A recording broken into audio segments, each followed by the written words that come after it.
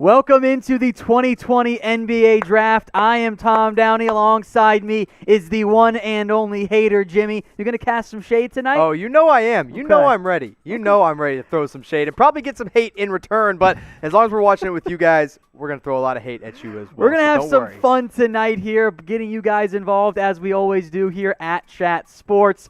Some news items, some rumors we'll get to as well. Many of you were discussing this in the comment section because it did just come across the wire. Jimmy, a Klay Thompson injury. What's going on here? Man, not good news coming out from Shams Charania right before we went live is that Klay Thompson suffered what he's calling a lower leg injury. And, of course, this is obviously scary for a guy who just suffered a torn ACL in the finals back in 2019, which forced him to miss the entire 2019-2020 season.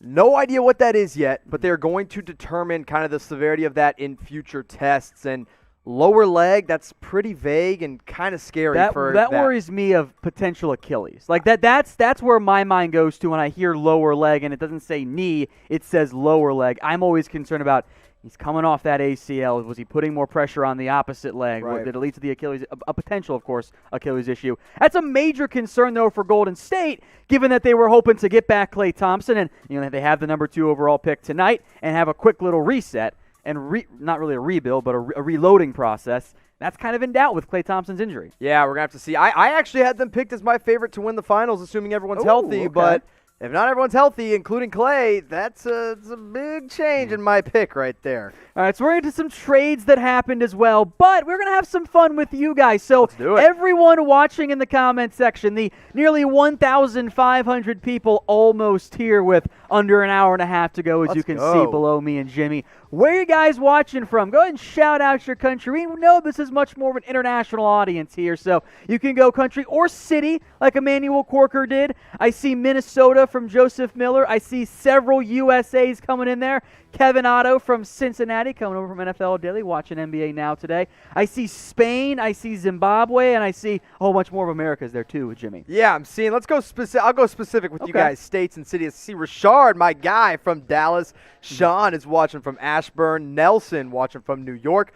Aubrey from Texas, as we, of course, are broadcasting to you live from Dallas, Texas, and then California and Thailand as well. Appreciate y'all all tuning in all across the world. We got the whole globe basically covered at this point. Hey, and our goal tonight is to be the #1 most watched NBA draft on YouTube yet again. We've done it several years in a row, and we want to do it again despite the weirdness that is 2020, and we can only do that with your help, so have fun and keep commenting with us in the comments section.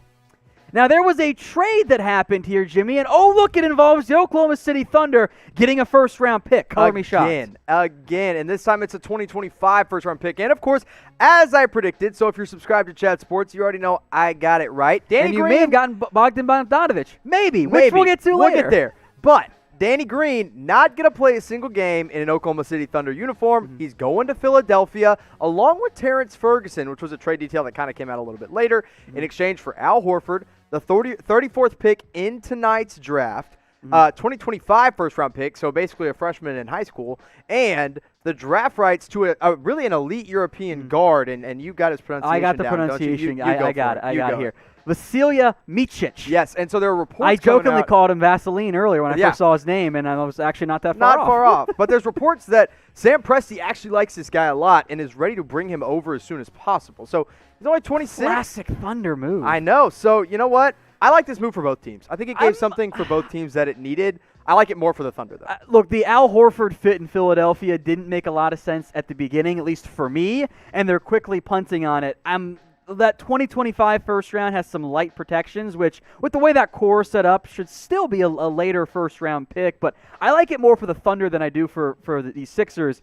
Getting assets back for Danny Green, this is impressive. Yep. No, I completely agree. I think if this was just a standalone trade, I would like it more for Philadelphia. Getting Danny Green a shooter, they need shooting. Listen, I know Danny Green was trash in the finals, but at the end of the day, he still contributes to winning. He should fit with Ben Simmons, too. Exactly. So I like this for both teams. I think the Thunder won this one, though. Of course, it is the NBA draft, and we need you guys to keep commenting here so we can be that #1 stream.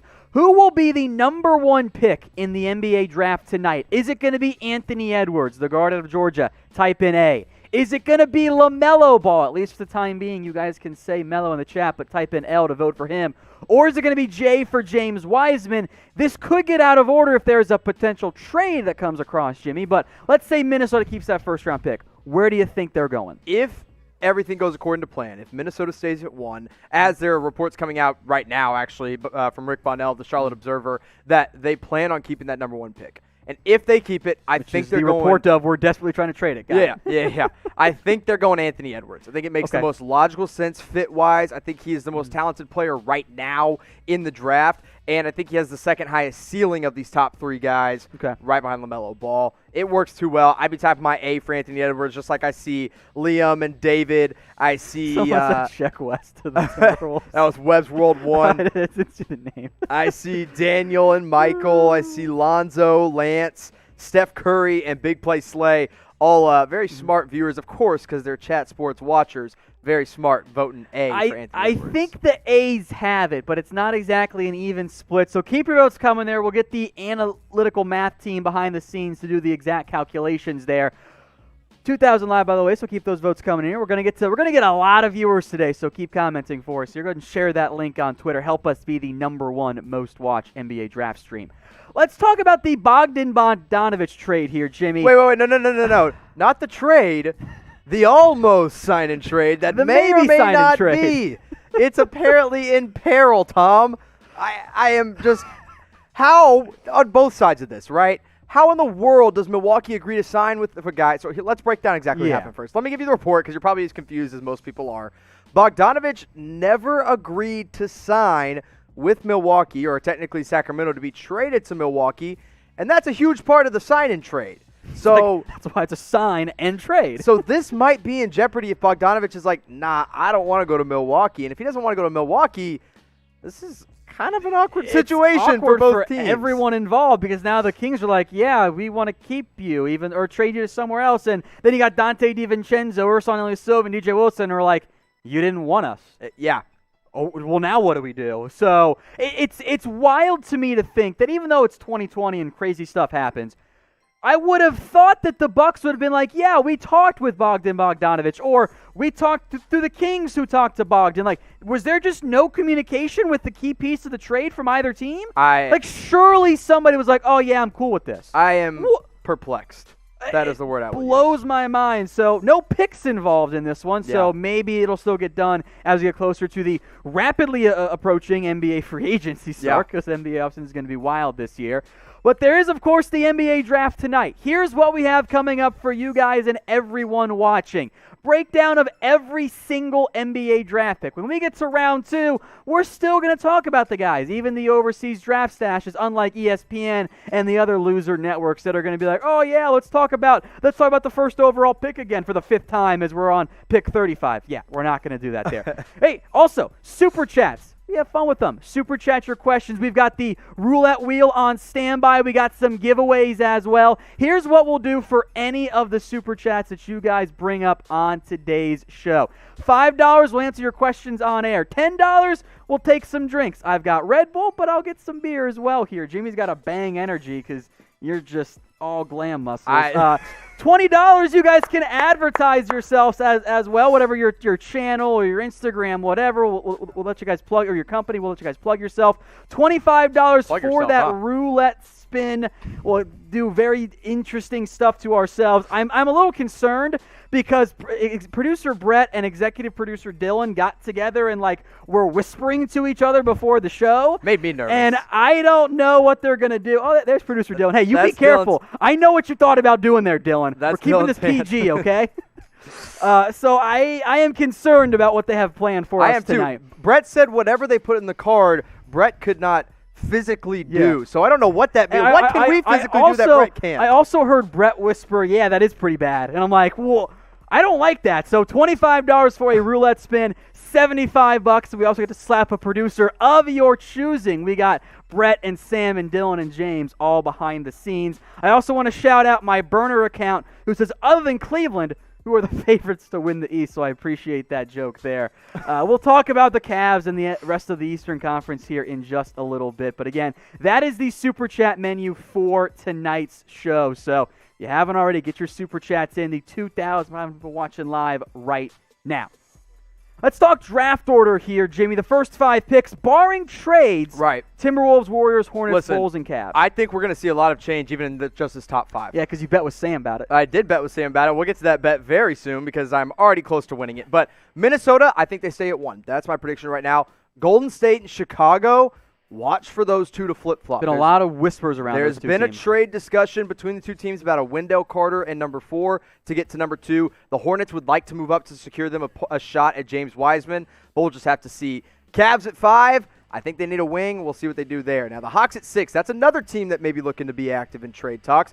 But reports as of late afternoon today have the Hawks staying at number 6. Knicks already made a later first-round trade that we'll get to as well. Yes, as well. Yes. Pistons at 7. Wizards at 9. Suns hold on to that number 10 pick, even though they traded for Chris Paul, which I think was a win for me personally. And then rounding out the lottery, you got the Spurs at 11, Kings at 12, Pelicans at 13, Magic at 14. Watch for all 4 of those picks at the end of the lottery to potentially change hands at some point, at least one of them.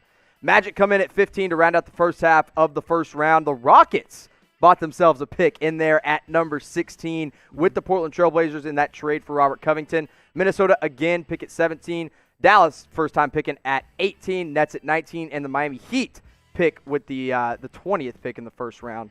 Then you go 21 25. Sixers. Nuggets at 22. The Knicks traded up with the Utah Jazz and got that 23rd overall pick in exchange for a later first-round pick and a second-round pick as well. Pelicans at 24. The Thunder have their first of 2 first-round picks at 25, followed by the Celtics with their second pick in the first round at 26. Jazz moved back to 27. Thunder at 28. That's via the Dennis Schroeder trade. And then you got Raptors at 29 and Celtics again at 30. Celtics with 3 first-round picks. No chance they're keeping all 3 of those. All right, so let us know in the comments what pick, or I guess picks if you're a Thunder fan, for example, that your favorite team has tonight. As those votes come in, a super chat did come in, Jimmy, from Thomas Beatty, who said, what do you think of Lamb and Turner for Hayward? And he put in 20. I think he meant 14, the Celtics' first-round selection. Lamb and Turner for Gordon and 14. I think if I'm the Celtics, I'm all over it. Yeah. Like I'm not sure the money actually exactly works out, but I think it's pretty darn close. Anything with Miles Turner for the Celtics, if it includes swapping Gordon Hayward, you'd do it 100 times out of 100. And I know that, unfortunately, I don't think Gordon Hayward's been as good as what Boston fans and even Hayward himself was hoping for. Him going back to Indiana and then the Celtics getting Miles Turner, I think would be a fantastic move. So I see some numbers coming in here. I see 20, 29 from our 29 as well, 29 from Shelly. There it is. 21, 2, 2, 20, 29, 2, 2, 22, and 2. A lot of 20s. Yeah, a lot of picks in the 20s here. So I guess the fans of the good teams are here tonight, or goodish teams tonight instead. I see a number 1 as well from the 13th Greek God. So congrats. Hey, Minnesota's going to be fun to watch tonight. 2 picks in the first, 17 picks, I guess, number 1 and 17. It's going to be a good night for the Minnesota Timberwolves, so stay tuned. We'll see if they hold on to both of those. Now, we mentioned the Thunder and all of their draft picks. They did acquire another one a couple days ago, a 2022 first-round pick as part of the Chris Paul trade, Jimmy. Yep. So they get Chris Paul, the Suns, that is, get Chris Paul and Abdel Nader from the Oklahoma City Thunder. And then OKC gets Kelly Oubre, who they're already beginning to shop, Ricky Rubio, who they're already beginning to shop, and then 2 guards that I think will stay around for a while, and Ty Jerome out of UVA, and Jalen LeCue is actually nicknamed Baby Westbrook, so it works out well. And like you said, that 2022 first-round pick, because in future drafts, the only 2 teams we'll hear called, the Oklahoma City Thunder and the New Orleans Pelicans. I believe the Thunder are up to something like 18 first-round picks through the 2026, or at least a maximum of 20 first-round picks through the 2026 draft, which is like video game stuff. Yeah, with that Philly trade, I think they're at 18 now as well. All right, folks, we do have our roulette wheel, and part of our goal to be the number 1 most watched draft on YouTube requires us to get some extra likes. So once we get to 1,000 likes, we'll have executive producer Dylan spin the roulette wheel, and we'll see what happens. Dylan's itching to do it to make us do stupid stuff. We have 3,000 people watching. We're asking for 1,000 likes.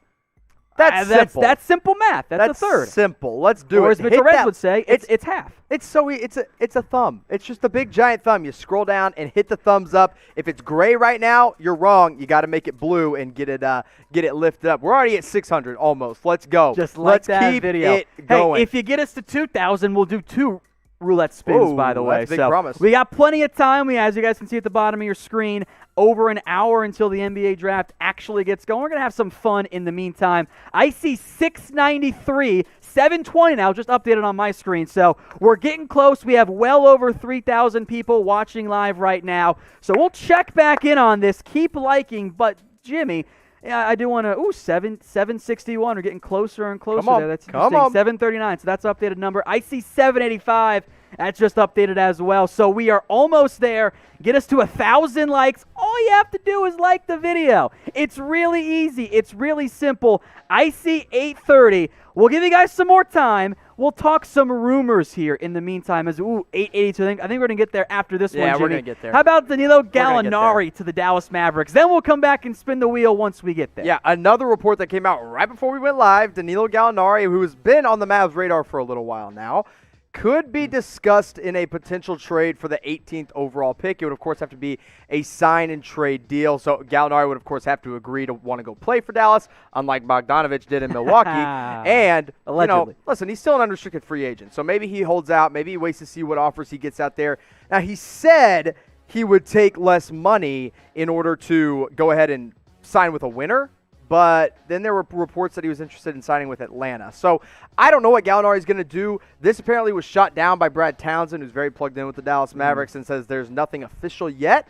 But this is something to keep an eye on. I think Dallas could also get in the mix for Kelly Oubre Jr. here. So definitely watch out for that. All right, we are trying to get to 1,000 likes here. I see 990 on my screen, 10 away. So like it, we'll do the roulette wheel spin. Also, Jimmy, there was a comment from Smashville6217 who says they give up a first and a future first for your shirt. Oh, Smashville. I like the shirt. Thank you. And you got the chain, too. Yes, I got it all. Roulette wheel is here. Oh, it for a has spin. been spun, or it's spinning right now. We got to 1,049. We're going to bring on producer Brett here, by the way, to let everyone know what the roulette wheel has spun, and hopefully it's something that Jimmy has to do that would be annoying. So I'm nervous.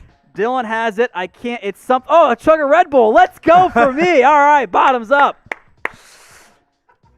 Let's go, Tom. Okay. Why is the 4 so slow? Now, Tom's getting it up. Now, while Tom does that, I'm going to give you some shout-outs in the chat. He's going to take some time to chug that Red Bull. You don't want to do it all in one sip. So if you want that shout-out, type S in the comments and in the live chat. I'll give you some live shout-outs. I see Went down the wrong pipe. Shangia. Oh, he's hurting. Oh, Tom's hurting. Tom's hurting. So while he recovers, today, Kanas, Ryan, Basketball God, El Robo Rick. I see Mohammed, Dominique, Matthew, Ball Tribe, Barry Blade. I appreciate all y'all. Ronnie, Stefan, Tyler, Tirio, New Orleans, the Tim's Kid. There's so many coming in that they're literally getting blocked on YouTube. So keep those coming. I see Odds Gaming and Josh and The Preacher and Nathaniel Bird. So appreciate you guys having fun with us in the live chat. Keep those S's rolling because we have fun doing these shout-outs. Tom's not having that much fun right now. I'm good to go. Oh, he's good now. He's good now, but he's hyped up now. He's got his energy, so he has no excuse to be tired or lazy throughout I'm all this, jacked up on Red Bull. Let's go. Yeah, here we not go. Good on this part, though, as we get to an hour and 10 before the NBA draft gets going here. The updates on the Klay Thompson injury here, it is on his lower right leg. And now, as a reminder, he tore the ACL in his left knee, so that's concerning. By the way, the latest update from Shams is that Klay Thompson was unable to put weight on his leg as he left the practice court. Injuries suck. That's concerning. Yeah. I mean, that's just terrible news for the Golden State Warriors, no matter what it is. Hopefully it's nothing big.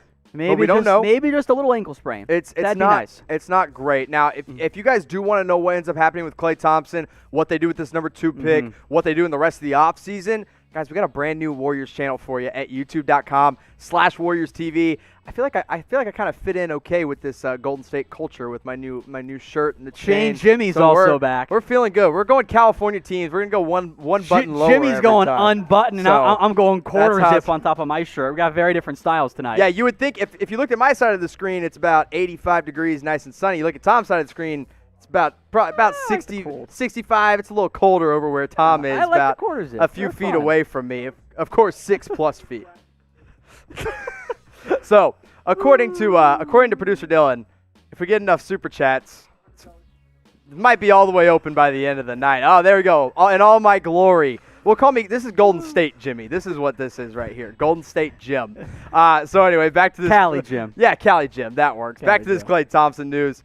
No idea what's going on with them, but it doesn't look good right now. So what should Golden State do? As a reminder here, they have the number 2 overall pick. Should they trade or keep it, Jimmy? Type T for trade or type K for keep? What should Golden State do? I'm in the boat that they need to trade this pick personally because I think they're in the mode to win right now. So I'd be typing my T for trade personally. However, with this Klay Thompson news, maybe you keep it, take a guy like a Deni Avdija, and you just fill in that need. I think ideally is you find a team, be it 2 or 3, or not number 2, 3 or 4. I still think you could get Deni Avdija at number 4 overall. For sure, I agree. I think that would be the ideal move. I know there was the rumor trade of a Wendell Carter and 4 for number 2. I would do that in a heartbeat if I'm Golden State. Or, you know what you could do? If you could find a team like Boston that really wants to get into the top 3, because apparently they do, and you're like, holy crap, all of our depth is gone. Mm-hmm. Maybe you trade down to 14, 26, and 30 and take all the depth you can get and try to get a player out of that. And I don't know who that player would be. I would assume it'd have to be one of Boston's big men, but we'll have to see. I still think they should trade it, but we'll just have to see. Whatever they end up doing, hit that subscribe button over on youtube.com/WarriorsTV. Growing like crazy over there, so keep it coming. We've also got a trade that just came in, by the way, involving the Houston Rockets and the Detroit Pistons, getting closer and closer to winning your bet. Hey, producer with Sam. By the way. Yeah. Suck it. So here's the trade, all right? Yeah, we'll break down the trade. Trevor Ariza and the number 16 overall pick is going from Houston to Detroit in exchange for a future first-round pick, which means once again Houston does not have a first-round pick. They were going to have they got this pick as part of a different Trevor Ariza trade, Yep. And this is now going to put them back out of the first round. So the reason they have to trade away that first-round pick, which I believe is number 17 in this draft, or it might be 16. It is the 16th pick. So it is the 16th overall pick. Will go to Detroit. Good for Detroit here. There's also another piece involved in this trade we just got word on. The Rockets are buying a 2021 second-round pick that was Detroit's, originally from the Lakers, and cash considerations, our good friend, is going to Detroit at the cost of $4.6 million. Okay. So quite a bit going to Detroit in this trade in the end. So a lot of moving pieces going on here as Trevor Ariza has now been dealt for the second time here. Like the 29th time in his career. Well, I meant in the past 24 hours. Yeah, I think he's played for about every team in his career now. Well, played. I guess he never really played for – well, he did play for Houston at one point. But what this does for Houston, they're hard capped right now. They have no cap space whatsoever. So you know what this tells me, Tom? This deal does get them the ability to use the MLE. They can use the MLE, and there's something else brewing in Houston. I don't think there's any way this is the last deal they make tonight. I think they'll end up making another one. Maybe it's not a James Harden, Russell Westbrook trade, but I think they're continuing to try to clear the slate, empty it out, and say, hey, we're doing whatever it takes to kind of rebuild here in Houston because Harden and Westbrook want out. I like this. I think this is a win for Detroit. Getting that extra first. They have 2 top 16 picks now. They are constantly and consistently showing that they are willing to take on salary. Yeah. They have Derrick Rose. They have Blake Griffin. Now they add Trevor Ariza. If that means young assets, that's what they need to do. So you add the 7th pick and the 16th pick. One of those two at least is bound to hit, and it gives a team that doesn't have a lot of depth right now at that youth movement a lot more depth. So I like this more for Detroit than I do for Houston personally. Yeah, but I'm inclined to agree. In the short term, right? This is kind of a long-term deal. But speaking of Houston, Tom. They're in a really weird spot. James Harden apparently wants out. Russell Westbrook wants out. That Houston dynamic duo that wasn't quite good enough is now all of a sudden in shambles. Houston's threatening to play hardball and not trade away James Harden. But I think the writing's on the wall in the star-driven NBA. When a player decides they want out, the player gets out. Yep, it looks that way. So who's going to get traded first? Type W for Russell Westbrook or type in H for James Harden here. Get your votes in. Where do you fall, Jimmy? I think Russ gets traded first, but I don't think it's as soon as people think. Okay. I think Russell Westbrook will be on the move. First of all, there's not a lot of teams that are interested in him. But second of all, there's no rush if you're Houston. You can take your sweet time. You can demand as much as you want and try to get as much as you want for two guys that, Harden, top 5 player in the NBA, top 6. Westbrook, top 15, top 20 still, even though, he's been inefficient, excuse me. So you can demand as much as you want. Take your sweet time if you're Houston. My prediction, though, I think they end up going into the season with both of these guys, and it is what it is. So Let's get some shout-outs for which way people are voting. I see H from Check Out RC, W from Hunters Live. I see a W from Zay, an H from Timder, H from Alex, W from Logan, W from JCL Fishing, W from Jacob, H from COD Gamer, H from Tryouts. But I think a lot more W's. It's maybe a 60-40 split here in favor of Russell Westbrook. Of course, Harden would certainly fetch Houston a little bit more. So keep those votes coming. W for Westbrook and H for Harden. Now, we also want to mention one of our sponsors, Fanatics. You can get some NBA-themed face masks. Hopefully, you guys are staying safe out there. Head over to chatsports.com/NBA mask. Check the live chat. The link will be spammed in there for you guys, but it's pretty simple. Chatsports.com/NBA mask, where these are on sale. You can get a variety of packs and colors and themes, from individual ones up to 4 packs as well.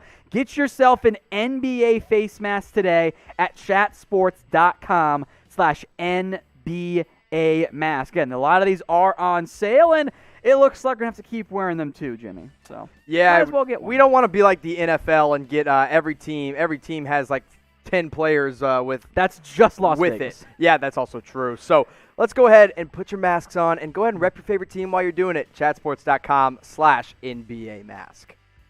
All right, look at some more rumors out there. How about one of your favorite prospects this year, Onyeka Okongwu? He's a bit banged up right now.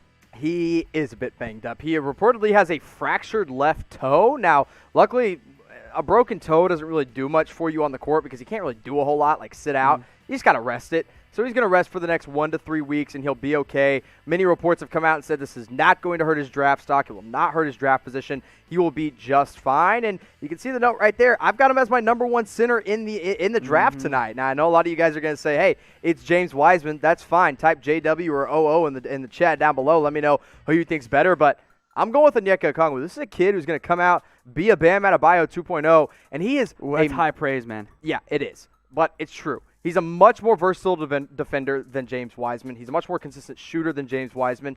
Little undersized, but that's okay. You know it's who he 2020 in the NBA. Yeah. You know who he played high school ball with?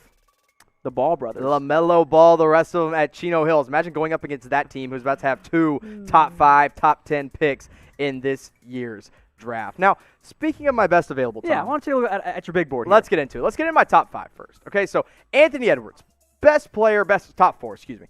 Best player right in the there, draft. Dude. It's just math. Yeah, I know. I'm not. I study journalism. We don't do a whole lot of math. So, number 1, Anthony Edwards. Best player right now. I think he has the second best ceiling. All that matters with him is his motor. Now, LaMelo Ball, number 2, highest ceiling. I think, he's going to come in. Maybe he doesn't make a team a playoff contender right away, but give him a couple years and he will. At 3, I'm sticking with Onyeka Okongwu because the way the NBA is trending right now with guys like Nikola Jokic and Bam Adebayo, those kind of versatile, do-it-all big men that can handle the ball a little bit.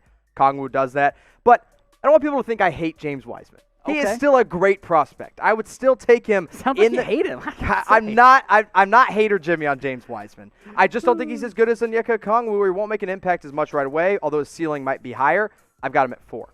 Now let's go 5 to 8. Obi Toppin at 5. Listen, he's Tom, kind of he's kind of almost a weird prospect, but I like him. He's such a weird prospect, but people are overthinking him. Just watch him play the game of basketball, and you can tell he passes the eye test 100%, except on defense. Just throw that out the window. You're going to draft and be an offensive kind of guy. Isaac Okoro, best defender in this draft out of Auburn at 6. Denny Avdia, my first international prospect, coming in at 7. Kind of that playmaking forward that can play a little bit of guard, but he's also athletic enough. Here's my problem with Avdia. Here's why I don't have him in my top 4 like I've seen a lot of people. He's good at a lot of things. He's not great at one thing, and that's shooting. The lack of shooting concerns me. Right. People want to say he's Luka. He's not Luka Doncic. He doesn't shoot. Don't get that in your head. And then Killian Hayes, point guard out of France, also in Germany, played in Germany at number 8. I love him. He's such a fun point guard. But we get to number 9, Tyrese Halliburton. Honestly, one of the best locker room guys coming out of this draft. I think he'll make an impact on day 1. I think he's one of the most NBA-ready prospects. At 10, Patrick Williams, a guy, Tom, you hate. Yeah, because he didn't score. I like. He didn't score, but neither do a lot of guys in college, especially when you're playing for a team like Florida State that has a big rotation, and you don't have a lot of room for a guy like Patrick Williams, who's more of a developmental guy, a guy with Kawhi Leonard-like hands and a Kawhi Leonard-like wingspan that could have the same effect on defense eventually. Now, Patrick Williams, his Florida State teammate Devin Vassell, his Florida State teammate at number 11, great shooter, great defender. In fact, a smart defender. So freaking smart. He will make an impact on day one defensively, unlike Patrick Williams, who might take some time. And then at 12, I got Cole Anthony out of North Carolina. People are kind of sleeping on him all of a sudden. He slipped a little bit due to injury and kind of playmaking decision, but at the end of the day, the talent and the athleticism is all right there. So I've got him at 12, one of my higher ranked, really. I think he's my now 4th point guard on the board out of North Carolina. I think he's worth a lottery pick, but I wouldn't be surprised to see him fall as low as 20 to 22. Okay. All right, well, we are about a little under an hour away from the start of the NBA draft. If you haven't already, you should subscribe to Chat Sports. We have almost 8,000 people live right now, and I know not all of you guys are subscribed. We're going to continue to keep you guys updated on everything around the NBA, because guess what, Jimmy? Free agency's coming up, because the NBA offseason is wild. Our heads are going to be spinning. I have not slept much already this week, thanks to trades and thanks to now free agency. So, yeah, I'm gearing up. I'm buckled up. I've got all the bangs in the fridge ready to go right here. Not a sponsor, but maybe should be. If you're watching Bang, let us know. We'll get you on the show. But, guys, go ahead and hit that subscribe button. It's easy to do. If your button is red right now, or if it's red, it shouldn't be. Turn it gray by hitting the subscribe button so you don't miss a single thing. Well, Jimmy does not want to lose tonight. I hate losing. Our NFL draft coverage had 6,441 new subscribers. That's impressive. That's very impressive. Is this just day one? Because the NFL draft, this could be cheating. Just day one. Okay, I was going to say, just because the NFL draft is like 92 days long, so it doesn't count. And also, same thing. It's awesome, but that's okay. The NBA draft's fun too. We're trying to beat that number tonight. We still have an hour until the actual NBA draft gets going here. We'll keep answering your guys' questions and discussing all the latest rumors out there. But if you haven't already, please subscribe here to our Chat Sports channel. We got almost 8,000 people watching right now. I know you guys aren't all subscribed. So if those of you that already have subscribed, thank you all. You guys are the absolute best. Let's keep that number growing and try and beat out our NFL draft coverage. All right, Jimmy, talk to me about James Wiseman here. There are a lot of rumors around the Bulls and Warriors, maybe talking trade involving him. Yeah, there's a lot of different things going on. So from what I'm hearing, the Bulls are trying to get to 2. I thought to draft LaMelo Ball. I thought they wanted LaMelo Ball and Kobe White in the same backcourt. Not the case. Apparently, they're willing to offer Wendell Carter Jr. and number 4. Which I love for Golden State, by the way. I do, too. I think it's a win-win. But I don't get Chicago going to 2 to draft Wiseman. If I'm Chicago, I'm taking the best player available, which is LaMelo Ball. It is a revamped regime in Chicago, so we don't really know what their tendencies are going to be. Wendell Carter was not one of their draft picks. Oh, you're right. Yes. Chicago blew it up. Yeah. So I don't know. I get it. We'll find out in about an hour. We will find out really, really soon. I would lean with just roll with Wendell Carter and number 4, honestly, at that point, because I think he's been held back by injury. I think you give him a little bit more time and see what he can do. Defensively, he's still really solid. Still has the ability to be a stretch 5, although he's only shot 20% his first 2 years in the NBA from 3, but he's going to get there eventually. I wouldn't go up to 2 just to take Wiseman. If I'm going up to 2, I'm taking LaMelo Ball and nobody else. All right, we're going to let you guys pick what team we talk about now. I'm getting my vote in there. You don't count. I'll put it in Shout out your favorite team. First one I see is we're going to talk about them. So I have the live chat pulled up here right now. I see Hawks fan from NBA Oh, Mix. That's a fun one. Okay, let's do it. That's the first one I see, NBA Mix. We're going to talk about the Atlanta Hawks here. Jimmy, they are drafting early once again. I like the way this team is building. I think they have some important pieces. What are you expecting from this team? I'm expecting them to take a wing. Really, I think they could just take the best player available and kind of do it, but they don't have any depth. That's the problem. They got Cam Reddish coming off the bench, but everybody else on that team, besides like Bruno Fernando, is gone. They had Vince Carter. They had guys like Dwayne Dedmon, and now they don't really have that. Now, they are looking for win-now talent. So if you're going with win-now talent, you go, more guys that can contribute off the bench right away, like a Devin Vassell, or maybe as I look at my big board here, maybe a Sadiq Bey, although he feels a little high to take it number 6. You know who I love for Atlanta? Obi Toppin. No, because that's just John Collins 2.0. I'm going to say Obi. Okay, that's just John Collins 2.0. By the way, you have 2 of them. You can't type Obi in the chat, by the way. But here's my thing. Yeah, can't say it. Tom, sure about that? I'm banning. I think you're banning. I'm banning it. You can ban whoever you want. I ban Obi. I'm not banning. I'll be nice for now. I think you guys should be able to say Obi in the chat. All right. Well, I'm saying you can't say Obi. But back to the Hawks here. Quick. Tyrese Halliburton. That's my pick for Atlanta here. I think. Okay, I don't mind that one. I think he and Trae Young would complement each other really well because Halliburton isn't a great ball handler right now. He can play off the ball, and he's a great defender, which Trae Young is statistically the worst defender He's not good. in the NBA. So I wouldn't mind seeing Halliburton go number 6. I could also see them going with a wing like a Denny Avdia or an Isaac Okoro potentially out of Auburn if they're still there. There's been rumors that they like Patrick Williams, but I've heard Patrick Williams might sneak into the top 4, which is crazy. I have heard wild. I think someone made a promise to him, and I think in years past when we've seen stuff like, oh, so and so's rising really high, that I've always interpreted that as, okay, someone's made a promise to him into the top 10. Maybe it's the Pistons, maybe it's the Hawks, something like that. By the way, quick aside here, you see practical cap space on the screen. That's just kind of like the max amount that a team could they have so much clear. Money. Sometimes it's a little bit lower because there are players they're not going to move on from, but that's just a general mind. So if Atlanta wants to get aggressive in free agency, they can. A super chat came in from Colin Reed, says, Obi and Boomer sooner. I am convinced that is executive producer Sam's burner account. But Jimmy, you've banned Obi in the chat. I banned we it. We still have 50 minutes to go for the draft, and you already banned it. Here's the problem. Quick trigger hater, Jimmy. Here's the problem. Okay. You're already saying it too much. You said it for Atlanta, which is outlandish that he would go to Atlanta. I'm saying Obi for every team now. And he's every team now, just to trigger you. I'm just gonna say Toppin. I love Toppin. I love him a lot. I don't know if I'm allowed to say that. I don't know if I'm allowed to say that. Hey, I don't know if you want to say that. you didn't think that one through there, Jim. Bye, buddy. Okay, I'm back. Okay. Anyway, can't say it. I'm banning it. I banned it. It's done. Now it's definitely banned. All right. For those of you just now tuning in, we got about 50 minutes before the actual NBA draft gets underway. We're going to break down every single pick that happens. Even those day 2 picks, or excuse me, round 2 picks, we'll break them down, discuss them, even if they're just going to be overseas draft stashes. We're also trying to be the number one NBA draft coverage here on YouTube. We need your guys' help to do that. But we also want to have some fun with you guys here.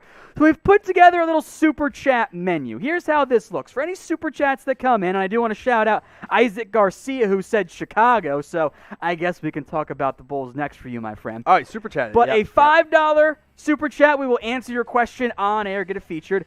$10 super chat, we'll all drink some alcohol or beer for you guys. $20 here. $20 super chat, you guys can advertise your channel, your company, your Instagram, whatever. $25 super chat, we will do a roulette spin, which often involves something embarrassing for either myself or Jimmy to do. Hopefully him. $75 super chat, we will slap one of the producers here at Chat Sports. And for every 1,000 likes we get, by the way, we'll do a roulette spin as well. We already did the 1,000 one. That was me chug a Red Bull. Went down the wrong pipe because I'm an idiot. But we're going to get to 2,000 right now. We have 1,630. We got almost 10,000 people watching live right now. I know not all of you have liked it. That's basic math. So if you haven't, do us a favor, like the video. It will help us become the number one most watched YouTube channel tonight.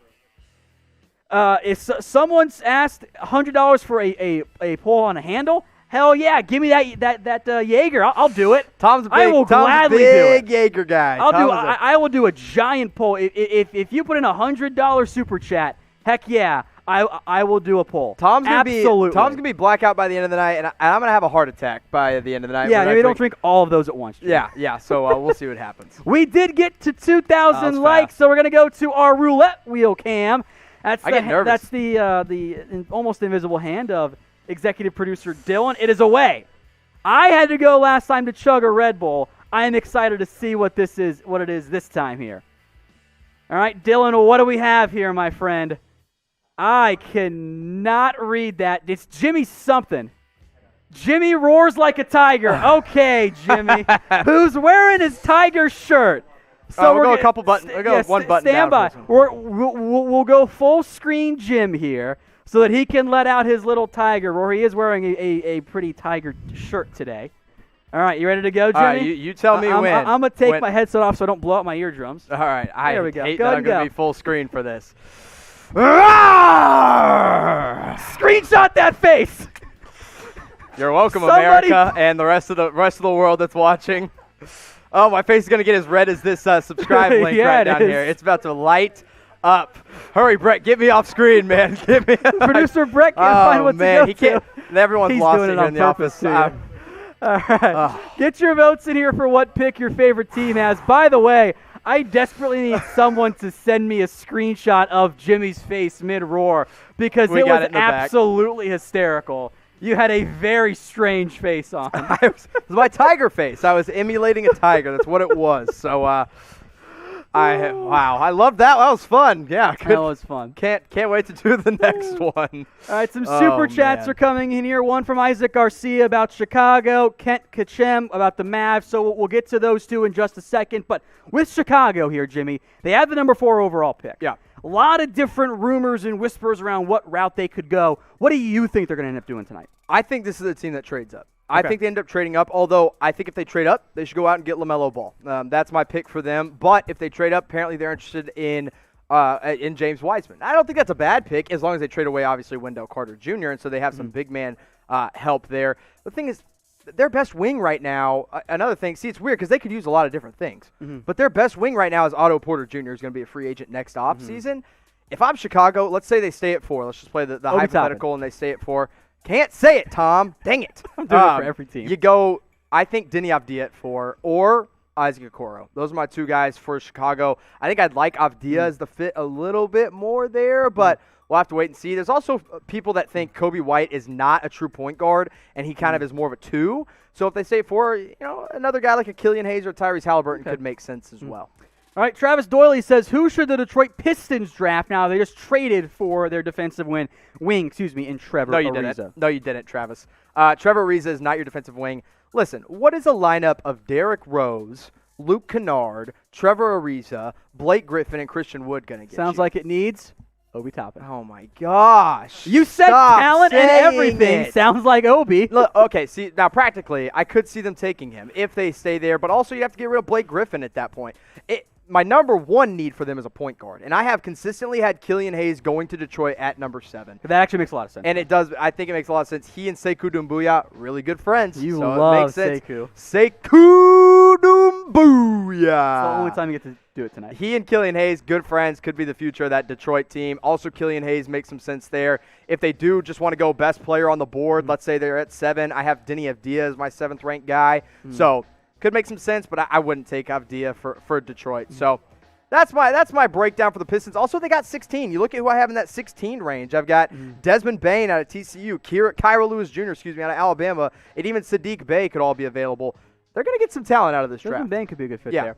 I do want to go back to the Klay Thompson injury. An update from Mark J. Spears reports that Klay Thompson's injury, not good, was the update on that one. Now, Is that what he said? That's what he said. That's what a source told him. So not a good sign. Suffered a lower leg injury, his right leg this time. Last time it was the left knee. That is very concerning for Golden State. He was not able to put any pressure on it. He is undergoing tests to determine the severity. That probably won't be known tonight. But this is a very troubling start to what could have been a fun draft for Golden State, picking number 2 overall. Now Klay Thompson, he's in some uncertain position going forward with that injury. Yeah, we know that the Cavs have interest in Denny Avdia and Devin Vassell and Sadiq Bey, but they would obviously have to trade back if they really want to take one of those guys. You're not going to use the number 2 pick on any of them, except, if you want to stretch and take Avdia, I guess it makes sense. But now I'm interested to see what they do. Do they play off of this? Do they say, hey, we'll take the best player available? Do they go with LaMelo now at 2 and run a backcourt of LaMelo and Steph Curry? I don't know, but I don't know if this affects how they're going to draft. I don't know if it plays any differently. I hope and I pray that it's just a normal thing because injuries suck, and I want to see this team healthy again because when healthy, still a top 5 team in the NBA. So not good for Klay, not good for the Warriors. So type your F's in the chat for Klay Thompson. We're going to get to the super chats from Isaac Garcia and Ivan Garcia in just a second Garcia here. brothers. Yeah, exactly. I don't think they're related at all because you're asking about 2 different teams. But that's okay. We have 2,000 people, or 10,000. My bad. I was going to say 2,000. Come on, that's low. Like I'm an idiot. 10,000 people watching live right now. Everyone gets your F's in the chat here in light of unfortunate injury to Klay Thompson again, which is very, very concerning for Golden State.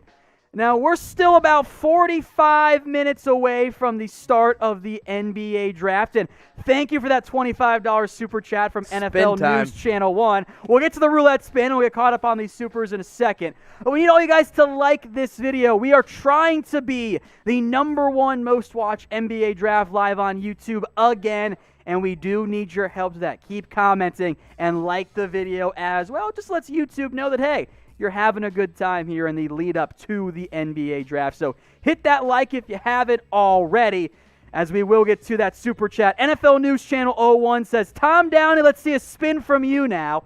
So here we go. Did it. So does this mean whatever this is, you have to do it? We'll find out. He also wants to know any more moves from the Blazers. I'll do that once we find out what you're what am I doing? What you're doing here. So they're laughing. I don't like that one. Tom, I can't read it, producer Brett. There's a lot of crinkly I think paper. It says roar like a lion.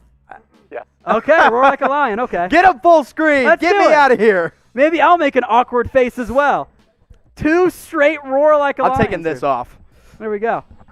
Jimmy's going to take off his headset. I'm going to come full screen here to have some fun doing this one. So we'll get that set up here in just a second. And then we will get to the Isaac Garcia and Ivan Garcia's super chats as well. So let's do it then. Ready?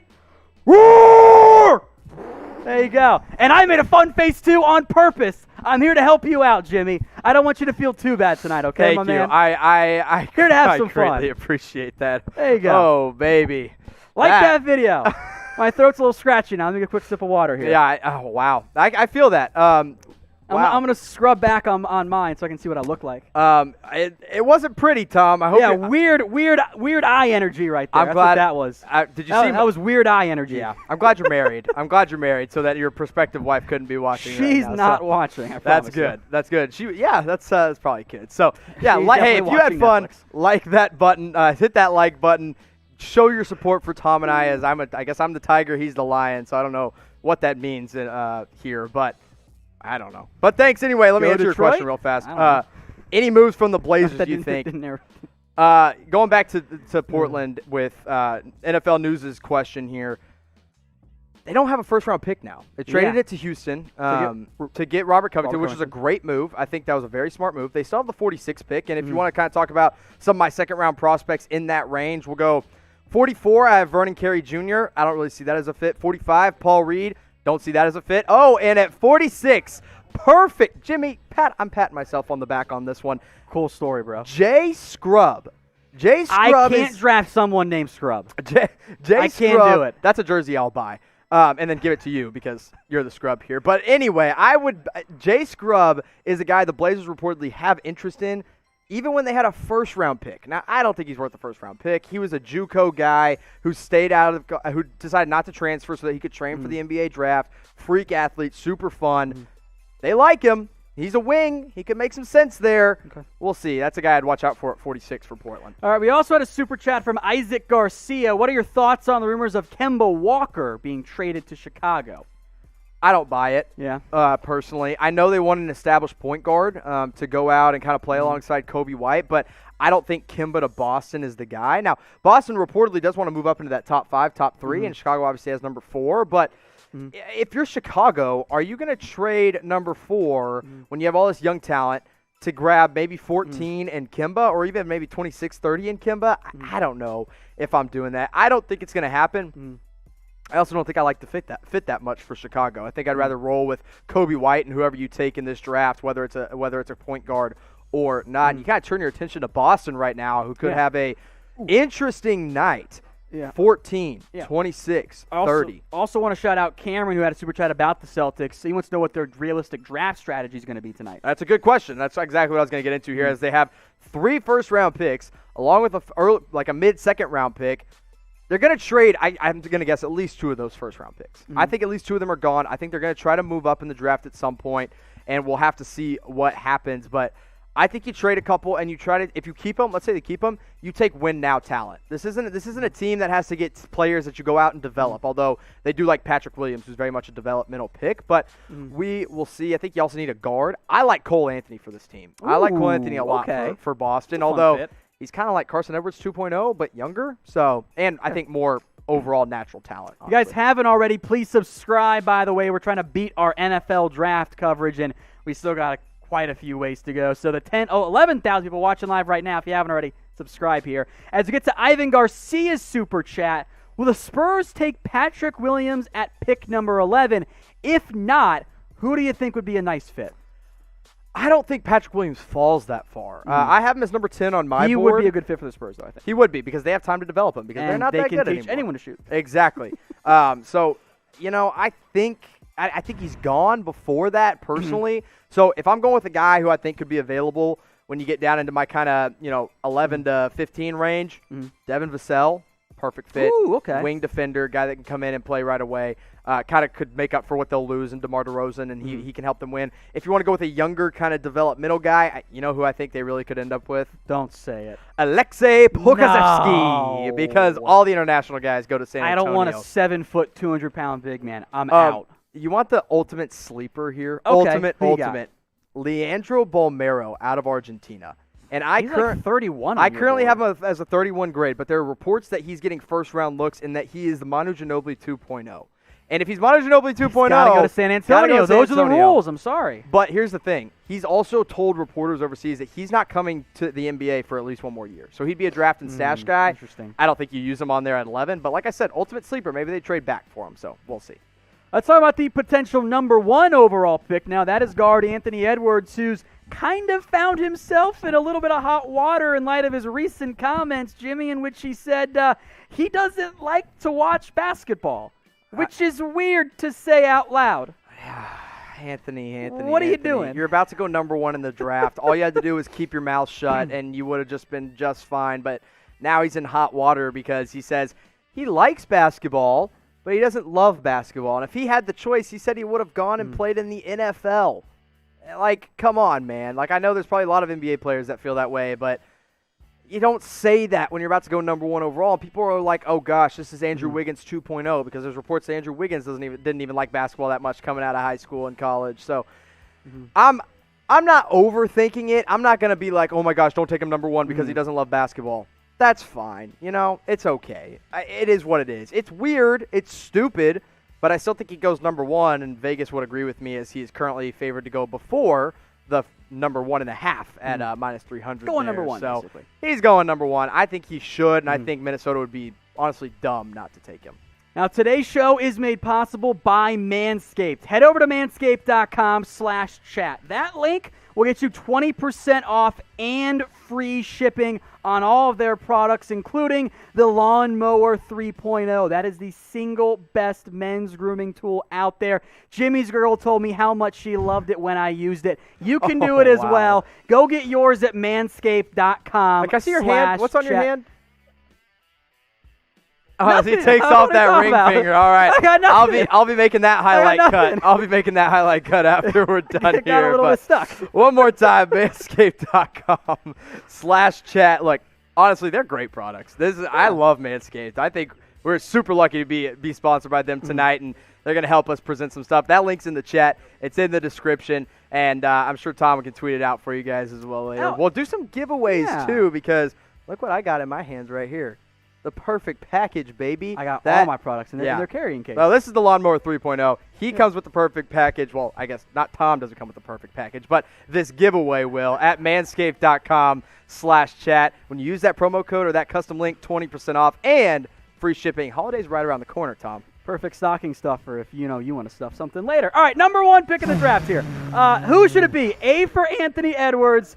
J for James Wiseman. I got like 8 of those lined up tonight, boys, and 4 of them are repeats. L for LaMelo Ball, or just comment. I think it should be somebody else here. You're going Anthony Edwards, even in light of his comments? Yes, I'm sticking with Anthony Edwards. Now, I think here's kind of, I'll be giving my breakdown of each guy, right? Anthony Edwards, best player in the draft right this second highest ceiling. LaMelo Ball, second highest ceiling, also played in elite competition over in the NBL. He's proven himself. Got to work on that jumper. Got to work on his defense, too. James Wiseman, I actually don't have him as my best big man, but I think kind of all the signs are pointing to him going before Onyeka Okongwu, which is fine. He's still a top 4 prospect in my eyes, and he'll come in and make an immediate impact on the glass. He can finish in the pick and roll. He can handle the ball a little bit as well. shoots kind of outside of his range a lot, so I'd watch out for that. But, yeah, I'm definitely typing my A for Anthony Edwards, just like I see Gabriel and Rage and AK Man and Riley doing in the chat down below. All right, I'll tell you what, there was as these votes continue to come in here, a fun super chat that came in from SG Rodriguez, who just wanted to have some fun with this one here. With so many Parisian torpedoes in this draft, will the Spurs find their new main butter and egg man who can cook the boys from Big D? Which, if I'm translating correctly, are the Spurs going to find the new European to help beat the Dallas Mavericks? That's the way I interpret that.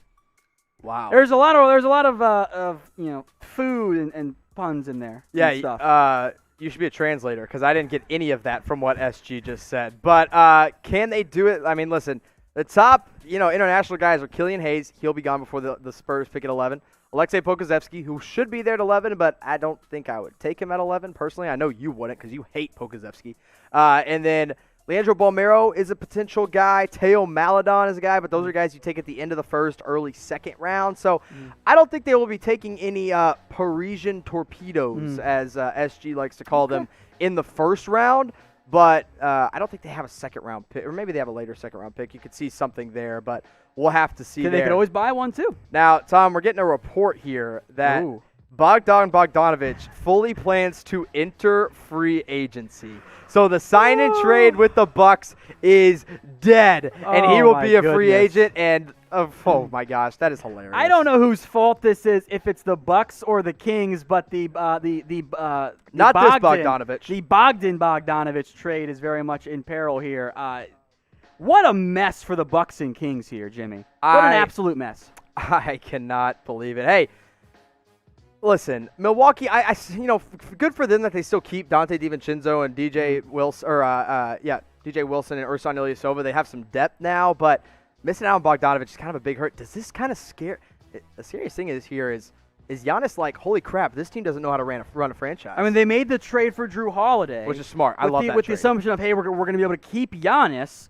If this ends up impacting the ability to keep Giannis, that's a major red flag. Yeah. Like, that is the type of move that would make Giannis go like, yeah, bye. And now you've got 30-plus-year-old Drew Holiday and a core that is not going to be good enough to win without Giannis, and all of a sudden, that potential 2027 unprotected first-round pick, I mean, that could be borderline net Celtics type deal. Yeah, everyone type LOL in the chat right now for both the Bucks and the Kings here. Just laugh at them because they deserve it. Now, here's the thing, too. Oh, I guess it doesn't affect any picks because the only picks the Bucks had and traded with were involved with New Orleans. So no impact there. They'll still get Drew Holiday, but doesn't look like Bogdanović is going to be in play unless they can figure out this sign and trade. But right now, all things are falling apart, and it looks like Dante DiVincenzo, DJ Wilson, Ersan Ilyasova are going to be in a very awkward situation. Lucky for Bogdanović, he doesn't have to go back to Sacramento, so that's good for him.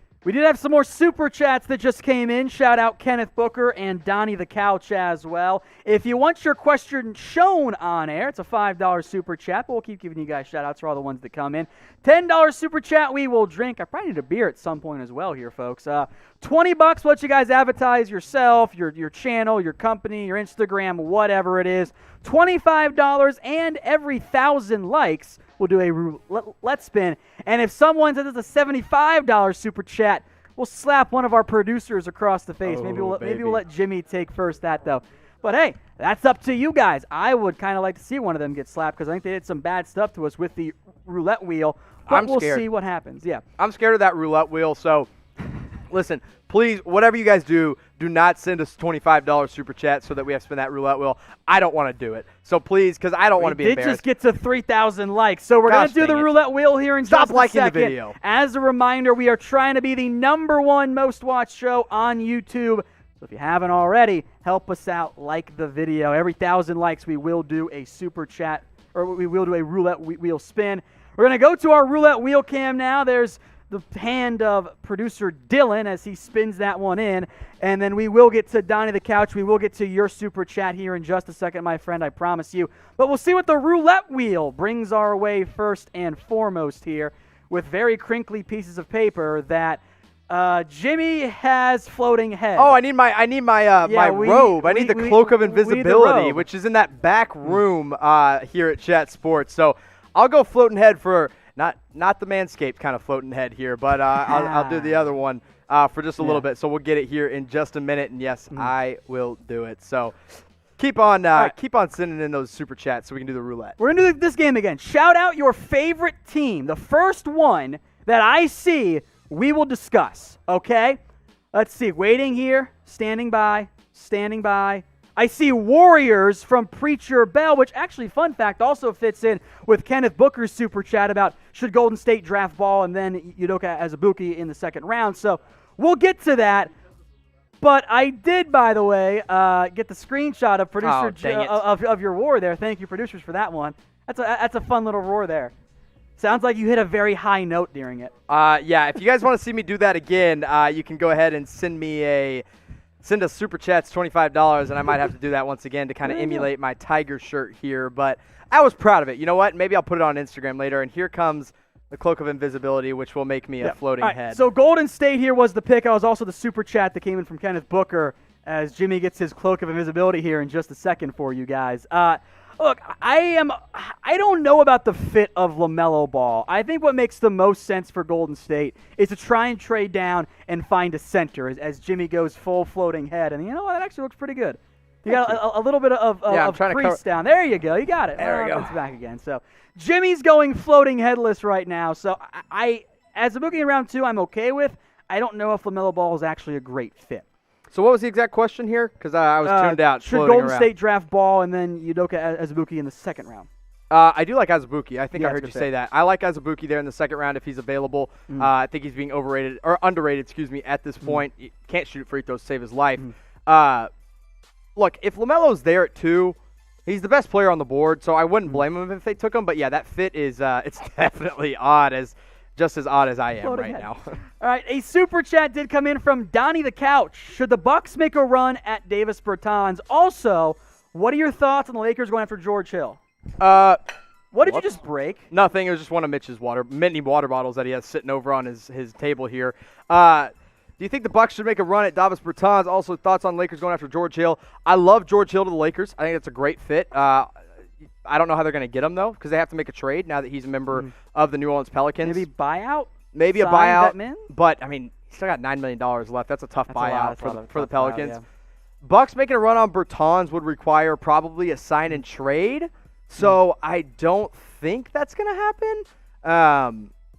Maybe they do the sign and trade that they did for Bogdan Bogdanovic. I like Bertans a lot. I think he's going to be one of the most coveted players in free agency. Yeah, Washington's going to pay him, though. He's going to get paid a lot and probably overpaid for a team like the Bucks can afford. All right, we're going to get to the other Donnie super chat here in just a second. But for those of you wondering when does it start, it's on screen. There's literally a countdown clock 26 minutes, then the draft will get underway. So just stay tuned for that here. Now, from Donnie Trowell, if we could get Carmelo for a fair price, could he help our Mavs? Here's what I think of that. Also, Dylan, we're not doing your super chat. It's offensive. This is what I think of that. He's gone. No, I don't want Carmelo on the Mavs. I don't want him on the Mavs. Can we say Melo? No, definitely not. Oh, you're such a hater today, Jimmy. Unless it's followed by, or it's prefaced with la. Preceded.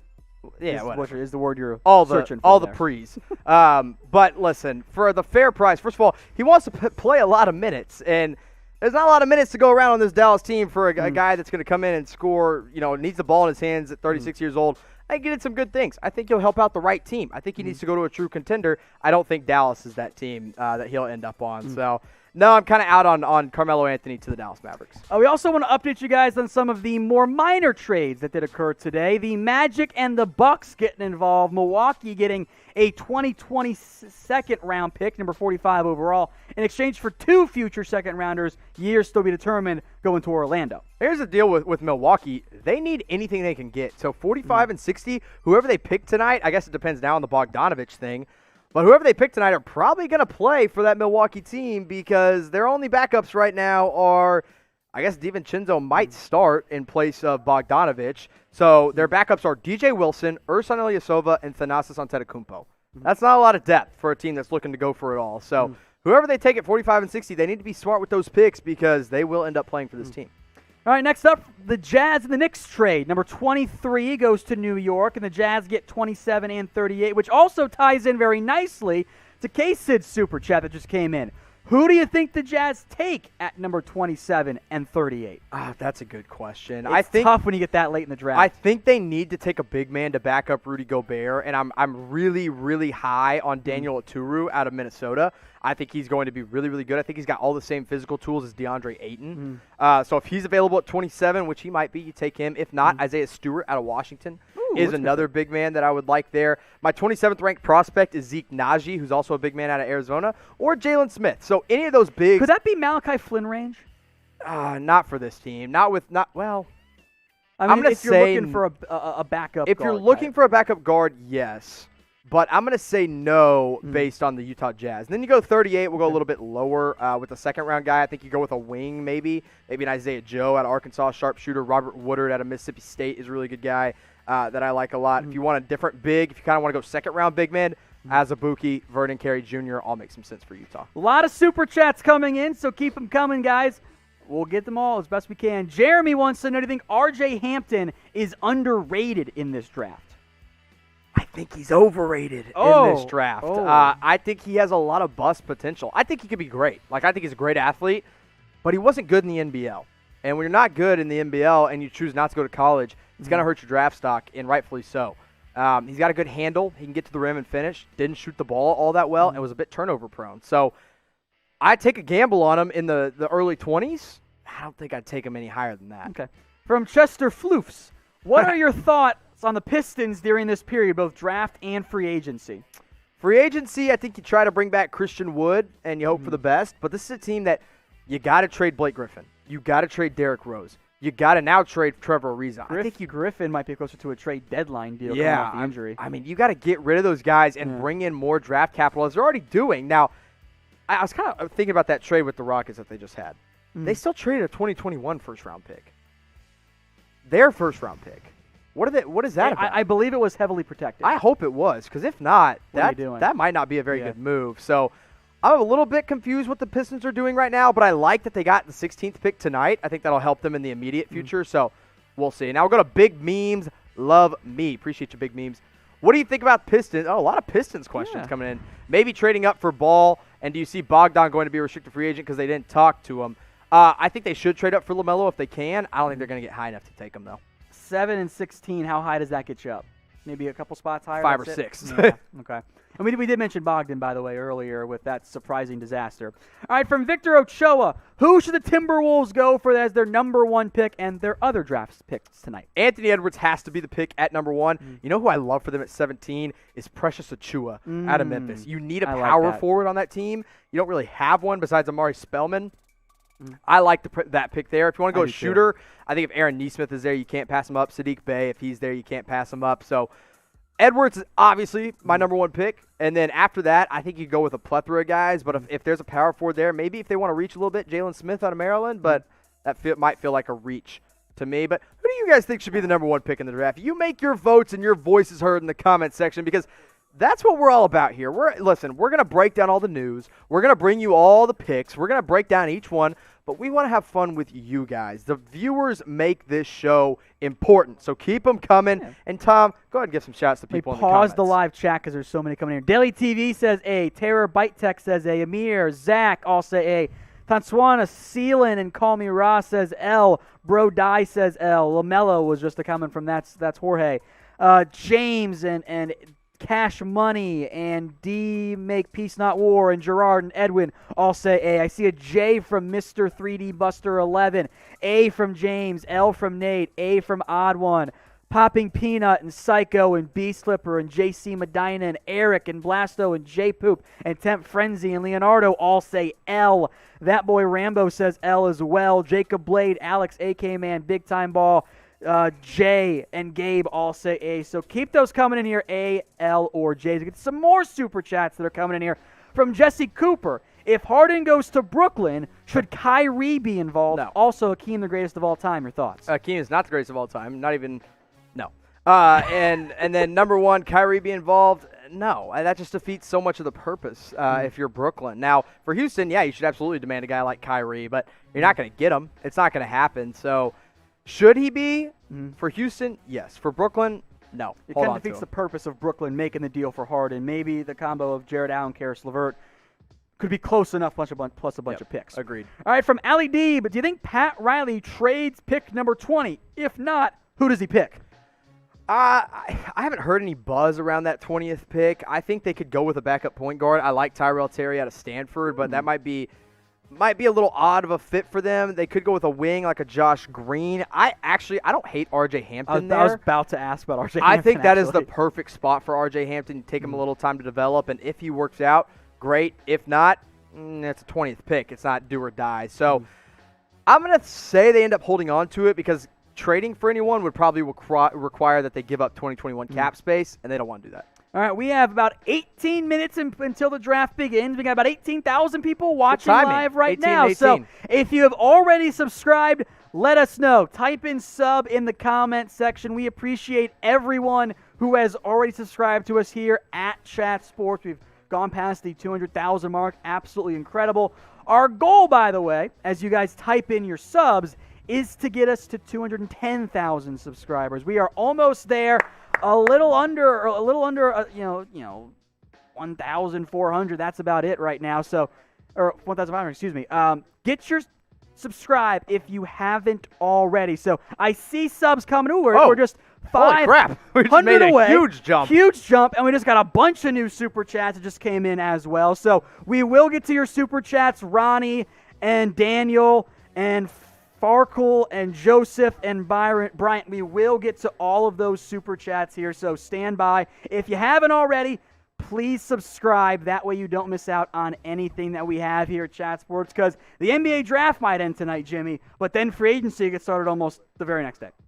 So I'm getting reports here, or not reports, but I'm seeing tweets from multiple different sources that it is an Achilles for Klay Thompson. Haven't seen anything from the Wojs or the Shams of the world, but we're getting reports here at Chat Sports from our own sources that it is an Achilles for Klay Thompson. Draymond Green also tweeted up the prayers up for Klay Thompson, so that's really concerning for Golden State. The timing is also brutal here, Jimmy. Can you imagine? The Warriors have been prepping as if they're going to have Klay Thompson this year. Now it sounds like they're not going to, with a potential, if not outright probable, Achilles injury. I don't know. What do you do now? I don't know. I think this makes LaMelo Ball a little bit more probable at 2. Losing one of your backcourt guys, it makes it a little bit more probable, but man, oh man, that's a tough blow for the Golden State Warriors. And man, for Klay Thompson as well. You sit out an entire season, hope to come back healthy, and then you tear your Achilles right as the next season is, about a month away from starting again. A team that was looking to compete for an NBA championship, I cannot imagine. I think at this point, this makes the number 2 pick a little more likely to stay in the hands of Golden State, unless they can find a true all-star talent by using that number 2 pick in Andrew Wiggins. So, getting word again here at Chat Sports that it is a torn Achilles for Klay Thompson. Brutal. Terrible. That's a suspected torn Achilles. That was my fear when we first got word of the injury. I was worried lower leg. My mind went to the Achilles. So we'll see when that's officially announced by Golden State. But happened at a workout today for Klay Thompson. Do you still want to trade this pick, Jimmy, or do you want to stand pat at 2 Man, now? I've been saying trade it since the very beginning, but now I'm saying stay pat, and you just take what you can get if you're Golden State. The only reason you trade it is if you can package 2 and Wiggins for an all-star level talent. And at this point in the draft, now that we're 15 minutes away from starting, there's probably nothing happening. So I think you keep it. You take the best player available. I think that's going to be LaMelo Ball. All right, we have a bunch of super chats to get to. As a reminder, here's our menu for tonight. $5, we'll answer your question on air as Jimmy fades off screen. $10, we'll take a drink. I will need a beer, by the way, because there were some $10 ones. $20, you guys can advertise your company, your Instagram, your Twitter, whatever it is. $25 for a roulette spin, which we're getting closer to another spin, by the way, for 4,000 likes. $75, we'll slap a producer. So we'll go rapid fire here with 15 minutes before the draft begins. From Jesus the Bartender, what would you do with the Bulls pick this year? Trade up to number 2, try and go and take LaMelo Ball. If that doesn't happen, take a wing like Denny Avdia. Okay. From Farkle, a $10 super chat. So I'll drink for this one in a second here. Let's see, we got any future predictions outside of the draft for Memphis. Also going to take a drink. So I'll take a drink here in just a second, my friend. Any future predictions for Memphis? I like Peyton Pritchard for them in the second round. I'm not sure they're going to make a whole lot of noise this offseason. I think that's okay, though. You develop your young guys and do what you can with guys like Ja Morant and Jaren Jackson Jr. I like Justice Winslow, too. Maybe he gets a shot. From Joseph Larrabee, should the Celtics trade Jaylen Brown for a lottery pick if it becomes available? And I'll get the drinks once I get my beer here, so stand by. And I will drink my bang. Okay. Should the Celtics trade Jaylen Brown for a lottery pick if it becomes available? No. There's not a single lottery pick in this draft that is going to be worth Jaylen Brown. All right, Bryant Coward, as I'll take my third drink here. I'll take 3 drinks, I should say. 3 drinks of bang. You drink while I read the question. What should the Bulls do tonight in the draft? Should they make any trades? And take a drink, guys. So you answer as I take my drinks of my Miller Lite. Not a sponsor.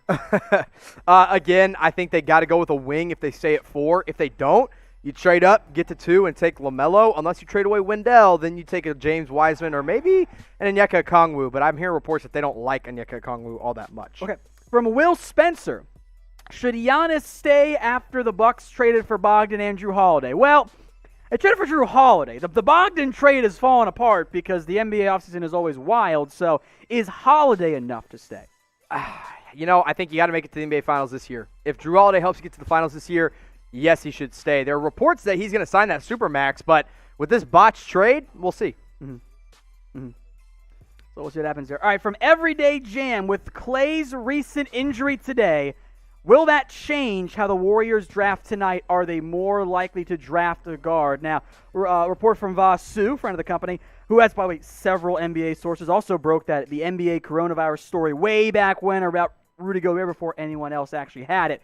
He says Klay Thompson torn Achilles. How does this impact the draft tonight for Golden State? I think it was a valid question. Do they draft a guard now? I think you do. I think LaMelo Ball is going to be available. I think you take him.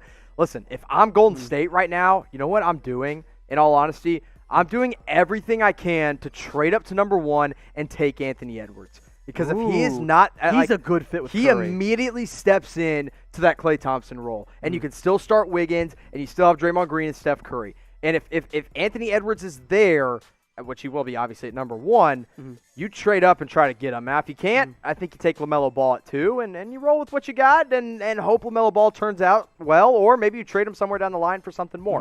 All right. A $20 super chat from El Robo Rick. He wants a shout out for patrolling the Fair Social Network. As a reminder, $20 super chat. We will shout out your company or whatever. So, El Robo Rick, thank you, my friend. Everyone can go check out patrolling the Fair Social Network. So, El Robo, we would appreciate that super chat, my friend. Everyone go check out. All right, from Extra Saucy Drip. How can I numb the pain? Oh, stop it. How can I numb the pain of being a Knicks fab? He means fan. Drink. Here's a hint. I mean, listen, dude, they really like Obi Toppin. And if you're going to take Obi Toppin with the amount of guards or amount of power forwards. Oh, so now you get to say I'm sorry. Obi. Shoot.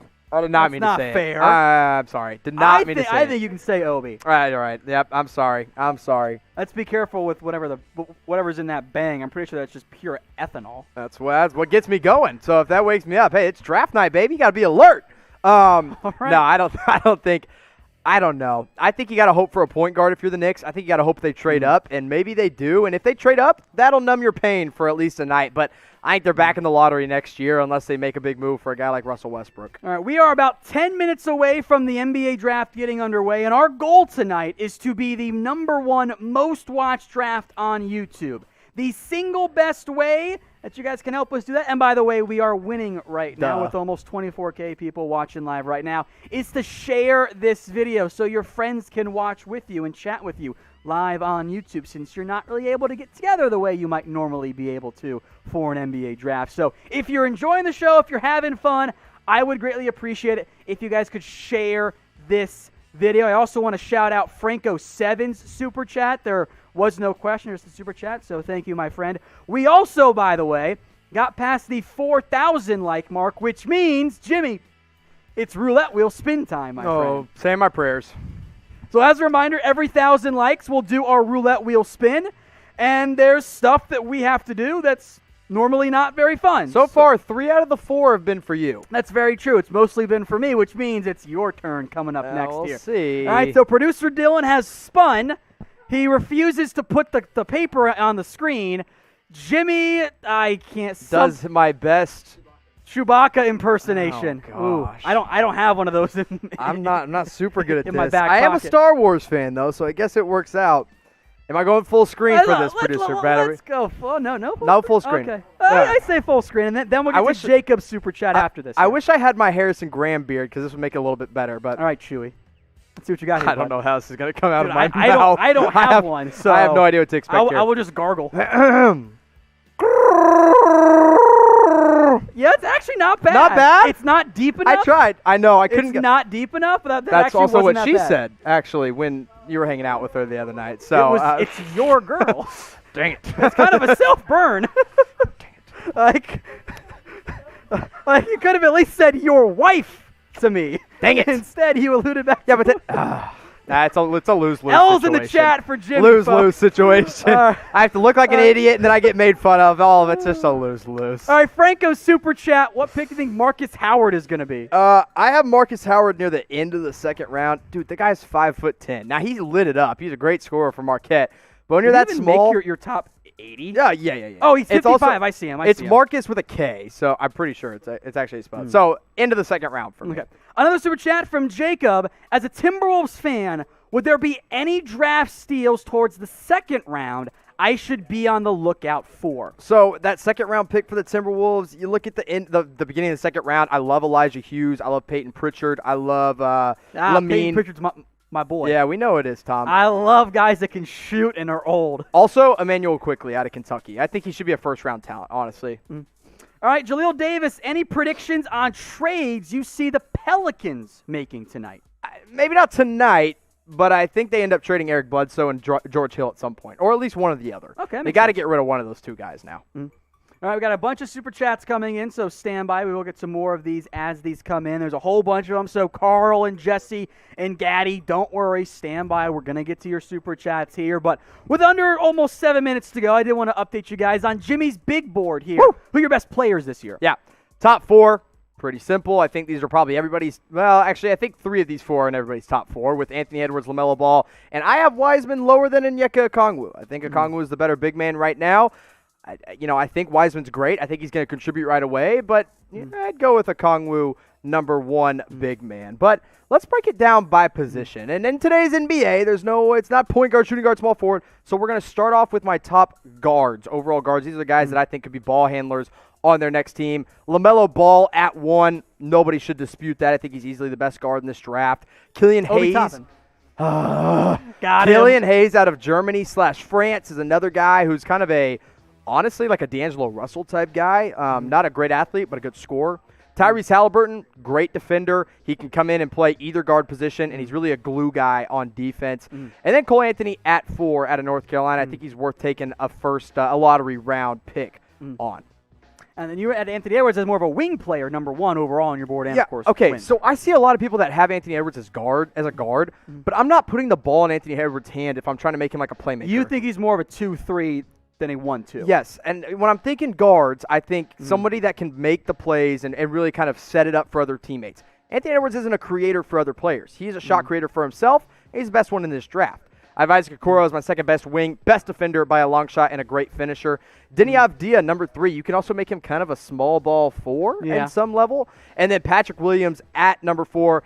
Now, some people kind of have him pigeonholed in more of the 4-5, but I don't think he's there. I have him more as playing that 3-4 position. All right, some bigs available. You got the surprise Onyeka Okongwu at number 1 over James Wiseman. I do. Listen, I think he fits today's modern NBA. He can be a playmaker. He can play well in the half court. He can handle the ball. He can pass the ball, and he can shoot, although a little inconsistent. And he is a far, far, far better defender than James Wiseman is. But Wiseman's still my second overall big man. And say number 3. And then number 3 is OT. Actually. Oh, that's better. You power forward out of Dayton. Obi Toppin. God, the kid is such a good athlete. Can't defend worth a lick right now. That's but he's fine. also still trying to figure out his body because he added like a whole, another person onto his back. So he's good. He's great. I think people are overthinking just how good he is. And then at 4, the one you hate, Alexei Pokazevsky. Poku. Here's the thing, man. He's too skinny. Sure, but he can play small forward. He can handle the ball. Okay. He can shoot the ball. The 7-foot, 200-pounder is going to have success. Okay. Kevin Durant, Giannis Antetokounmpo. Those guys can shoot. Think of Chet Holmgren right now. Pokusevski can shoot. Different. I'll fight Tom by the end of the night about Pokusevski. I'm all about him. So he's my number 4 big, right behind the college guys, and Onyeka Okongwu, James Wiseman, and Mr. Toppin himself. Now, we have actually already beat our peak for most viewers during last year compared to last year's NBA draft. Now we're trying to beat our most comments per minute. Last year it was 2,400. We're at 170 right now. Rapid fire, baby. So just type in literally anything you want. It could be most a number. Random thing that comes to your head. Just type in go if you want. How about go? That's easy. GL. We got 4 minutes before the NBA draft, then we got to get to a lot of super chats. I also want to shout out. Let's get the comments going, guys. Come Hoodie on. Monster and Citro Claps for their under $5 super chats, and there's like 4 more that we'll go rapid fire on. But just type in go. Devin, I cannot believe that snuck through the live Listen, YouTube guys, chat. if I can straight F-bomb. If I have the time to read it, like if I can read your comment, these aren't coming through fast enough. So let's go ahead and up it a little bit more because I see a lot of random things coming in, but I can still read them. So if my eyes can track it, it's not going fast enough. Let's get it going a little bit more. So get that number in there. We'll update you guys here because YouTube's always a little bit behind on this one here. So keep going here. Get your comments, and we'll get some super chats here. We'll go rapid fire on these, Jim. Jesse Cooper, Knicks and Pistons are not even top 7 8 all time. Everyone needs to accept it. Quick thoughts. Okay, sounds good. All right, Will Spencer, you think Giannis should just take the Supermax? I do, personally. Ooh, okay. Take the money and run, baby. All right, Carl McCoy, I think the Warriors should still draft James Wiseman because they've always needed a big. You can find a big on the open market easier than you can find a guard that can contribute right away. So that's my only argument there, but I wouldn't be surprised if they take Wiseman. Gaddy790, what are the chances the Timberwolves draft the next great Sam Bowie? Yeah, that's good, right? That stumped me for a second. That was a good one. That's a good one, Gaddy. Slim, but hey, number 1 pick is always big bust potential. All right, Julian B., thoughts on when and who should pick Cole Anthony? I'd take Cole Anthony at the end of the lottery. I think the perfect fit is potentially Orlando at 15. I wouldn't mind seeing him go there. Yeah, Markelle Fultz and him could be a fun tandem to kind of go back and forth. Fun's an interesting word to use there. Yes. Jack Fisher, as a Thunder fan, what do you think of the Horford trade, and what could we do tonight? I like the Horford trade a lot for Oklahoma City. You get more first-round picks. Congratulations. You offload Danny Green, and I know Thunder fans were tired of watching Terrence Ferguson get big minutes. So big-time double win for them. I think they package all the picks they have at the end of the first and the beginning of the second and move up a little bit. Taylor Cole, anyway, Atlanta includes John Collins in their potential trade for the Seas with Gordon Hayward. Not for Gordon Hayward, but there are rumblings that he could be involved in a bigger trade somewhere down the road. It better be something big because I like him quite a bit. I do too. All right, Jacob Orsham, a $10 super chat. I'll drink as Jimmy takes his sip here while I read the question. What do you see happening for Detroit in the draft and for next season? I think they take a point guard in the draft. I think a Killian Hayes, Tyrese Halliburton make the most sense. As for next season, lottery bound, baby. Take those lottery picks and run. All right, barely a minute to go before the NBA draft gets going. We're running through Ronnie these. Marshall, as a Bucks fan, who do you think with the draft free agency that they get, also to give up too much for Holiday and Bogdan? Well, Bogdan trade's dead. You're holding on to Bogdanovich. I think you gave up a lot for Drew Holiday. If it works out, it's worth it. If it doesn't work out, you're going to be really bad for a really long time in Milwaukee. But I like what they've done so far. Most Hated says, search Sick Biz on YouTube for the best music to go with the best draft clue. Brett let one slip. I think he's talking about us being the best draft clue, so thank you. All right, Trayvon Johnson, my guy, Jimmy, where'd you get your shirt? Trayvon, go DM me on Twitter at Jimmy_Crowther. Make sure you give me a follow, and I'll tell everybody where I got my awesome Tiger King shirt. So Tiger King? Go follow me. Yeah. Go follow me on Twitter at Jimmy_Crowther and DM me, and I'll let you know. All right, so we got a whole bunch of more super chats. I do want to shout out Hikia, who just says Warriors 21 champs, and Peter says if my Hornets draft LaMelo Ball, I will stress eat. If he's there, I think he's going to be the pick. By the way, we did beat our record for comments per minute. 9,000. Holy. That's math. That's tripled. Is that across the NFL and NBA? That was last year's NBA draft. Got it. So 2, very 1. Impressive.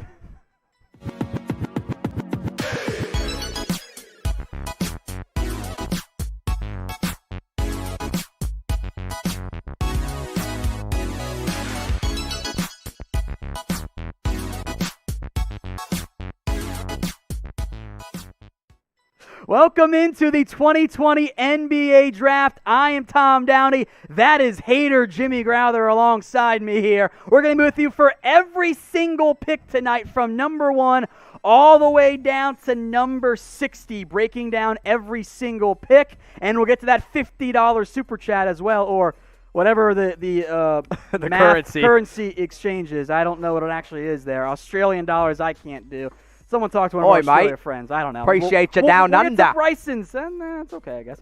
We'll get to those super chats here in just a second. But we're going to be with you for every single NBA draft pick tonight, beginning with that number 1 overall pick. The Minnesota Timberwolves will be going on the clock here very, very shortly. Then Golden State, in light of the Klay Thompson potential torn Achilles injury, could be potential wildness going on here in just a little bit. Yeah, and then you got the Hornets at 3, who reportedly really like LaMelo, but he might be gone at 3. Chicago coming in at 4, looking to jump to number 2, and they've called the Golden State Warriors about potentially trading a Wendell Carter Jr. number 4 package to get up to number 2. Hey, let me ask you this, Tom, while we're talking about the Bulls here and the Golden State Warriors. What if they turned around and they say, okay, hey, Klay's injured. We'll give you Levine in 4 if we get up to 2. Do you think that piques their interest even more, or do you think? I think yeah, but I don't think the Bulls should do that. I don't think so. You have to give Wiggins in that deal, right?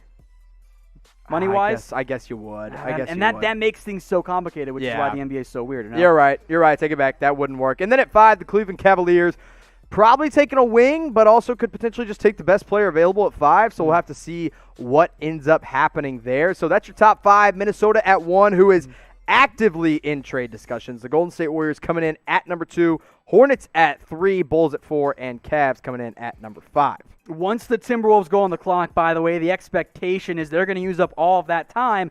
I do think they desperately want to trade down. I think that's their goal, even if it's only a few spots. I think they're scared to take whoever ends up here because the difference between 1 and 6 or 7 is not a lot. This is such a weird draft. Okay, here, let me break this down about the draft real fast because I think this is a misconception about it. It's not a bad draft. It's just not top heavy. Okay. This is a draft where at the top, you're not going to find a lot of superstars. But this is a team where the first 45 players taken can be 10 to 12-year veterans that end up contributing for a long time. You're just not going to get a lot of all-stars in this draft. And, hey, that's okay. This is still a solid draft for teams picking all the way through. And I don't think you can really mess up number 1, but there's not a clear-cut number 1. Even though I think Anthony Edwards is the best choice, you know, you could go with 5 different guys and still say they're probably the most talented players in this draft. All right, a big super chat came in from Zaid Zamir. Hopefully I pronounced that name correctly, my friend. He says, very soon releasing a book on collecting basketball cards to help collectors at In Cards We Trust, so you can go check them out. I believe that's Twitter at In Cards We Trust. Couple notes here. First off, we have another 1,000 likes, so we'll do a roulette wheel spin and one for the super chat as well. So we'll go to our roulette wheel cam. I got the hand of producer Brett there spinning it. I also want to quickly shout out super chats. Bryson Starr, $5. Can the Lakers do enough to run it back next year, Jimmy? Quick answer. Absolutely. Absolutely they can. If you got LeBron and AD, you absolutely can do enough to make it back. I also wanted to shout out Elijah's 99-cent super chat as well. And Franco7 wants to know if Isaac Okoro will go to the Hawks. I love the pick. I love Isaac Okoro to the Hawks. I think that makes a lot of sense. I think you need another wing. I think that can make some sense. Or if you get a backup guard or a guard to play alongside Trae Young at 6, that can make some sense as well. Everyday Jam with 3 first-round picks. Will the Celtics move up? And how far can they? They'll either move up or get a talented player. Oh, Tom, we got a fun one for you. The nose hair trimmer. You're going to put Manscaped to the test live on air, and not that way, but go to draft. I got that one here, though. Yeah, manscaped.com/chat. You can get the product Tom's about to use, the Weed Whacker, which helps you clean up the nose hairs and the ear hair. So live on air here, Tom is going to trim those nice nose hairs that are going to get all over his desk, which is absolutely disgusting. And he just blew them all over. Oh, come on, Tom. He just put them all over the office. I thought about going ow, but then I realized that would not be funny. But it's very funny. It doesn't pull your hair. It's super easy. It's a very practical usage. Also great as a stocking stuffer for maybe your dad and your grandpa in particular, since that's how things tend to go. Or that uncle in your life. You know the one I'm talking about. So go get your Not that uncle. Manscaped.com/chat gets you 20% off and free shipping. Great products, awesome company. But let's break down my big board here, Tom. Okay. Give you my top 4. Anthony Edwards at 1, most talented, second highest ceiling. Second highest ceiling, Jimmy, to who? LaMelo Ball. That's why I got him at number 2. He's a guy that's going to come in and can run the point on any team. Defense, not there, but I think it'll come around because he's 6'8". He's a 6'8" point guard. I mean, that's crazy.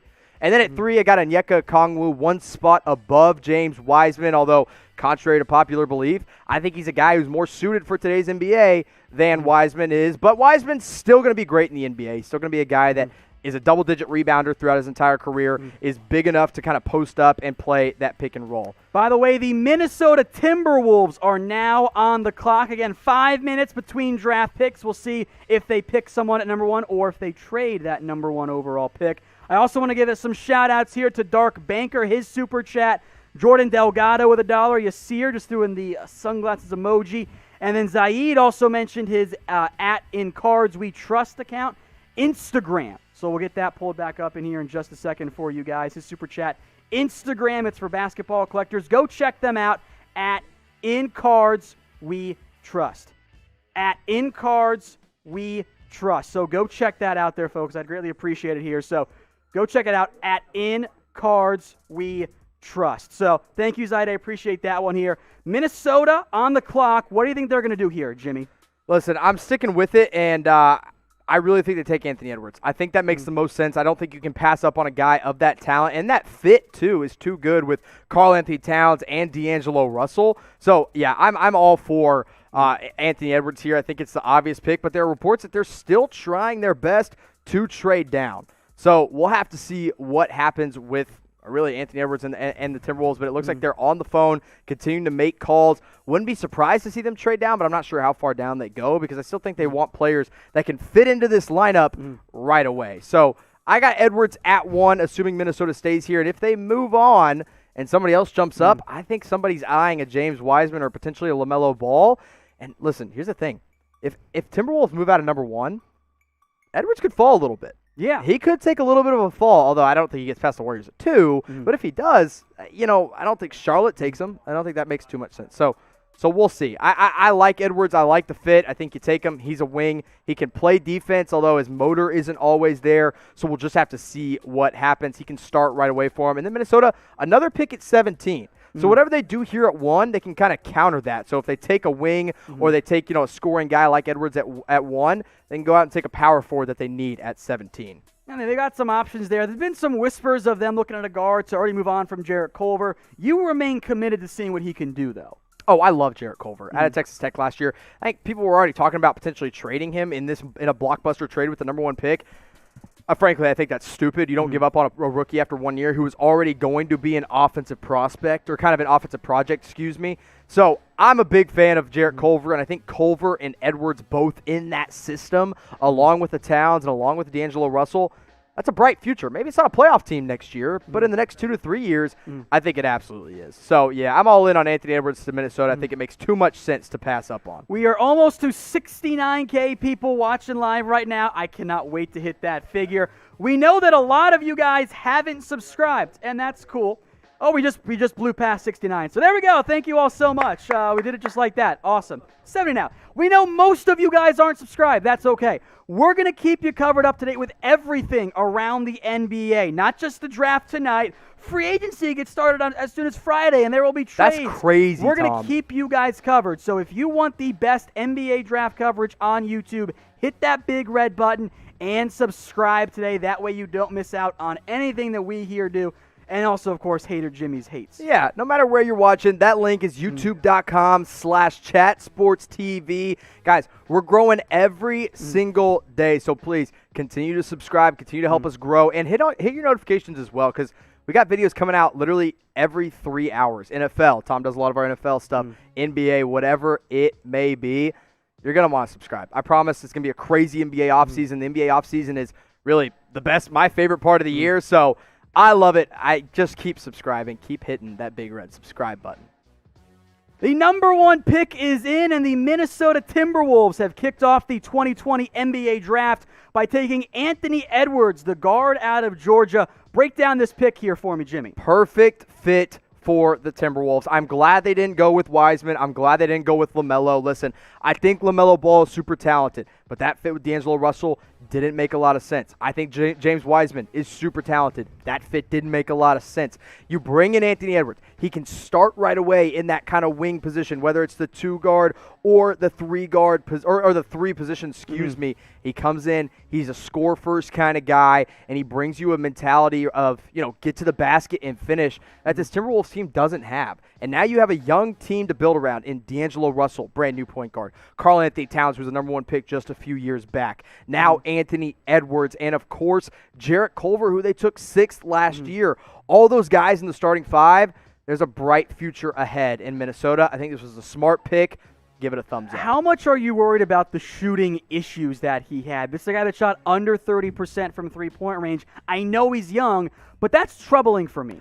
I think the volume and the amount of responsibility he had at Georgia was really contributed to that quite a bit. So I don't worry about that a lot. My biggest worry with Anthony Edwards is his motor. How much, and like we've seen now, how much does he want to play basketball? How interested is he in actually being in the NBA and being a go-to option? Now, luckily for him, he doesn't have to be a go-to option right off the bat, but it's all about the motor with Anthony Edwards. If the motor is there, he is absolutely going to be. That's worrisome for me if the guy wants it, he'll be great. You should know if he wants it, even if he is just 19 years old. You should, but see, that's the thing. He is 19 years old. I remember how I was at 19 years old. I wasn't ambitious about anything. So I'm going to give Anthony Edwards the benefit of the doubt. I think this was a smart pick by the Timberwolves. So get your votes in here for us and grade the pick, A, B, C, D, or F. Let us know in the comment section, the nearly 80,000 people watching live right now. What do you think this pick is? A, B, C, D, or F? Jimmy, where are you going here? It's an easy A. He was number 1 on my big board from the very beginning. He stays number 1 on my big board, and now he's a member of the Minnesota Timberwolves. Very well deserved. I think he absolutely is the best player in this draft, and I think he's going to be a perfect fit in Minnesota. I'm giving it an A. Smart choice, Timberwolves. Keep those picks coming there. A, B, C, D, or F. Now, hey, the Warriors are on the clock right now, and hey, we're not going anywhere. We'll be live for the entire night and, of course, repeatedly live during NBA free agency, which gets started basically tomorrow. I mean, we're going to hear leaks and stuff. Yeah, we're going to sleep, and then all of a sudden, it's here. So we're going to have it all for you. Guys, I'm going to be doing videos like every 3 hours. So continue to subscribe, youtube.com/chatsportstv, or if you're a Warriors fan, youtube.com/WarriorsTV. Subscribe there as well. Guys, here's the thing. I hate losing. Yeah. I hate it. I don't like it at all. And I don't do our NFL stuff here. And I don't. That's me, baby. So I'm not worried about it, okay? I'm worried about the NBA. I want to get us as many NBA subscribers because I want to do more NBA stuff for you guys. And the only way that can happen is if you subscribe. So day 1 of the NFL draft, he got 6,400 subscribers.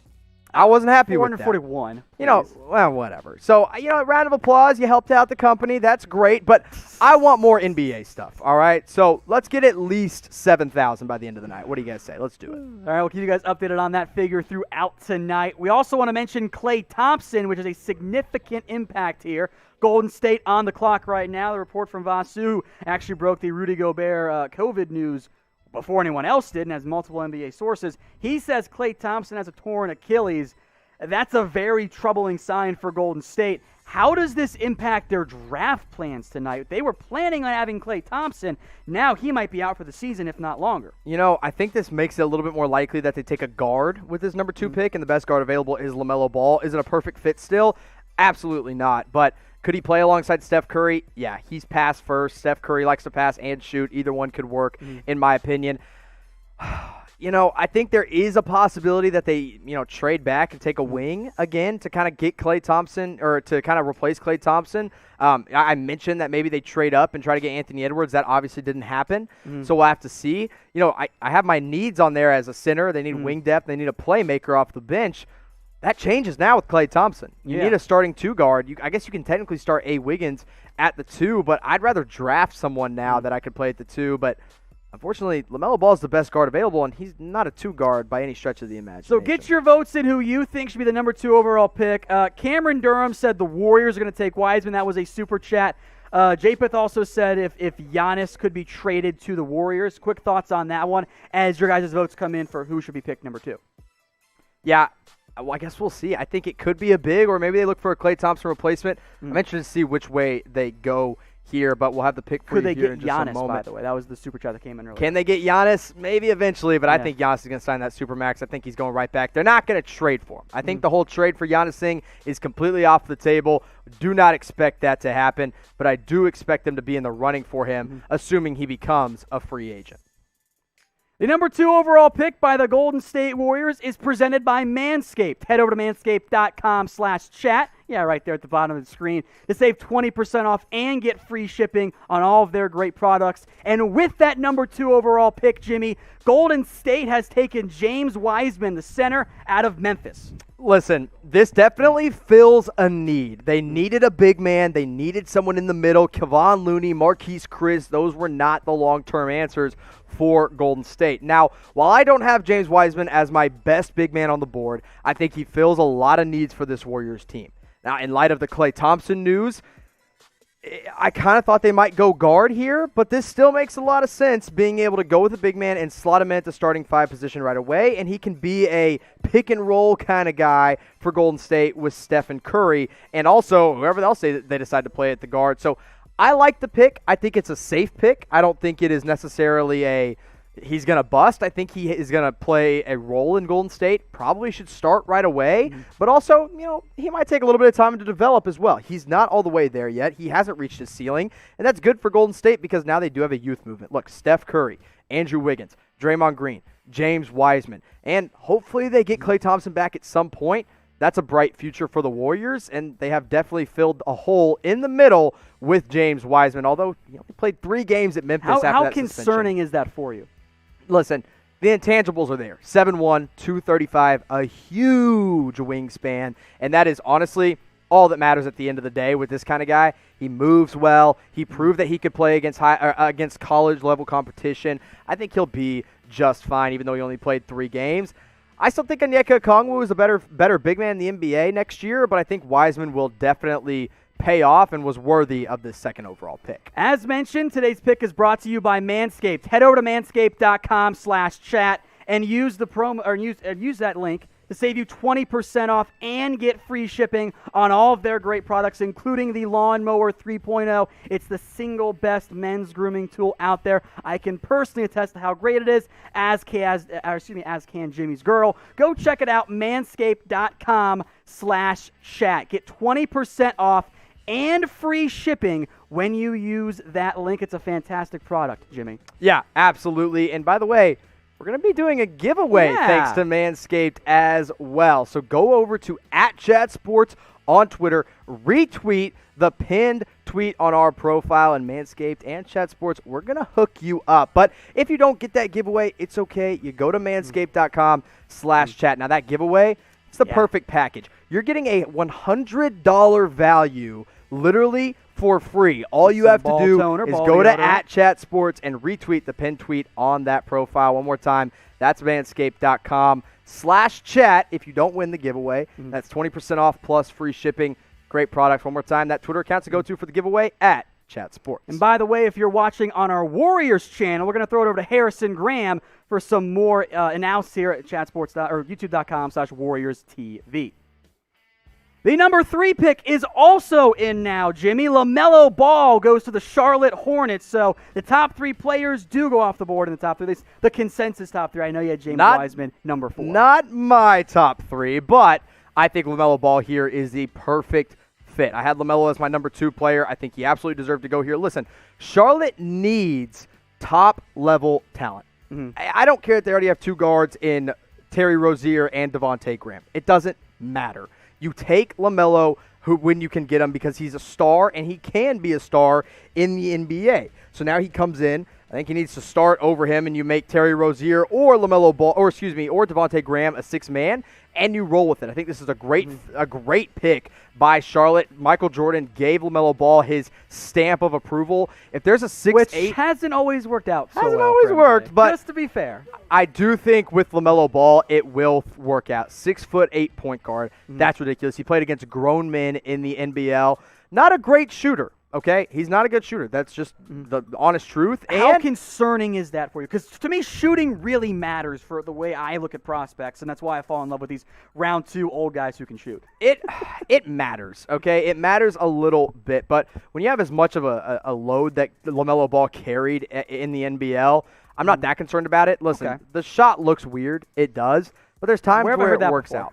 Yeah, so I think he's going to be just fine. He's a pass-first guy. He can finish at the rim.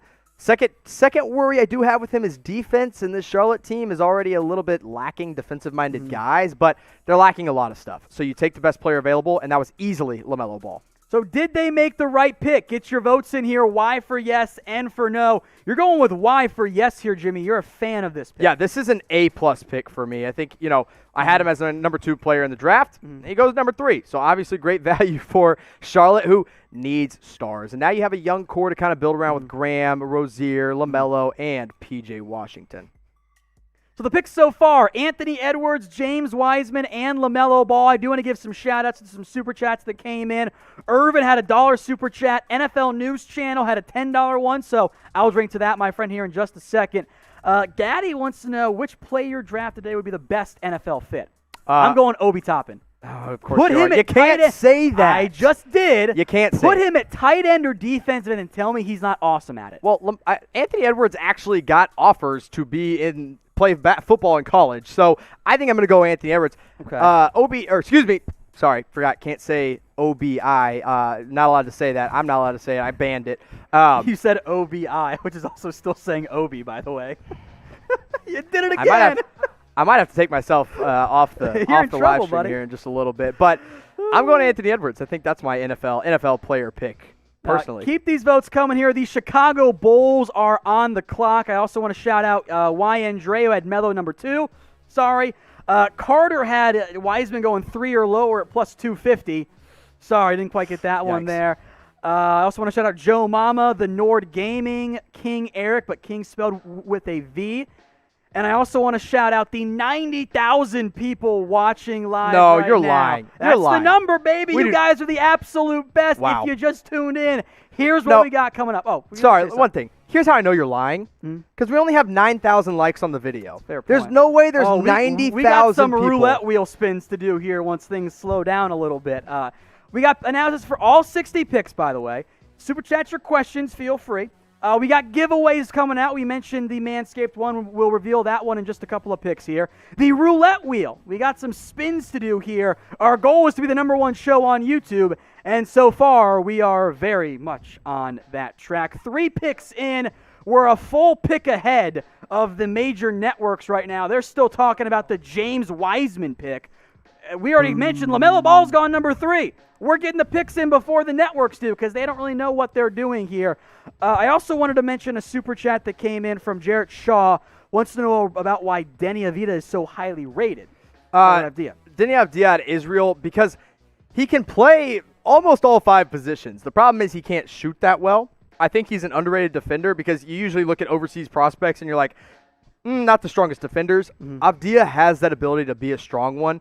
He's more of that playmaking forward. He's a Danilo Gallinari without the jump shot right now, and he showed promise in the back half. He was the youngest player in the EuroLeague, or excuse me, in his league to win MVP at 19 years old. So there's still a lot of upside left with him. I'm taking Denny Avdija top 5, maybe top 10.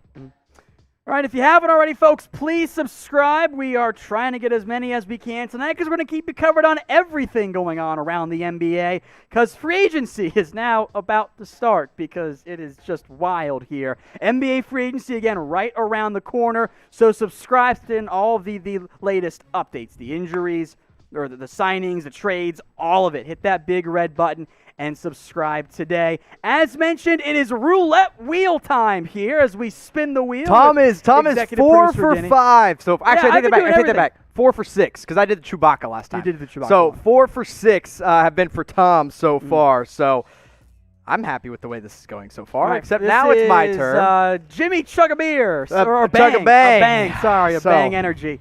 He'll drink to that one. This is gonna hurt. This is gonna hurt my heart. It's not good for you. I don't know why you drink them. Because I'm tired. All right, here we go. I'll chug this. Second one is coming. Oh, we got 2 roulettes coming. Well. All right, let's see what the second one is. I can't read what that says there. Ooh, oh, it's this one's for you. You guys share the video for us there. Sometimes you win. Sometimes you win a little bit less with roulette. So, but everyone wins when you share the video. Share that video. The 80,000 people watching live right now. Go ahead and share. Help us out. Be the #1 most watched YouTube video stream of the NBA draft. If you're having fun with us as we wait for the Chicago Bulls pick to come in, which should be in momentarily. Again, the networks are still on. They just announced LaMelo Ball as they're like 5 minutes behind us here. If you're enjoying the show as Jimmy chugs that bang energy. I'm going to be burping right into the mic. You don't look good, man. That one hurt. That one seemed to hurt there. Right, so if you're enjoying the show, hit us up with a share. I also want to give some super chat shout outs. Joe Mama just says sonar. Okay. Logan Ellis wants to know about any Warriors trades. Ron Brown just says thanks. Thank you, my friend. Steve Bowers donated a $10 super chat, so I'll chug. And N. Sanders says LaMelo to the Patriots. I'm ready to go now, Tom. I'm going to need my other bang that's in the fridge for when I have to chug even more, but that'll come soon, I'm sure. I'll get another one. But Bulls are still on the clock. We haven't gotten any news on what they're deciding to do yet, so we'll have to wait. They're trying and to trade see. down, perhaps. Maybe a team like the Knicks could be trying to move up. I know there have been some whispers around a New York trade, but a lot of that was connected to LaMelo. Yeah, I know that they wanted to move up. I don't know what they're going to do here. I think they could surprise some people with what they decide. I'm not sure where they go, but I think they need a wing. I do think they need a wing. I think that's the main option. I was going to say, you trade up and get LaMelo, but there's some elite wings available at the top of this draft, and you go out and get one, and you solidify this rotation next to Kobe White and Lauri Markkanen, and now you hold on to Wendell Carter Jr. I like this Chicago team. I think they're headed in the right direction. They got rid of Jim Boylan, thank God, and now they have a little bit of direction and a little bit of leadership in Chicago, so we'll see what they do here at #4. The #4 pick is in, and maybe the surprise of the draft so far, Patrick Williams out of Florida State goes in the top 4 to the Chicago Bulls, Jimmy. Listen, Bulls fans, I think you should be happy.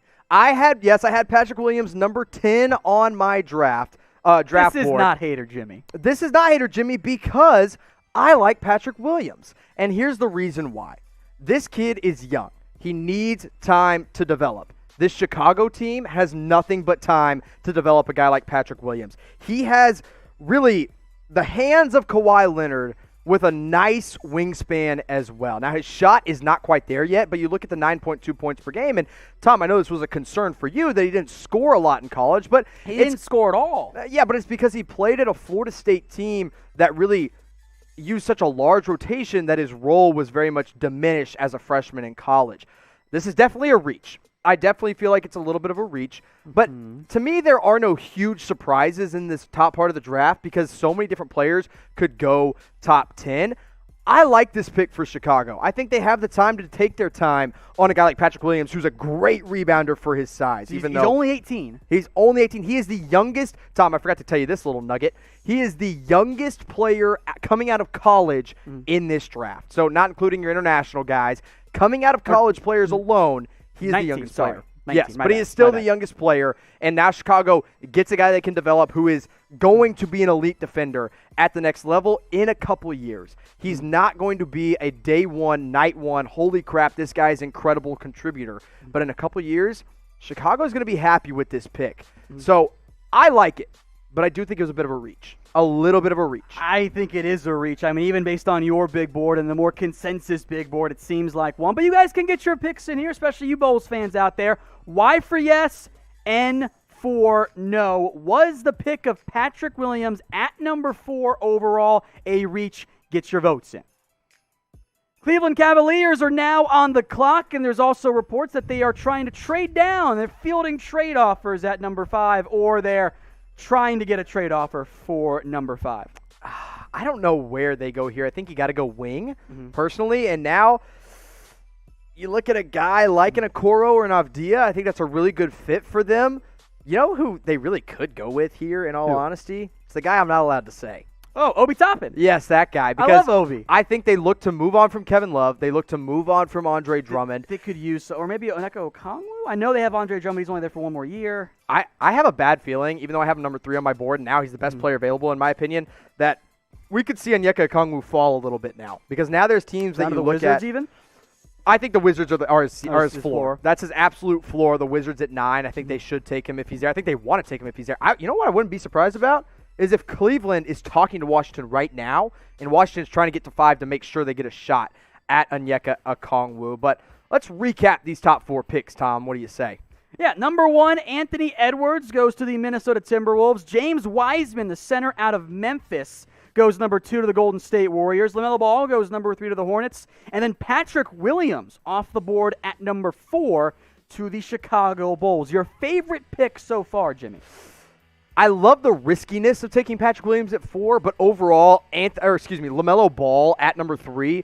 I love that Charlotte is just like, forget about fit. We're going for star talent, and that's what they're doing with LaMelo. So I'm so far pretty happy with the way this draft has turned out. I like that we got a little shakeup with Patrick Williams at number 4. Still a bit of a reach, definitely still a bit of a reach, but a worthwhile one. And Tom, yeah, I see. I am on your heels, buddy boy, because during the NFL draft day 1, 6,441 new subscribers.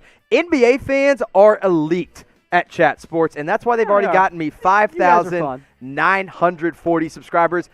We're on pick number 5.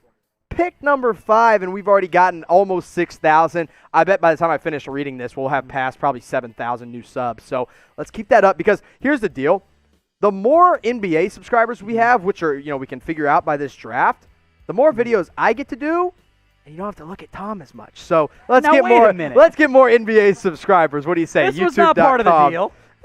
YouTube.com/chatsportstv. Scroll on down, hit that big red subscribe button. Cavs are on the clock, so I want to give some shout-outs here. Gaddy79 for his super chat. Liberal Tom says, my mom Melanie said hi.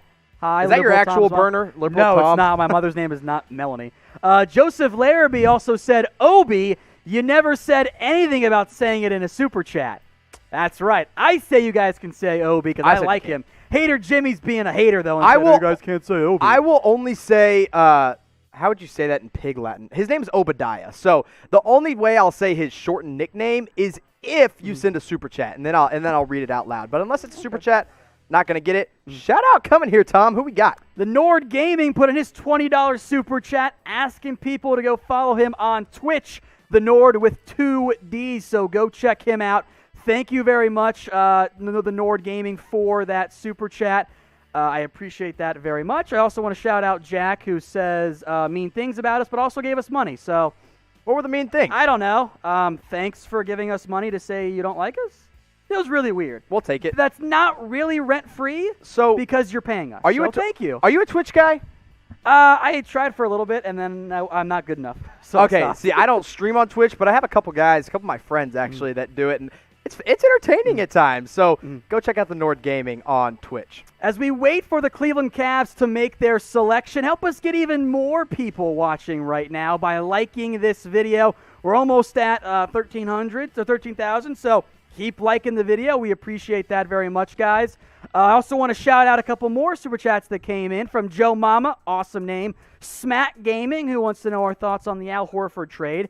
Matthew Clemens says, hi, Cappy, I love you.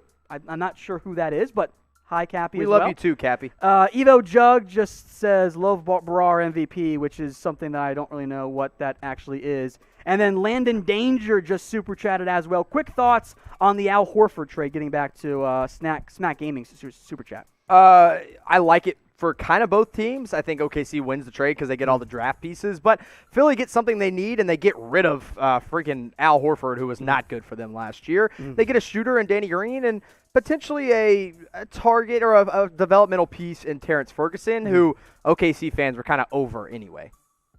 The Cleveland Cavaliers have made their selection number 5 overall. It's the wing out of Auburn, Isaac Okoro. What do you make of this pick, Jimmy? Best defender in this class. He was also my best wing available, and that's exactly what Cleveland needed. Smart pick here by the Cavaliers. I'm not going to say, it's a home run pick. I think it's a little bit of a safer pick because you know what you're getting. You're getting a great defender, and you're getting a great finisher. So it's not super sexy. It's not going to really light up the score. He's not going to be someone that lights up the scoreboard. His jump shot is not there quite yet, but the athleticism and the ability to finish around the rim is. I like Isaac Okoro a lot. You're going to put him on the best player on the other team all night long, and that's something Cleveland desperately lacked. You look at Darius Garland, you look at Colin Sexton, you look at now big men like Andre Drummond and Kevin Love. Your guy in the wings is Chetty Osman, who can score the basketball. So if you want to change a pace, you put in Chetty. If you want to get that defensive ability, Okoro's there. Now, maybe he doesn't start on day one. Another non-shooter, too. Non-shooter, but I think his shot will come around. He's got decent mechanics, and his free throw percentage wasn't too bad. Okay, so that's good. I like Okoro. I'm high on him. I like this pick. He's properly valued, in my opinion. I had him at 6, the best wing available. And then Obi Toppin, he was my best, Onyeka Okongwu was my best player available. But fit-wise, it didn't make sense for Cleveland, who has a plethora of big men. So great pick by the Cavs. I give this a thumbs up, probably an A grade on this one. Again, not super sexy, but it's a solid pick. The Atlanta Hawks have made their number 6 overall selection. Your number 3 overall player, Jimmy, Onyeka Okongwu, the big man out of USC. I love it.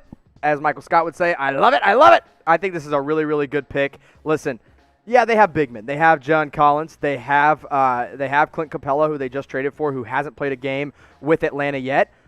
But Clint Capella is not super well suited for today's NBA. Onyeka Okongwu, on the other hand, absolutely is, and he can play both positions. He can be a backup to John Collins. He could be a backup to Clint Capella. He could start right away. Now, I don't think they start him over Capella, but he will come in and contribute right away on the defensive end. This guy defensively, I don't care what anyone says. You watch the tape, you watch the way he defends, he is a much better defender than any other big man in this class. And of course, this is a box score scouting thing here, but 3 blocks per game is pretty good, Jimmy. It's really darn good, especially in college. Another great thing I have to say about Onyeka Okongwu is even if he's not blocking shots, he's altering shots on the other end. He goes up straight. Now, let's talk about his offensive side just a little bit. Before we get to the offensive side, though, I do want to mention he did suffer a broken/fractured left toe. That's only going to keep him out 1 to 3 weeks. Not a big deal. I'm not really worried about it. The guy's 6'9" with a 7'1" wingspan. So yeah, he's undersized, but his arms, length, and everything else make up for it. Also his jumping ability. When you watch this guy dunk in the open floor, which he runs the floor so well for a big man, you can just tell this guy knows how to play basketball. Played ball in high school with LaMelo and Lonzo and LiAngelo at Chino Hills. He's really I'm really high on Onyeka Okongwu. I love this pick. I think it is best player available by a long shot. So good pick here for Atlanta. Do you guys think he went early or late? Get your votes in here. E for early, L for late. Based on your view, you had it coming in as late because you have number 3 overall on your board. I do have it as a little bit late, but it doesn't surprise me because I think once he got past Charlotte at 3, it made sense that he would fall a little bit. So I'm going to type my L for late because I don't think Charlotte should have passed on him. Well, actually I do for LaMelo Ball, but he definitely deserved to go probably that high at number 3. But number 6, great value pick for Atlanta. I give it 2 thumbs up and an A+. We have our Manscaped giveaway winner, by the way. No way. At Sack Kings Guy. This, I guess, is Sack Kings Guy. Sorry. This, I believe, is his Twitter profile pick. It's a unique one. I was very confused when I saw this coming up. I know. So, I was like, what are we about to go to here? My friend and winner, DM at Chat Sports on Twitter to claim. I'm sure you're still watching. DM us at Chat Sports on Twitter. Obviously, do it from your account that retweeted our giveaway challenge earlier. So DM us at Chat Sports on Twitter, and that is at Sack Kings Guy. Oh, I get it now, Sacramento Kings Guy. I didn't get it at first. I don't know. Everyone type LOL I just to laugh read it all at Tom. at once. Everyone laugh at Tom. I read it as Sack Kings Guy, like Sack. He thought he worked defense. at a grocery store and sacked groceries for a living. No, so, I thought he was talking about sacks hey, and stuff. listen, I get it at Sack Kings Guy. I'm sorry that your team is in now such it makes turmoil. a lot more sense. I'm an idiot. But hey, good for you for winning the $100, right? The $100 value? Is that what it was at Manscaped? Yeah, $100 value. Hey, my friend, great value. You're going to love it. You're going to love it. Your good, girl will love it as stuff. well. So congrats, Sack Kings Guy. Pistons are on the clock. We should get their pick in momentarily here. I want to give some quick shout-outs for Super Chats that came in as well. Gaddy790, who's been awesome tonight, says you guys are funny, insightful, and I love everything about you. That's what we're going for. Thank you very much. Mystical Plays says, thanks for this, so I don't have to go to my TV. You're welcome, my friend. Jameer Covington wants to know, is it okay for me to leave the Knicks for a new team? You say yes or no? 135 bajillion % until James Dolan is gone. Chris Moodle asked about the Suns. We'll get to them here in just a couple of picks here, my friend. Mystical Plays, this was his super chat. I'll drink to that in just a second. That's awesome. Yeah, I also want to shout out Giuseppe Di Stasio. I botched that, I'm sorry. Nonstop Gaming with the $1 super chat. Smiley Face Man 80 says, bring back the Sonics. I like that one here again. We'll get to that Pistons pick in just a second. Rudy Lopez says, my friend Luis Castro hates James Harden. I appreciate that. So do I. Overdrive Productions says, thoughts about an OKC move. We'll get to them here in just a little bit since they'll be up on the clock soon. Professor Catman 6, John Oliver, and Embry Amos all had super chats as well. Thank you all so much for that. We greatly appreciate everyone's support here, helping us be the #1 most watched NBA draft stream.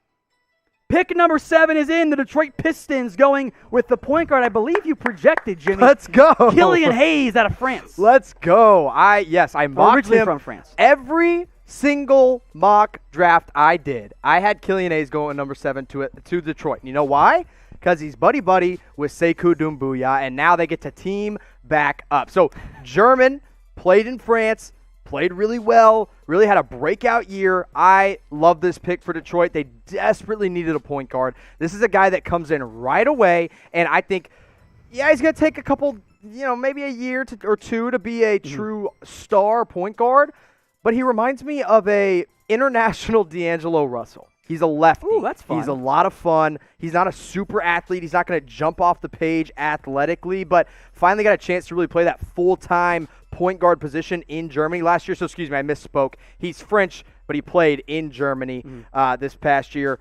Great decision maker. Again, not a great athlete, but at a point guard position, he's a good distributor, a smart passer. I like Killian Hayes. I love this pick for Detroit. They can be patient with him. Smart pick. I give this an A. I'm very happy about this pick for Detroit. From a need perspective, Detroit long-term very much needed a point guard of the future. This is clearly a rebuilding team. I think it makes sense to go with a prospect like Killian Hayes and let him develop. And it might take a little bit, but I think it's a good fit for what the Pistons are at right now. Listen, I didn't like what Detroit did by trading Bruce Brown for Jean and Musa, but it looks like this new Detroit Pistons front office is going with a bit of an international flair. Now they've got Sekou Doumbouya. They have now Killian Hayes, who I like a lot. I think this was a smart pick. They just traded for John and Musa, who hasn't gotten a chance to prove himself in Brooklyn. They also have Thon Maker, although I believe he's a free agent, is another guy. So I'm very happy with this pick in Detroit. I think it'll pay off. They have time to develop him. So, Tom, I don't know why. I don't know why I'm so happy about this, but I like this pick, and I'm excited to see what Killian Hayes does in Detroit. So will Killian Hayes be a killer in the NBA? That was funny there, Dylan.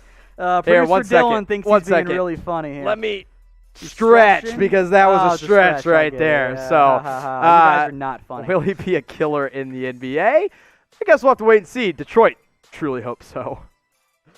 The New York Knicks are on the clock right now. We'll get some shout-outs here. Dom Pascari says, calling it Westbrook to the Knicks right here. We'll see if that happens. Well, you know what? I don't think he's going to Charlotte now, unless Charlotte trades LaMelo, because that was the only other team that was interested in Westbrook. So I guess it's the Knicks, but I don't know what what Westbrook is going to do. Maybe it's Charlotte. Makes less sense now. Yeah, maybe it's New York. I think New York is now the most likely option. You kind of look at what they have this next year, although they also have the number 8 pick coming up, and we're going to talk about them here in just a minute and what they end up doing. But where could they go with this number 8 pick, given what they have on their roster right now? So, ironically, my best player available right now is Obi Toppin. I have him at 5. The Knicks. Obi!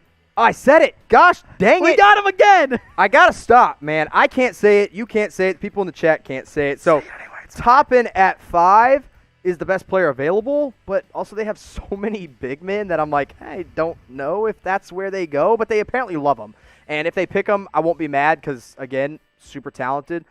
If they want to go point guard, which is desperately more of a need than where they're at right now, it's Tyrese Halliburton out of Iowa State. And I love that pick. That makes sense. But I don't want Tyrese Halliburton to go to New York because he's such a good kid and he has such a great locker room presence and he can contribute right away. But I feel like he kind of get wasted away in New York, like unfortunately a lot of players do right now. By the way, there were some $10 super chats, so I'll take a sip of my beer for that. If I drink any more of this Bang, I might die, but We'll do a little bit more. Other super chats, Hunter Kilbin can even say Allen is a stud. Luis, if Harden gets traded to the Nets, it will be the KG Paul Pierce trade all over again. And Jimmy wants to celebrate because the NBA draft just beat the NFL draft. I am the champion of Chat Sports. I can. That's my fake singing voice for you guys. Sure. I could have been a musician. Prank, bro. I could have been a musician if I wanted to, but I don't want to be. I want to get the most subscribers at Chat Sports, and so far we've done that. 7,338 new subscribers, you guys. Are awesome. Seriously, thank you so much. It means the world because it lets us know that we're doing a pretty good job. So let's get 10,000 new subscribers. What do you guys say? Let's keep upping this because it is a crazy night.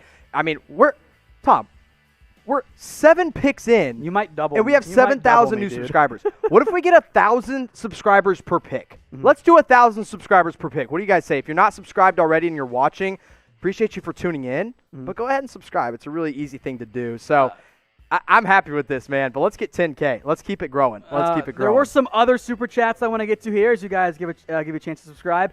So Tino the Pizza Boy says, Long Shot Sportscast loves you. Thank you, my friend. Ballistic says, in reference to a different super chat, my friend Rudy Lopez is wrong. I love James Harden. There was also the Nord Gaming who's going to go stream some COD. And then Embry Amos also threw in one of the emojis. So thank you very much, my friend. Obi Toppin is off the board, number 8 to the New York Knicks. Now you guys can say Obi in the comments section. Your number 5 overall player, he does indeed go to the New York Knicks. I mean, listen, value-wise, great pick for the New York Knicks. My number 5 player goes number 8 to the New York Knicks. Now, he doesn't fill a need, right? This is a team that has every power forward they need. They have all the big men that they need. They didn't need Obi Toppin. But what they do need is top-end talent, and that's what he is. And no pun intended about top-end talent. See what I did there?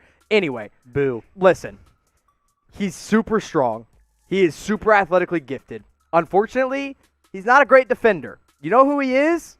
Amari Stoudemire, who the Knicks have had in the past. I'm in. I know. He's great. I'm sold. He is great, and I think he still has upside because he's still trying to figure out his body because he developed his body so much between his freshman and his sophomore year at college. He's going to come in right away. He'll make an impact on day one. He, R.J. Barrett, Mitchell Robinson will be super fun. I think this spells the end of Julius Randle's time in New York. And now the Knicks, they have another first-round pick later.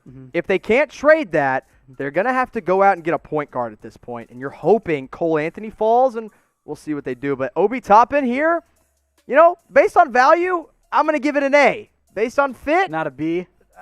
Oh, man, oh, man. You guys were making bad jokes. Now I can't? No, you're not allowed to. Ridiculous. Based on fit, probably a B- just because he's a top-end talent. But, again, it really fills that need of really good talent, and he's number 5 on my board. So, good pick here. I'm happy with it if you're in New York. So get your votes in A, B, C, D, or F. As a reminder of the picks so far, Anthony Edwards, number 1 to Minnesota. James Wiseman to the Warriors. LaMelo Ball to the Hornets. Patrick Williams to the Chicago Bulls. Isaac Okoro goes number 5 to the Cavs. Onyeka Okongwu goes to the Hawks, the center from USC. Killian Hayes goes to the Detroit Pistons. And then Obi Toppin has gone off the board here out of Dayton, number 8 overall to the New York Knicks. We do have yet another giveaway for you guys from our friends over at Panda Sups. Yeah, Jimmy, you're all about the BCAA and Nootropics game. Break this down for the people. Listen, the people at Panda Sups are hooking you guys up. Go follow them on Instagram at Panda Sups. It's super easy to remember. If you can't remember it, it's right down below. And then comment NBA on that latest post that they have. It will be very obvious it is the giveaway post. Literally the one that's on screen right now. So you get BCAAs, which are going to help you recover, and they're going to help you grow lean muscle. You also get an order, a batch of nootropics for this giveaway, which gives you energy and lets you, listen, I don't like coffee. I know a lot of you guys don't like coffee, so it gives you energy and it helps you focus throughout the day when you're sitting at your desk, when you're sitting at home working on the Zoom calls all day long. So go check out our friends. Follow them, number 1, at Panda Sups. Then go to that latest post with this post on it and comment NBA to get a huge giveaway that is more than worth it. Also, listen, supplements, I'll admit, usually they don't taste very good. Panda Sups, tasty. Like, I would eat them for a snack. So Big fan of Panda Subs. Go check them out. This, by the way, it is an $80 value. You also must follow Panda Subs on Instagram once you comment NBA to be eligible to win this giveaway. We'll let you guys know who wins this later on in the show. Again, at Panda Subs on Instagram. Go follow them and comment NBA on their most recent post. It'll be very obvious that it is indeed the giveaway post. So go check them out here as the Washington Wizards are now on the clock here. Jimmy, where could they be going? That pick should be in shortly, by the way. Because they do need talent, or they need, a big man, but there's no really solid big man here quite yet. But if you go talent, they just drafted Rui Hachimura this last draft. I think you go wing because they have John Wall coming back. They have Bradley Beal coming back. Luckily, my best player available happens to be a wing in Deni Avdija. He's my number 1 player available. He is my number 7 overall pick, so getting him at 9 is a really solid value. Devin Vassell could make some sense if they're looking to compete right now, which I think they actually are. Are you worried about point guard long term? There are some guards available there. You could go Tyrese Halliburton, but I think they're really committed to John Wall. I think they'll do everything they can to go out and really make him healthy and play alongside Bradley Beal with him. So they could go multiple different ways, but I think you probably just go best player available. And my best player available right now is Deni Avdija at number 9. He's my number 7 overall player. We're now at number 9, the number 9 pick with the Washington Wizards. They would have loved a big man too, right? Like if Isaac, or not Isaac Okoro, if Onyeka Okongwu would fall into them, he probably would have been the pick, right? Yeah, I think he should have. I think they should have tried to trade up. I'm sure they did. They were on the phone probably trying to trade up, but it didn't happen. So I like Hachimura. Hachimura was kind of a surprise pick at 9 last year. I remember you and I kind of breaking that down. So we'll see where they go here. Again, if you're going to take a big man, my next best real big man available doesn't come all the way until Daniel Aturu, who's truly a center at 23. Yeah, that's pretty far down. Precious Achiuwa is also a big that's available, but he's more of a power forward, and you don't go with Rui Hachimura and Precious Achiuwa. That doesn't really make a lot of sense to me. So I think you go wing / best player available. Again, that's probably Deni Avdija for me, but you guys comment down below. Let me know. Who do you think the Washington Wizards should take? Hey, we got a lot of super chats and we got a lot of likes, so we're going to do a roulette wheel spin here. As that spins, shout-outs to Overdrive Productions, Curly King, Jeremiah Jean, Max Haig, Stephen Bowers, and Kaiser42 says, Tom Downey, your weak sauce. Mitch drank better during the NFL draft. Now listen here, Kaiser. Oh, wow. You're right. Right on cue, shot of Jaeger. Let's go. Well, everyone say good night. Give me that Jaeger. Type GN for good night to Tom. Also, Kaiser, you are right, my friend. Also, Zaid had a super chat. We'll get that one on screen here in a little bit. It's a shout out for his Instagram. Jabroni Sully also says the Jabronis on Twitch love chat sports. There's no one better in the business. Air Jordan and LaMelo Airball. Let's go. Love you too, Jabroni. Very kind of you. Thank you, my friend. That was pretty damn funny there. So, does LaMelo Ball have to drop Puma and go for Jordan now? What's gonna happen when LeVar and MJ meet? Oh gosh, I don't want to know. Yes. I don't want to know. Hey, didn't LeVar say he could beat MJ one-on-one? Yes, he did. Yeah, so we'll see how that goes. Maybe they'll actually play. I think that's got to be a televised event right there. Zaid on Instagram, his shout out here. Guys, if you could just let everyone know about the book launching soon on basketball cards collecting in Cards We Trust, all one word on Instagram. Zaid, thank you very much for that super chat. That is on Instagram at In Cards We Trust, all one word.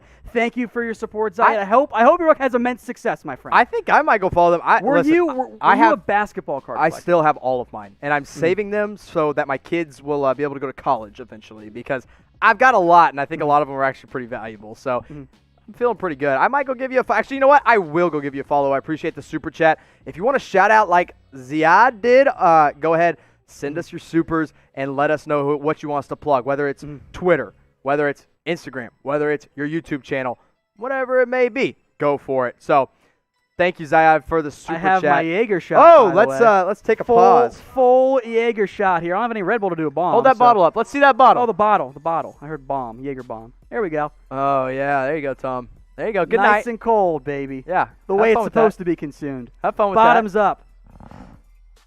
Ooh. I love Jaeger. I know I'm weird for saying that. I think it's really good. I think Jaeger is absolutely delicious. Congratulations. So, but that's just me. Not me. Not in on Jaeger personally. Yeah, no thank you. All right, the number 9 pick is in. Your best player left on the board, Jimmy, has indeed been taken. Deni Avdija, the forward out of Israel, the earliest taken Israeli in NBA draft history, by the way. Interesting little factoid there, Tom. And hey, just last year, they took Rui Hachimura, Japanese-born player, or Japanese descent, excuse me. Melting pot. So, kind of doing it all. And listen, this kind of helps round out their lineup, right? They have John Wall, they have Bradley Beal, they take Deni Avdija to play. Probably starting at small forward, and now Hachimura and Thomas Bryant is your starting big man. He's not great. They could have upgraded there eventually, but look, his numbers don't jump out to you because he didn't get a lot of minutes last year in Israel because he was playing amongst grown men. But he was 19 years old. He's still 19 years old. He's going to be 19 years old when the season starts. I love this pick. He can handle the ball for you. He can get to the rim. A bit of a boxy wingspan, or height to wingspan ratio at 6 foot, stands 6'9" tall. Also got a 6'9" wingspan. I think he's an underrated athlete because usually you think of these international prospects and you're like, probably not a great athlete, probably not a good defender. Avdija is quite the opposite, but he's also just not a great shooter right now. Luckily, he'll be surrounded by a guy like Bradley Beal who can shoot the ball really, really well. A lot of his success is going to come down to if that shot can be worked and fixed and improved, which is like the 4th time we've said that tonight about a prospect, by the way. Yeah, and I completely agree. Again, my comp for Deni Avdija, it's not Luka Doncic. Listen, guys, you're not getting Luka Doncic to all my Washington, D.C. fans. You're getting a Danilo Gallinari without a jump shot right now, and that's okay. He's got time to come around. He's 19. He's got plenty of time. So be patient with him, but I think he'll also be able to contribute right away. So I like this pick. Again, he was my number 7 player on my big board, and now he goes number 9 to the Washington Wizards. Everyone in the comments, the nearly 48,000 watching right now, give me your one-word reaction to the Deni Avdija pick. What are you going with here? Solid. Okay. I think this is a solid pick. But you know what? For the way Washington has operated in recent history, I think that's good for them. Yes. This has not been the most well-run organization in the past decade. It is not I'm not going to say it's a home run pick, right? I think a home run pick for Washington would have been James Wiseman or Onyeka Okongwu. But this is a really good fit, and it's a really good value pick as well. So to all of our Wizards fans watching, and to everyone maybe watching from Israel, make sure you subscribe, youtube.com/chatsportstv for even more Deni Avdija and NBA talk. All right, the Suns are on the clock with pick number 10, and don't worry, the Nord Gaming, we're going to get to your super chat. Don't worry, buddy. Nord Gaming's active. The Suns have been active, by the way. They already made the trade for Chris Paul. Where are they going here, Jimmy? And this, by the way, are the Chris Paul trade details. I think it'd be this may be too obvious, but Devin Vassell out of Florida State, I think, has to be the pick here. I would have said Tyrese Halliburton had they not just traded for Chris Paul. Great point. But I think Devin Vassell now can contribute right away. They already have Mikal Bridges, who I think is an elite defender. I think he will be an elite defender for a long time in this league. But Devin Vassell will also be an elite defender. So when you have Chris Paul, who's obviously a little undersized, you have Devin Booker, who's not a great defender. Even DeAndre Ayton isn't an incredible defender right now. Take as many wing defenders as you can. Go with Vassell out of Florida State. He is available. So I'm all for Devin Vassell here. My best player available right now is Tyrese Halliburton at number 9 on my board. I don't think that's a good fit for Phoenix right now. All right, there was a super chat from the Nord Gaming, $20. So we'll give his Twitch a shout-out. Twitch the Nord, 2 Ds, by the way. I'll give you a follow right now. He said earlier he was going to go stream some COD. Did you get the new Call of Duty? I haven't yet. I actually did. I was waiting until this week was over. Okay. Because I knew I wasn't going to be able to play it all this week. Which one are you on, by the way? You PlayStation, Xbox? Xbox. Okay, well, there's crossplay now, so we can still play together. Yeah. I suck at multiplayer. I used to be good. Are you good at... Before I used Manscaped, if you know what I'm saying. I'm no longer good. Took me a second. Yeah. I suck now. Do you play what's it called? Warzone? Do you play Warzone? No, because I'm even worse at Warzone than I am at multiplayer. Me too. I'm good at multiplayer, though. All right, a lot of super chats coming in. Here's what they are. $10. We'll take a drink of our Jaeger or beer, or I need a new Red Bull at some point. $20 an on-air shout-out like we just did from the Nord Gaming. $25 roulette wheel spin. $50, I'll do a shot of Jaeger here. $75, we're going to slap a producer across the face, and maybe we'll let you guys choose which one. Producer Brett's being really smug back there. We did just get a $50 one from Andel Flo. Can I get a napkin before I pour it? I don't want Wait, you have another Jaeger bomb that you have to do right now? Yeah, we just got $50 super chat. Dude, pay attention. Jaeger's delicious. I love Jaeger. Yeah, as we wait on the napkin, I'll pump my. go I'll follow pump my social Jimmy media. on Twitter. So I've actually already gotten 20 new Twitter I have one here. followers just tonight alone. So I'll give some We're good, quick Dylan. shout outs there. Gwendolyn, Alec, Todd, Trayvon. I saw your DM. I'll tell you all about my shirt here in a minute. If you want to know where I got this, just DM me on Twitter. I'll respond after the draft or when I get a second. Skin Pierce, Anderson, Didn't even and need it. Rise Morris have all already followed me on Twitter. Guys, help me get to 1,500. I'm 3 away. Let's get to 2,000 by the end of the night. What do you guys say? At Jimmy_Crowther. If you DM me, I will talk NBA with you. I'll talk life with you. Whatever you guys want to talk about, follow me on Twitter at Jimmy_Crowther. And now Bottoms up. Watch Tom take this one down the hatch. $75 from Jeremiah Neal. Hey-o. I need to see this. No more smugness.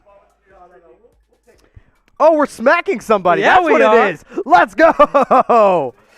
Wait, but now they have to vote on who they want. By the way, I'm getting many followers on Twitter right now. Keep I'll giving read shout-outs if you can. Let me get my shout-outs, and then we'll figure out who we want to slap. At Goldilock, at Aaron, at TMB Lil Twin, at TMB Twin, RB Janko, GA, Tay Squad, Louis Robertson, Verundis, Elias, and Lcast already following me. Look, how many do I have now? Who should we slap, baby? Sam, Brett, Dylan, or James? You can type in just SBD or J to make it easier, or spell out the full name. We have a proprietary data scraper, by the way, Who do we want that to slap? will allow us to get the actual numbers here. So SBD or James, do you want to slap? That's a different motion Listen. you're making, by the way. Okay, sorry. Let me do it like this. Yeah, you go. That's better.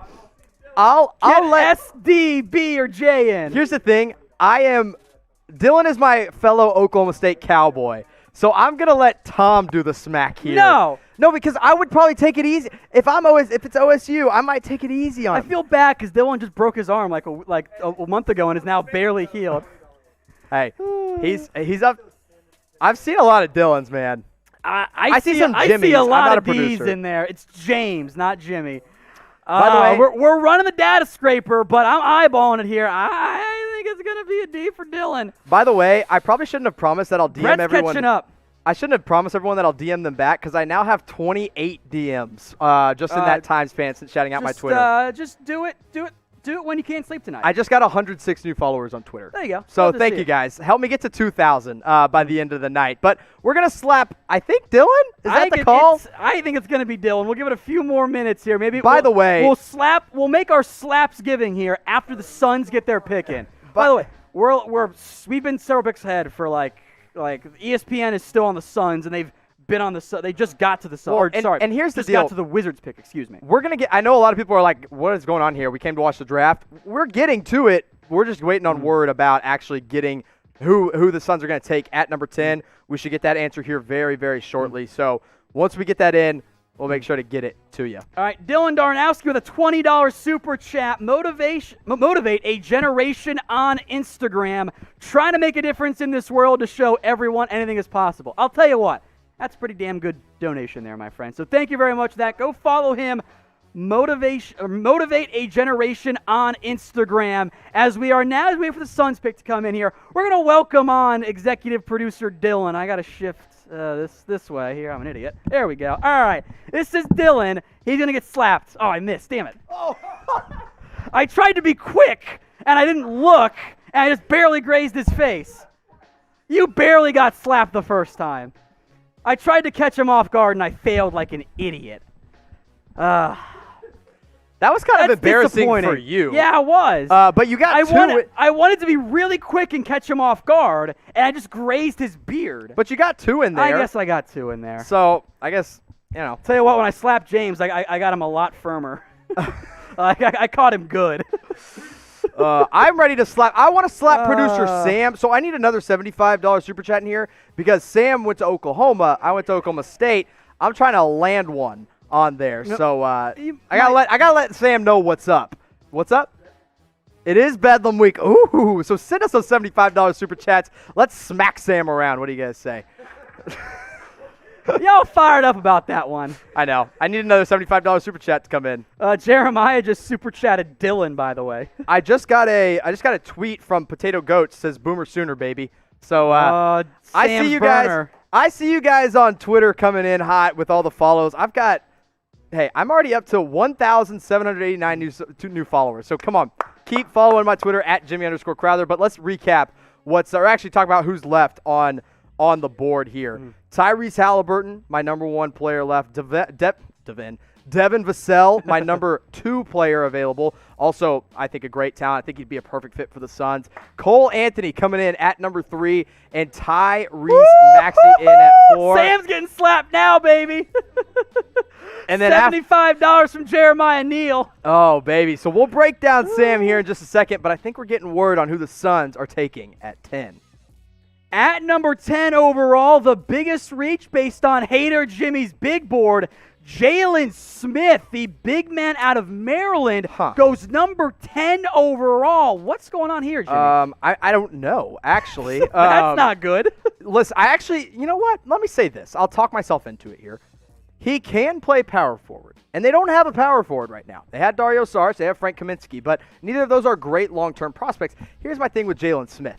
Good pick-and-pop kind of player, a really good defensive player, but he's got to add a lot of muscle to his frame right now. He came out his sophomore year. I'm afraid he might be a kind of one-hit wonder because he only had one good year, didn't have a good freshman year at Maryland while Bruno Fernando was still there. Now, I think he could fit into the starting 5 right away. Play the 4 for him? Yeah, I actually have him listed as a power forward. I think he is better suited at the 4 in the NBA. And Cam Johnson, he's not a 4. But this is a reach, man. Either way. Listen, he can shoot, and that's great. And if you're trying to space the floor, that's good. Almost 37% from deep. Yeah, but I had Precious Achiuwa as a better power forward than him, although I don't think he was as good of a fit. I mean, fit-wise, it makes sense. He's a good defender, but there were better players available. And you know what? Phoenix did this last year, man. They took Cam Johnson out of North Carolina, and everyone was a bit surprised. They're doing it again this year with Jalen Smith out of Maryland. They operate on their own drum. I'm not saying it's a bad pick because I like Jalen Smith as a player. I don't like him as a top 10 pick, and you know what? Players are going to start to fall now, and I think you're going to hear some teams calling up and trying to trade up in this draft. So, interesting pick by Phoenix. It actually worked out well with Cam Johnson.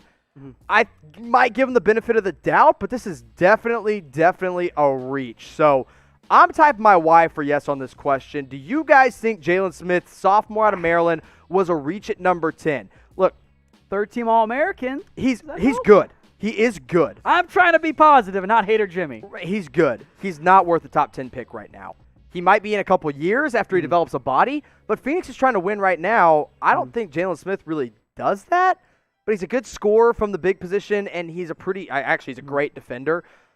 I don't know, man. I don't like this pick for Phoenix at 10. I would have gone elsewhere, but I guess it fills a need at power forward. All right, well, as a reminder, folks, NBA free agency is literally right around the corner in a way that you might not have expected because the season's weird this year. So if you want daily coverage, updates on everything going on around what could be a wild NBA free agency, subscribe right now. We've got 40K watching live right now, and I know not all of you are subscribed. So subscribe today. Hit that big red button.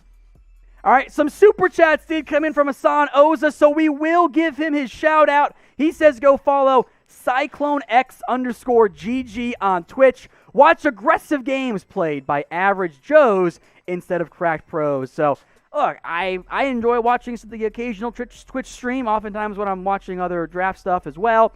So go follow him on Twitch at CycloneX_GG. Hassan, thank you very much for the super chat. By the way, those of you watching the live chat, you can go click if you need to stick around and see what his Twitch handle actually is. We also had a $75 one from Jeremiah Neal. Producer Slam about to get slapped, and Jimmy is hammed up here. As Sam walks up, shout-outs, by the way, for Jamie Spaznovic, Splash Edits, twice, by the way, wanted a shout-out. There you go, Splash Edits. We got you covered, my friend. There was also one from Jeremiah Neal earlier, and I think I'm caught up. Professor Catman6 also had a shout-out, so I think I'm all caught up on those. Jamie wants to know if the Mavs should call about trading for Clint Capella, by the way, Jimmy. No. We'll get to that, but it's slap time.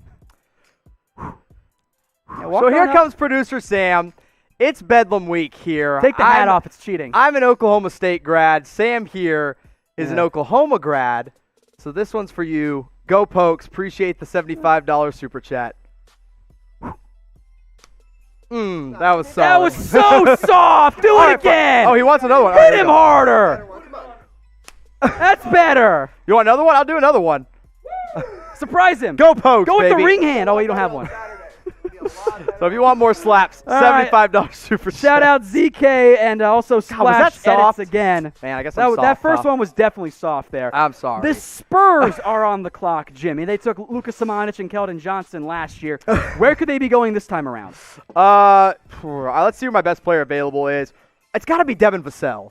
And if they get Devin Vassell, that's such a good fit for them. That's a wing. A steal, man. Yeah. It's an absolute steal at 11. I mean, I know I have him ranked 11, so it kind of makes sense. But, you know what, man? Well, listen, I don't think you go – so Tyrese Halliburton's my best player available. They have enough guards. But they have DeJounte Murray, who's basically a very similar player.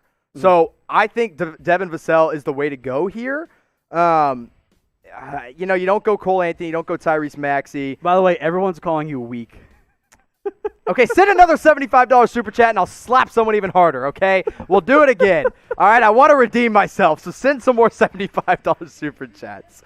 I gave you a lot of I'm sorry. Tell you what, I'm too Dylan, kind-hearted. Dylan, why don't you come up and slap me here? Come on up and slap me here. Wait, why? We'll give him a better slap, okay? We'll give you a bonus slap because I guess mine was soft. I'm Yeah. sorry, guys. We'll give you a bonus slap here, all right? Let's go. Dylan's going to lay it on him, man. He looks ready. I know he looks ready, man. It's gonna hurt. All right, let's do it, Dylan. Oh, wait. Yeah, I have to do this. Okay, there we go. You chose the wrong one, guys. I know I did. That was weak. Do it again. That's still weak. Do it again. Other side is fine. Do it again. Bad arm? Oh, yeah, good point. Don't do the bad arm. That one was better. I forgot you broke that arm. Oh my gosh, we got another one. Jeremiah just sent another $75 super chat. Wants me to redeem myself. I think it's Brett's team. Pokes on pokes. Dylan's coming up. Oh no. All right. Pokes on poke action over here. Then we'll get to the Spurs Give pick. them what they want, Jimmy. Just give them what they want. All right, are we Slap ready? him hard. That one was better. His hair moved, okay? I think that was a solid one. All right, that was better. I feel better about that one. That was better. solid. That was a better slap. Oh, man. Jeremiah, appreciate your $75 super chat. Thanks, man. If you guys want me to slap some more people, I guess I will, and I'll do a little better. You just got to send us your $75 super chat. So let's see who the Spurs pick at number 11 here. Well, Jimmy, you were right. Number 11 off the board to the San Antonio Spurs. Devin Vassell, the wing out of Florida State. Gosh, what a perfect fit for the San Antonio Spurs. And they have time where they didn't need to take a win-now guy, but of course Devin Vassell is a win-now guy. He can play defense. He's a great and smart defender. He can shoot the ball. Again, you see him at 12.7 points per game. Didn't score the ball all that well, but I think he's going to fit perfectly in Greg Popovich's system in San Antonio. With him at number 11, I mean, this is a steal in my opinion, even though I did have him ranked 11th on my big board. This pick is made possible by Manscaped. Head over to manscaped.com/chat. That'll save you 20% off, and it'll get you free shipping as well on all of their amazing products, including the Lawnmower 3.0, the single best men's grooming tool out there. I got my perfect package carry case right here as well. Go check out that link, manscaped.com/chat. Again, 20% off and free shipping. It's a fantastic deal out there. If you got a girl, you're trying to get a girl, the Manscaped products will help you out in a big way. So go check them out, manscaped.com/chat. Now back to the pick here, Jimmy. Devin Vassell, you're a big fan of this, and frankly, so am I. This is a win for San Antonio. It's a win for Devin Vassell as well because he gets to go to a world-class organization. Great wingspan at 6'10". He's also 6'7". I think really he can come in right away, make an impact on any team. Although, the Spurs aren't really competing for anything right now, but they can, or they can at least try to develop a guy that can win now. So great pick by the Spurs. I had him ranked 11th on my board, but I thought he would have gone a little bit higher. And, with him being there at San Antonio, you cannot pass up on him with a team that needs wing help and they need defensive help as well. So he comes in right away. could potentially start at that 3 position if DeMar DeRozan's not back, or maybe he takes a year on the bench, but he's also a sophomore, so he is a guy that's already spent, a year in college and has taken that time to develop. I give this pick an A, honestly. I think this is such a good pick by the Spurs. I love it too, man. It's really, really good. He shot 42% at Florida State, and you see 12.9 points per game. I'm a sucker for dudes that shoot and can play some defense. I think this is the type of guy I'm looking for at the back end of the lottery, a 3-and-D player. I think I would be wrong if I didn't admit that his shot's a little funky. He brings it kind of far behind his head, and it looks weird, but it worked, and it went in consistently at Florida State. So San Antonio Spurs fans, you should absolutely be happy with this pick at 11. You know what else you'd be happy with? Our friends at Manscaped, manscaped.com/chat. All right, the Sacramento Kings, their pick is in. Jimmy's best player left on his board, Tyrese Halliburton, the guard out of Iowa State. Yeah, I had him as my number 9 prospect and then my number 3 overall point guard. Listen, it's not that Sacramento really needed a guard because they have De'Aaron Fox, but this is a guy that can play either guard position, and they're potentially losing Bogdan Bogdanovic. They are potentially going to be trading away Buddy Hield. So Tyrese Halliburton comes in. He's a great defensive option, super, super smart, and hopefully he can kind of help shape that that culture in Sacramento. Now you have a young core to build around with De'Aaron Fox, Tyrese Halliburton, and even Marvin Bagley, who I know didn't play a lot last year, definitely wasn't worthy of that number 2 overall pick, but still, I like this pick for Sacramento. Great value pick. If you're the Kings, you need the best player available, and that's what they did. They went out and got my best player available. I think this is an A grade. Again, not a perfect fit because you already have De'Aaron Fox, but I think he and Halliburton can play in the same backcourt. Halliburton, a coach's dream at Iowa State. Scored 15 points per game, 6 boards, 7 assists, 50% from the field. You're like, Jimmy, why didn't he play or why didn't he go higher? Why was he so low? He's got an ugly jumper, real ugly, but it worked in college. He shot well. He did. He shot really, really well, but the jump shot looks weird, and some people are worried that that's not going to translate to the NBA. I kind of view him as almost a combo guard. I think that fits really well with De'Aaron Fox. If they find a way to keep Buddy Hield too, he can be your number 3 guard. So I think with where the Kings are drafting at pick number 12, I like this pick quite a bit here. I do too, and he can actually, honestly, he can play small ball 5 if you, or 3, not 5. Small ball, small ball 3 if you really need him to because of his wingspan at 6'8". But love the pick. I give this a thumbs up for the Kings. All right, so a quick recap here. Minnesota, Anthony Edwards. Warriors, James Wiseman. LaMelo Ball, for someone who asked in the chat, I saw it. Number 3 to the Hornets. Patrick Williams, number 4 to the Bulls. Isaac Okoro goes number 5 to the Cavs. Onyeka Okongwu goes number 6 to the Hawks. Killian Hayes goes number 7 to the Detroit Pistons. Obi Toppin, yes, you can say Obi in the chat, goes to the Knicks. Denny Avita goes number 9 to the Wizards. Jalen Smith goes number 10 to the Suns. Devin Vassell to the Spurs. And then most recently, Tyrese Halliburton goes number 12 to the Sacramento Kings. So congrats, my friend, or all those players who have been taken so far. And don't worry, we will get to the Super Chats from Exotic Sports and Lewis Tully as well. I did want to shout out D-Train for his Super Chat, giving us some advice on how to slap people harder. Jeremiah Neal says, all right, chat, might not have been the best slap, but it was worth it to me, and you all got to see it. And you can't borrow money from me. All right, there was, by the way, our Panda Subs giveaway. We have a winner, Peyton.Watros. Hopefully I pronounced that last name, my friend. So there you go. You are our Panda Subs winner. Congratulations, my friend, Peyton.Watros. Go ahead and DM on Instagram here. DM Panda Sups on Instagram. You already follow them, so it's pretty simple to go ahead and just DM them to claim your award. There you go, Peyton. Congratulations on winning that one. DM Panda Sups on Instagram. Go check them out. If you guys followed earlier, pay attention. We've got some more giveaways coming up later tonight. So, Peyton, congrats on winning. Go DM at Panda Sups on Instagram to claim. And we'll get to those Super Chats, by the way, in just a little bit. But the New Orleans Pelicans are on the clock right now amid some potential trade whispers going on around there. I wonder what they're plotting here. When you look at what they need another big man. You have Jackson Hayes, but he's not really an established big man. You just lost Derek Favors.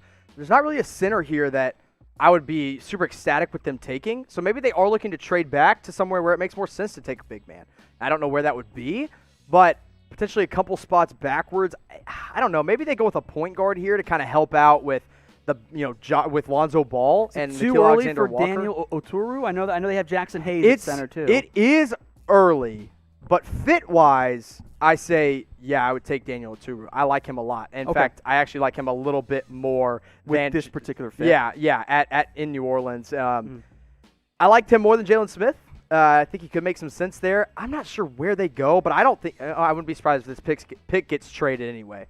So we'll see what ends up happening there. Exotic Sports has Super Chat. He says go check out Exotic Sports on YouTube. So you know what? Thank you very much for that Super Chat, my friend. You guys can check him out. Exotic Sports on YouTube. Thank you very much, my friend. I appreciate that. We also have one coming in from Louis Tully. Says pour cold water on the producer, a $25 Super Chat.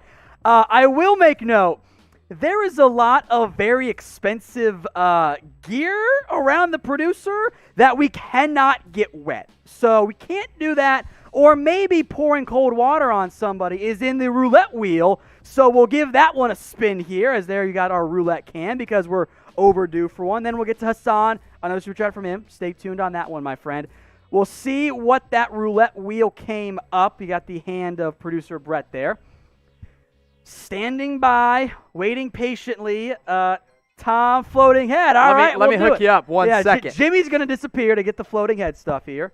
Reminder, these Pelicans are on the clock. No, put it below you. They can't see you go invisible. Oh, sorry. What are you doing? We'll pass it off there. Now let's do this super chat while you get your invisible floating head.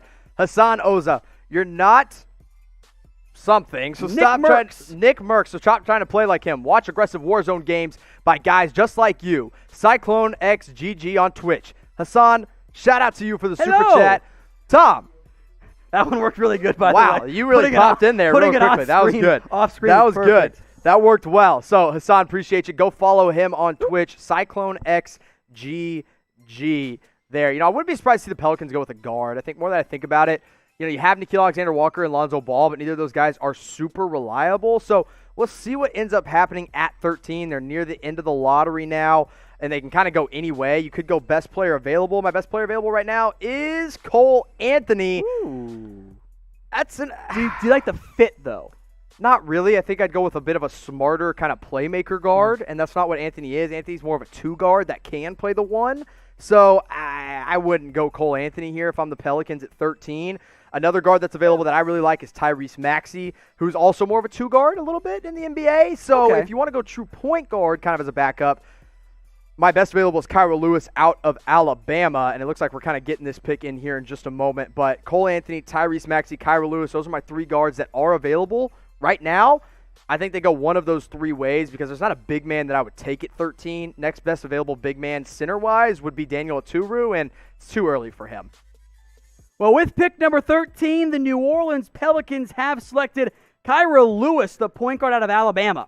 Listen, I think this is a good pick. They needed a backup point guard. They have Nickeil Alexander Walker, and they have Lonzo Ball. But Kira Lewis is more of a guy that can come in and play the point and run the point. Now, if they wanted to go any kind of guard, Cole Anthony and Tyrese Maxey were also available. But Kira Lewis is freakishly fast, finishes at the rim really well, and has the ability to shoot the three. Now, one problem is he's super skinny. He's 170 pounds at 6'3". That's a little worrisome, but his speed and his aggressiveness make up for it. Another thing about Kira Lewis that I really, really like is the fact that he stayed an extra year to up his draft stock. So I think that really makes up for it here. Or it really makes up for a bad freshman year, and now he comes in his sophomore year, gets drafted 13th overall. Smart pick by New Orleans. Not a home run, not a super sexy pick, but I think it is safe, and I think it meets a need for them off the bench with Kira Lewis Jr. out of Alabama going to the Pelicans at 13. I give this a thumbs up. I'll take it.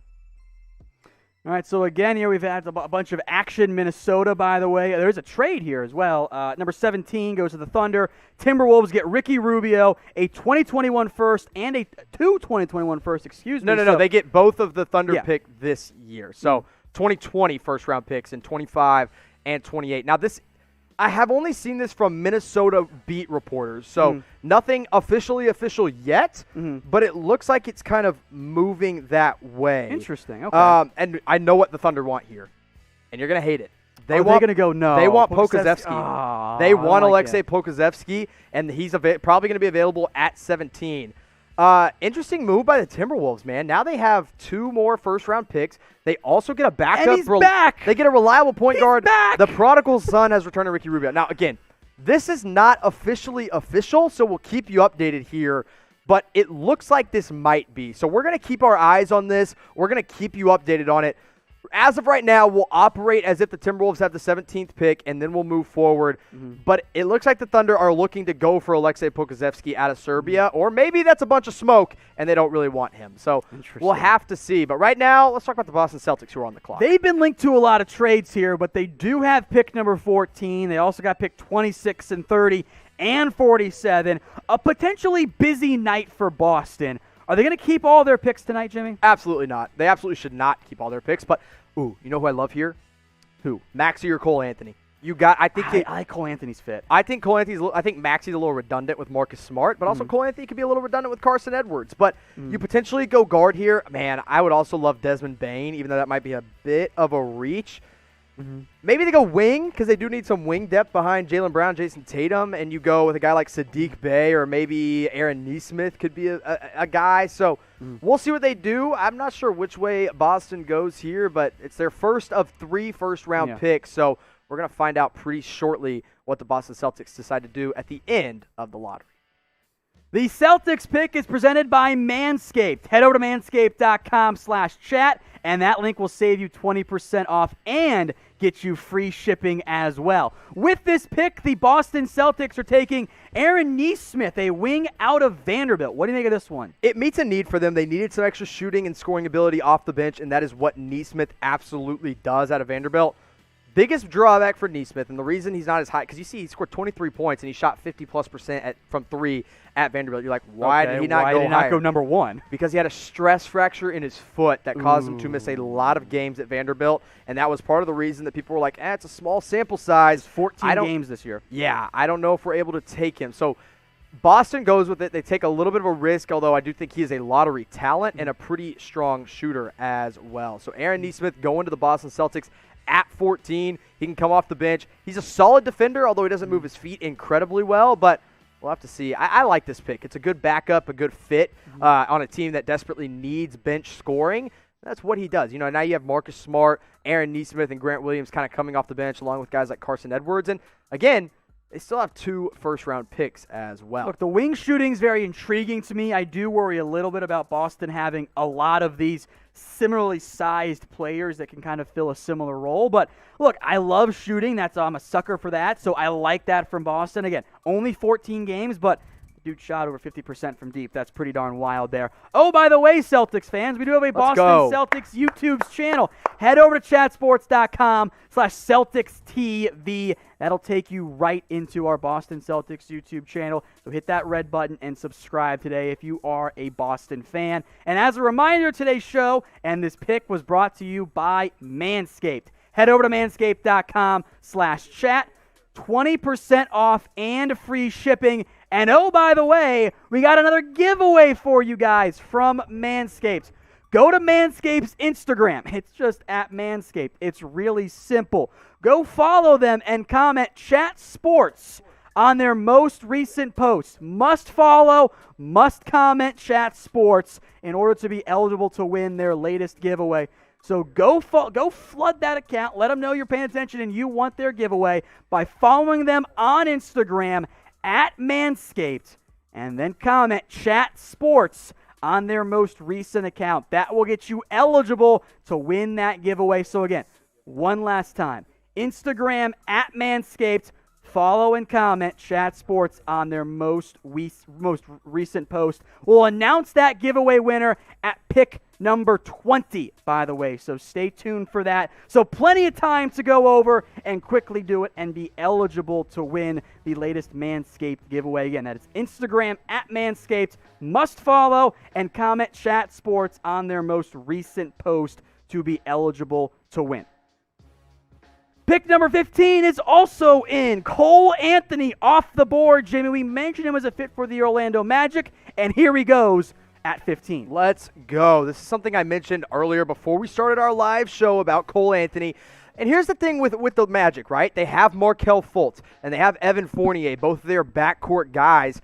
Cole Anthony gives them a different look. Now, Fultz and Anthony both a bit unproven, and I like both of them a lot, but I think Cole Anthony could come in right away and contribute as a six-man. He can play either guard position. Now, a couple drawbacks here with Cole Anthony. The reason he's not going higher, as he was obviously a top 5 high school talent. I see it. Yeah, he's not a great passer, so he's not that much of a point guard. But he's a scorer for the shooting. Yeah, the shooting's bad too. But that's because he just attacked the rim and really did everything. Also, here's the problem with Cole Anthony.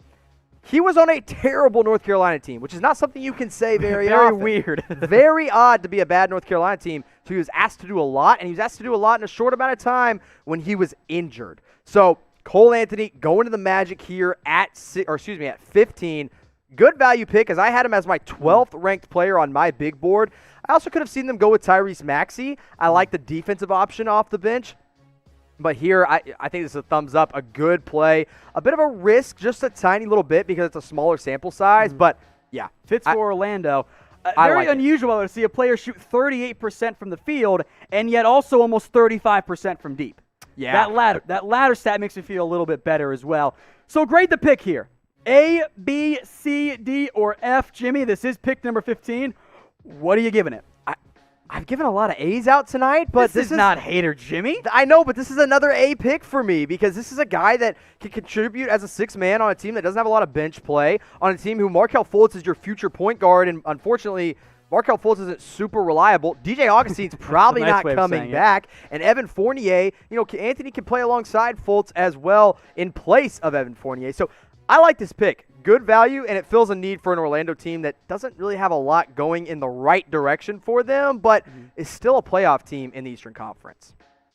We are trying to be the #1 most watched stream today on YouTube, which, I mean, we're looking pretty damn great. And that's all because of you guys. Thank you all so much for tuning in. We hope you're having a good time here as we're at the midway point of round 1. If you're enjoying the show so far, help us out by sharing this video on social media, on Facebook, on Twitter, on whatever the hell the fleets are these days. Well, everyone's got fleet stories. guy. Yeah, you're a big fleet guy? Okay, weird Not flex, but okay. Share the video on social media. Help us out. Now, as we wait for the Detroit Pistons, which is pick coming from Houston by way of Portland, shout out your favorite college for us in the comments section. I know Jimmy here, huge Oklahoma fan. Biggest Sooners fan I know in existence. Absolutely not. Oklahoma State all the way. State. Go Pokes. Tom over here went to the U. He's a big Miami Hurricane fan. He absolutely loves them, right? Wrong, right, Miami. I brought that upon myself, to be honest. Wait, so where did you go? No one to blame. The original Miami. Miami of Ohio. That doesn't exist. In Oxford, Ohio. Oh, I'm going to come over there and slap you. Oh, man. Stand up to the Miamian tribe, excuse me. So, all right, as a reminder here, folks, as your favorite colleges get thrown in the comment section, I see Duke, Iowa, Michigan State, Texas, Maryland, Oklahoma, Duke, Kentucky, Arizona, Oregon, Blue Mountain State. Good one. Yes. God, that show's hilarious. Oakland, Michigan, Miami University, NC State, UAV, TCU, UCLA, UConn, Auburn. Keep those coming in there. A little backtracking as to how this pick got here, because it was fairly wild.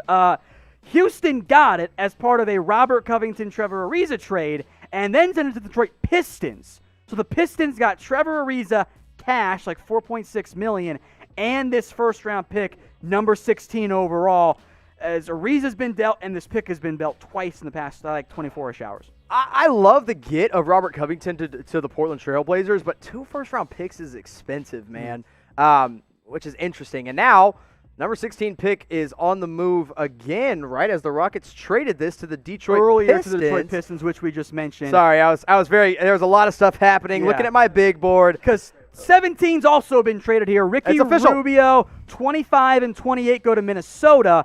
Thunder get pick number 17, and I think there might be some more future picks involved there. We'll see what happens on that front. But for right now, that's what matters. We'll get back to the Thunder at pick 17 here in a little bit. But Detroit, remember, they took Killian Hayes earlier in round 1. Where are they going to go now? Let's take a look at who's available on my board. I have Tyrese Maxey as the best available player. Don't take Tyrese Maxey. You just drafted Killian Hayes.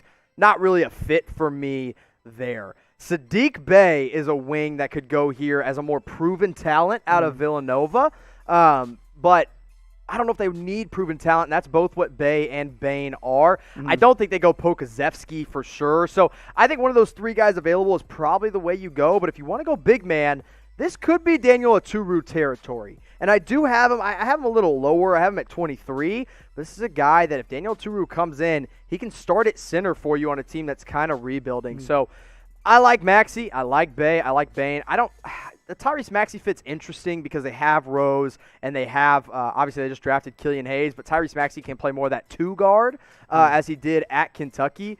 I don't know where, this is an interesting pick for Detroit. I don't really have a good prediction here. I'm also not sure if I'm like, oh, that's a bad pick, because I think Detroit could use anything. Another wing, maybe? If it is, it's got to be Sadiq Bey at Desmond this point. Bane? I love Desmond Bane. I like the pick, although he's more of a two guard than a three, but he could play either. I don't know where they go. I think they could go big man to kind of fill in that center need. Okay. And I think let's see what my next available big men are. I have Daniel Oturu at 23, Isaiah Stewart at 24. Alexei Pokusevski. Pokusevski is, I don't count him as a true big man, but he is a big man. I also have Achua, but he plays power forward. So we'll see where the Pistons go at 16. With the number 16 overall pick, the Detroit Pistons have taken Isaiah Stewart, a big man, out of Washington. Jimmy, break down this prospect for everyone. It's interesting. Isaiah Stewart's more of an old school kind of big man, more back to the basket, but he has great length. My goodness, his wingspan is incredible. And on a Washington team that actually had quite a bit of draft talent, he scored 17 points per game. His jump shot's still coming around, might be able to extend it to the mid-range, but he's not quite there yet. I had Daniel Oturu one spot above him when we look at real power forward / centers, but I do like Stewart. He's a great defensive player, and that wingspan compared to his height at 6'9", he has 7'4" wingspan. A great athlete and hustles his absolute butt off. So I'm kind of surprised they went with Stewart here over Oturu, but I like it. I think it's a fun pick. I think it's an interesting pick, a guy that you can develop, and a guy that really could potentially start right away at the center position for a team that doesn't have a big man. This could be insurance if Christian Wood leaves too, because Christian Wood is a big man that could be on his way out as a free agent. So you get Killian Hayes, you get Isaiah Stewart, you fill two needs. I would have gone Oturu over Stewart, and if you wanted a power forward, I would have gone Precious Achiuwa. But Stewart, he's got the defense, he's got the intangibles. He just doesn't have that NBA skill quite yet, but I think it could come around. We'll have to wait and see. In Detroit, they've got time to be patient with a guy like Isaiah Stewart. I will make a quick note here, by the way. Detroit's GM, Troy Weaver, actually worked with Washington's head coach, Mike Hopkins, before Weaver made the jump to the NBA. So there is some familiarity there in terms of knowledge and based on Isaiah Stewart. Jimmy, I will make a note here, by the way. You are kicking the NFL draft butt right now. Let's go, NBA fans. We are dominating. So what, we're 16 picks in. We have 9,000 subscribers. That's pretty darn solid. Let's keep it going. Are we going to get to 225? How many are we at, Producer Brett? Fun. Ideal, 9,000 new subscribers. I can't do the math. That's too much math. Yeah, I for can't me. either. I don't know what we started at when tonight started. So we are at 217. Guys, can we get to 225,000 subscribers? Can you guys do it? I'd like that. Can my NBA fans do it? Because NBA greater than NFL, you guys are elite. Hey, honestly, from the bottom of our hearts, I want to say thank you, because we couldn't be able to do any of this stuff without you guys hitting that subscribe button. So we like to have fun here. We like to do all that good stuff. None of it happens if you don't subscribe, like the video, and comment down below. So appreciate y'all. I've been having tonight's been fun. This has been a fun draft. So keep subscribing. Keep it coming. All right, the Thunder are now on the clock, part of a trade here. Again, we'll get to those details again for you guys in just a second. Oklahoma City wheeling and dealing. They got all these picks. Now they're up at number 17. You think they're going big man? I think they're going to Alexei Pokusevski. I think they really like him and they want him. And you know what? That's right where I have him ranked, at number 17. So it's a good value. And for a team that wants him and is looking to go long term, I think that's what they could do. And look, that's why I said, look, my number one need, long-term talent. Pokusevski is exactly that. He's a guy that comes in, you got to be patient with. So you look at what OKC has done now. They traded for Ricky Rubio, now they traded away. They traded for Danny Green, now they've traded him away. Getting all these picks in the process. Yeah, so they go up to 17 by trading away 25 and 28, I believe, were the two picks they traded. Yes. And so now they're up at 17. They're going to get a guy they actually want, who I think will be Pokusevski, but it really could be 100 different players for them. Looking at your top players, Tyrese Maxey's left on the board. Sadiq Bey, could a wing make sense for them? Here's my thing with Maxey. Number one, you're good with Shai Gilgeous-Alexander. Yeah, for sure. Don't need to go guard. Sadiq Bey, he's proven talent. He's already ready to play right now. Okay. They don't need proven talent. You're looking for a higher upside pick. Yeah, Desmond Bane, Okay. same thing. You know what you're getting out of Desmond Bane. He's a 4-year guy at TCU. You don't have to go with him, although I'm much higher on Desmond Bane than a lot of people. And then Alexei Pokusevski. That's the guy of this list of 4. He's got the highest upside, and he's got really the best long-term whatever. What am I looking for? Long-term ceiling. Yeah. Is the right word. So he's not going to be ready to play night 1. He's not going to give it a big impact night 1. But, man, give him 4 years in an NBA gym. A long time, Tom, man. I promise. Just believe it. Just believe in something for once, Tom. I would Pokusevski, that would be my guy if I'm the Oklahoma City Thunder here. Of course, this pick coming via the Minnesota Timberwolves. So, pick number 17, let's see who they take. Well, Jimmy, you were right. At pick number 17, the Thunder, again, part of a trade here. They are going with the big man, 7 foot, 200 pounds. I'm not joking on that one. Alexei Pokusevski. There it is. I'm not a fan of the guy. I think he's way too thin here. Fine. Hate on him. Oklahoma City, what's up? You took the kid that's 7 feet tall, that can handle the ball like a guard, that protects the rim like a center. I like Pokusevski a lot. You got to be patient with him. You got to let him develop his body because it's not there. 7 feet tall, 190 pounds. He's a whole foot taller than me and weighs actually a little less than me. So it's With scary. your glam muscles. It's scary for sure, but we're going to, have to see what happens. He can shoot. He can handle it. He's just got to play against high-level talent. I am terrified about him on defense, though. Well, he protects the rim well. Now, he doesn't, obviously he's going to get beat up down low, but if somebody drives, he's going to be able to challenge a shot because of that wingspan and that height.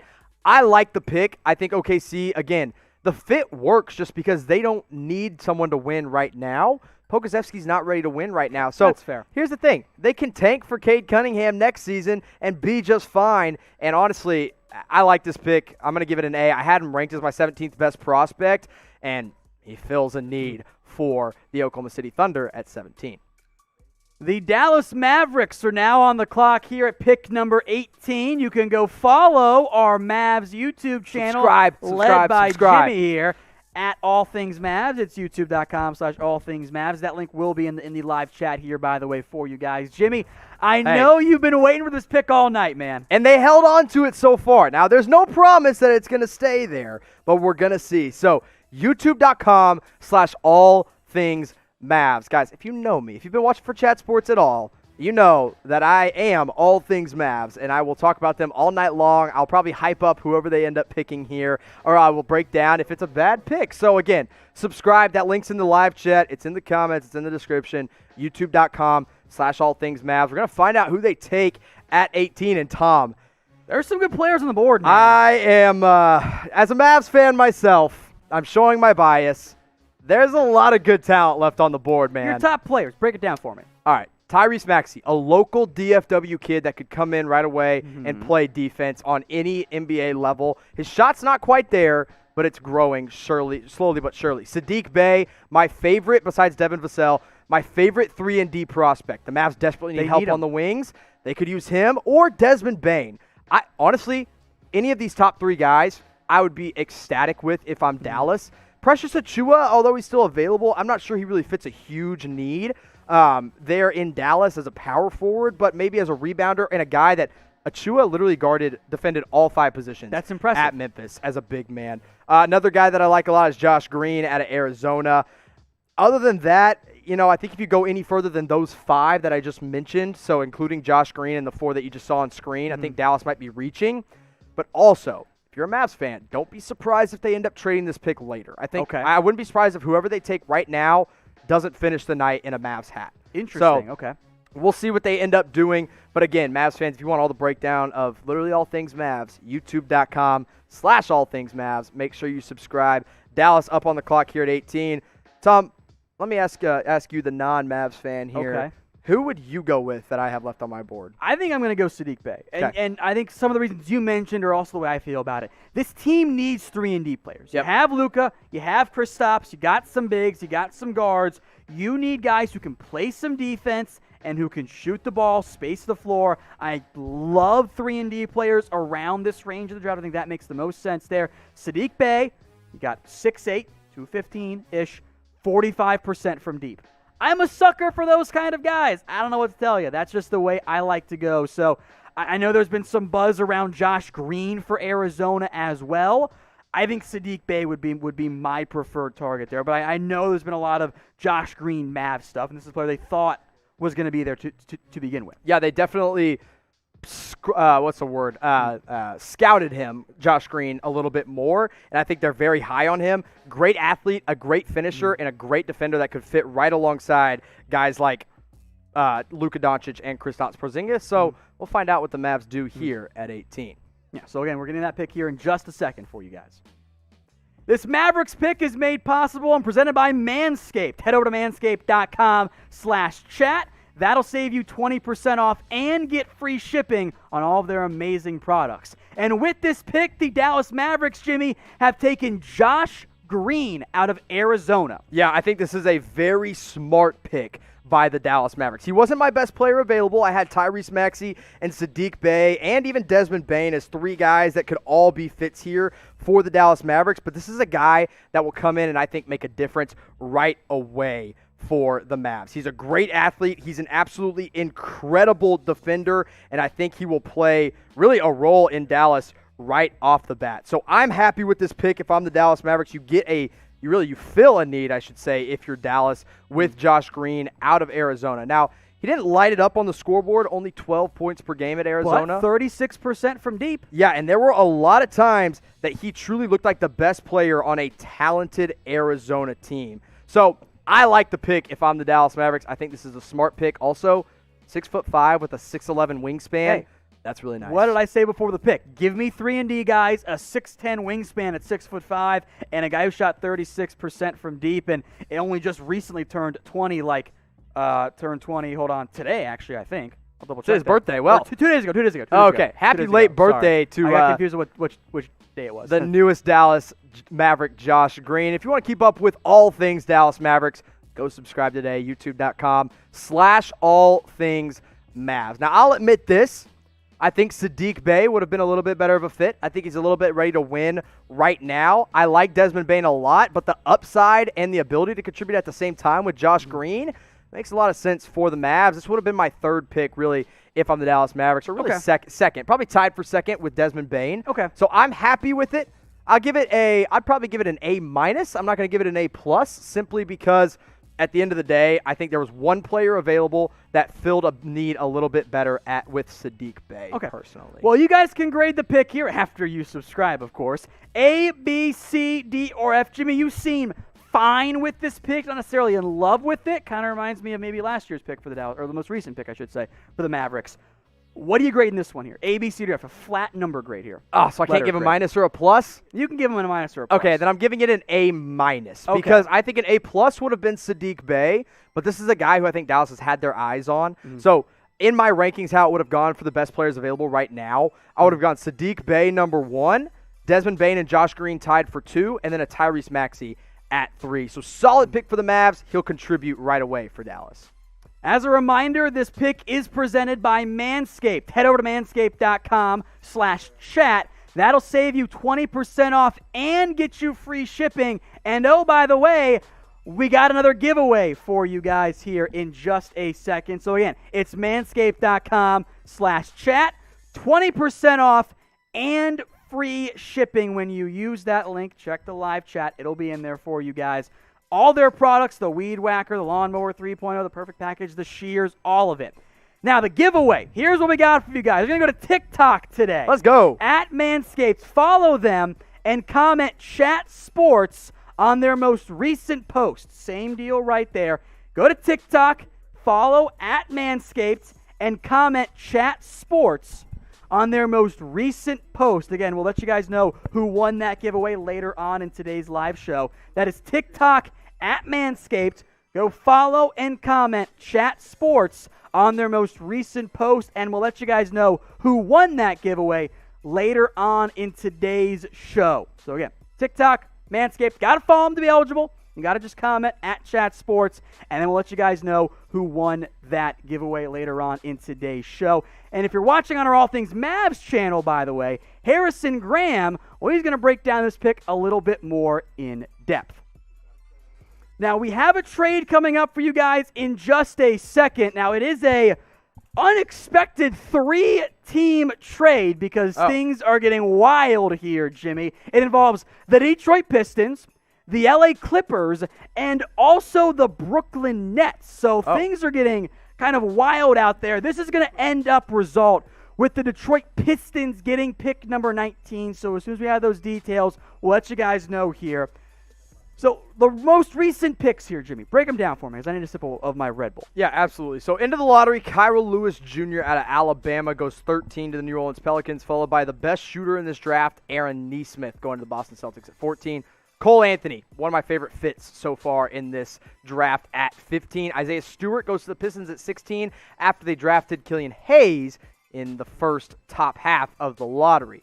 Then at 17, the Thunder went with the guy they wanted. They traded up and got Aleksej Pokazevsky out of Serbia. And the Mavs went out and got Josh Green, an elite athlete, a great defender, and a guy that is going to fill a need for this Mavs team. Great players available still on the board for Dallas with Sadiq Bey and Desmond Bane, but Josh Green comes in right away. I think he's going to be a guy that Rick Carlisle loves. Also, from Australia, so that international talent for the Mavs continues to grow. So now, coming up at 19, who we got? The Detroit Pistons. Well, we got wheeling and dealing going on here. So the Pistons, and there might be some more pieces involved, and if there are, we'll update you guys here. Pistons get number 19 overall, so they are back in the top 20 again tonight. The Clippers are getting Luke Kennard, and the Nets are getting Landry Shamet, the guard. This pick, the Nets win this, right? Because I like Shamet.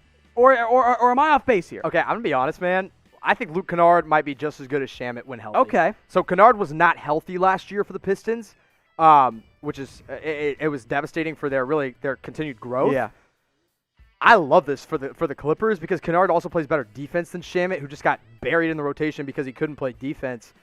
Also, I like it for the Pistons. You get another first-round pick, and now you have a chance to take 3 guys that can come in and develop. So, honestly, I'll say this. I think it's a win-win-win. Okay. I'm happy with all 3 teams. This is not hater Jimmy, man. I'm being way too nice. I'll start hating in the second round when these random players get picked. But the second round, I like this. We'll see who Pistons take at 19. It kind of depends on that. I'm going to say the Nets probably get the lowest end of this deal. Okay. Personally, I like Shamet, but I think in the wrong system he could be bad. Kennard makes some sense. You know what this might be? This might be insurance for Joe Harris leaving Brooklyn. It really could be. That makes sense. Shamet really could fill a need for Brooklyn, but could you see Shamet getting traded as part of a James Harden deal potentially? Could fit in Houston as another asset going on in that deal. I don't helps hate that. the money I balance. like that. I like that. That's a good thought. Yeah. Good so thought. we will get this Pistons pick here in a little bit. Lewis, I assume it's pronounced Lewis and not Louis here. Take a shot of hot sauce. We have hot sauce. I say Jimmy does it. Who says yes? Everyone said yes in the office. Wow, wild. Jimmy's gonna do the hot shot sauce. The hot shot sauce. Yeah. I think since he pronounced it wrong, he has to shot. do it. There we go. What kind of hot sauce do we have? Someone will go gross hot sauce. I'm not convinced. I'm convinced it's expired. If it's expired. We've had this hot sauce since we started the company 5 years ago. At least moved here, whatever. We started that for like 5 years. I don't like the way they're conspiring. We had it in San Francisco when we worked out of there. I'm gonna feel bad after this. I hope you guys ready to watch me barf take some on of that screen. Bang energy. That's gonna hurt. Bang and I also meant to shout out Sellout 2K for a 99-cent super chat. Thank you, my friend. Again, Pistons have just moved up to pick number 19. They send Luke Kennard to the Clippers, and the Clippers then send Landry Shamet to the Brooklyn Nets. We will see if there are more picks going on in that. As of right now, these are the known details. So a lot of movement here and a lot of wildness going on in the NBA draft. This just put this. You hit the over, by the way, on your bet with Sam on first round trade. Oh, Sam, send me that $10, baby. Let's go. So Sam and I made a bet. It was 5.5 over under first round trades. I took the over, and now this is 6 trades now, right, in the first round? I'm pretty sure it is. At least 6 or 7. So I win. Sam loses. What's new? So I'm happy with that. All right, the Detroit Pistons have made their pick at number 19. They got a point guard earlier, a center, and now a wing. Sadiq Bey out of Villanova goes number 19 overall. I'll say this. I didn't love the Isaiah Stewart pick. I thought it was a little bit too high for him. But getting Saddiq Bey at 19, that's great value because now you get a guy at 19 that I would have taken where they took Isaiah Stewart earlier, and it makes a lot of sense because they traded away Luke Kennard now. So now this team has completely rebuilt the way they look with Killian Hayes at the point guard, Saddiq Bey now at small forward, and then Isaiah Stewart is their big man with guys like Christian Wood potentially still in the mix, Sekou Doumbouya still in the mix. Detroit's done a good job tonight. I really do think they have. They also have Jean and Musa, who they just acquired. Oh, that's right. Yeah. Yeah, so interesting night so far for Detroit, and they get a steal, I think, here in Saddiq Bey, who I had as my 14th best prospect and now is my 19th prospect. So I like this pick. He's a great shooter. He's a great defender. I think he can kind of play either forward position at the next level, and he comes in for this Detroit team, and I think will make a difference right away, even though they don't really need to player, man. They don't need to win right now, but they could win right now. So I like it. I do too. Good pick for the Pistons. They trade into it and take a guy that I would have taken a little earlier. Guess what time it is, Jimmy? I was hoping I could talk my way out of it. Yeah, you couldn't do it. See how red my face already is? Yeah, your face gets red so quick because I've been talking so much, man, and now it's going to get even because redder. you're worried about taking the hot sauce shot. Go ahead and do it, buddy. Take it. All right, let me take this off. Oh, you're fine. Just leave it on. It's not that bad. It's a hot sauce shot. I took 3 free slaps tonight. I've got my chase. Oh, everyone type in weak in the comments. Here's the hot sauce. Just take it. There you go. Ew, that's a weird face. You didn't like it there at all. You didn't like that one at all. So there you go. Saddiq Bey. Oh, that is a cringe face. There's some redness up there, too. Aye. That's not good. Yeah, you don't like that, huh? Yeah, I don't blame you. Ooh. All right, there you go. All right, we did some giveaways earlier tonight, by the way, and we have our Manscaped giveaway winner on Instagram. So Instagram, Donovan Diaz, or I should say Donovan_Diaz, which looks like, is that a Kevin Durant in a Bulls jersey? Yeah, he's wearing a Tony Kukoc jersey. That's why he picked number 7, Kevin Durant, because of Tony Kukoc. So, yeah, right. Congrats. Yes, Donovan_Diaz. I assume you're still watching. DM at Chat Sports on Instagram to claim your Manscaped giveaway prize. Congratulations, my friend. You are our lucky winner. So go DM us on Chat Sports on Instagram to claim your prize. And oh, by the way, there are some more giveaways coming up here in a little bit later on in the draft. But the Miami Heat are on the clock at pick number 20 after a brilliant pick of Tyler Hero in last year's draft. Jimmy's still drinking with the hot sauce. I does not feel good in my stomach right now. Yeah, the hot sauce do not. They feel fine going down. It's right here. That's where it gets you. Especially with a bang mixed in there. But let's talk about Miami here. I think they go with another Kentucky guard. I think you got to go Tyrese Maxey. I think he fills a need for them right away. He's my 13th best player on my board. He's the best player on my board available right now. I think you take Tyrese Maxey and don't look back. I also like Desmond Bane. He kind of helps them win. Yeah. He helps them win right now. But Bane, Maxey, who else is out there? I wouldn't take Jaden McDaniels here. Achua? Probably not. Well, actually, I don't. If they go big man, if they need another big man behind Bam, because the big man depth is something that they desperately need, I wouldn't mind that. Hey, RJ by the way, Hampton? Note here for producer Brett, Rodney Magruder's on the move. So interesting as K-State grad Desmond Bane, producer Brett behind the scenes there. So again, we'll see what the Miami Heat do here. What would you go with if you were Miami? Look, Tyrese Maxey's the best player on your board, and I'm inclined to agree with you. Right. I don't know if guard is necessarily like the biggest screaming need for Miami, but it's also like they're in desperate need of, maybe they just take the best player on the board and keep it in their back pocket for potential trade down the road too. If Dragic is gone, that's a good point. Maxey makes sense. If Dragic is coming back, I like Bane or Achua as my two guys for the Miami Heat because behind Bam Adebayo, they don't have anybody right now. Myles Leonard's a free agent. Kelly Olynyk could become a free agent. Other than that, I know it's early. Thin. Could they try to stash someone overseas for a year? Normally that's more of a round 2 thing. Leandro Balmero has gotten looks in the first round. I was thinking about. He's gotten looks, but I don't know. If I'm Miami, you could stash him if you really want to save that 2021 cap space. Yeah. But at the end of the day, I'm burping up all my hot sauce. But at the end of the day, this is a team that wants to compete right now.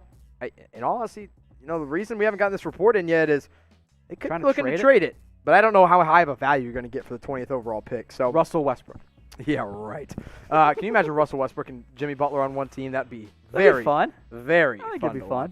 watch. I don't know what they do here. I wouldn't mind seeing a lot of guys go to Miami. In all honesty, they could go a lot of different ways with this 20th pick, but I think you go either best player available with Maxey or fill the biggest need with Precious Achiuwa, as that would kind of be their main backup, or could even potentially start alongside Bam Adebayo.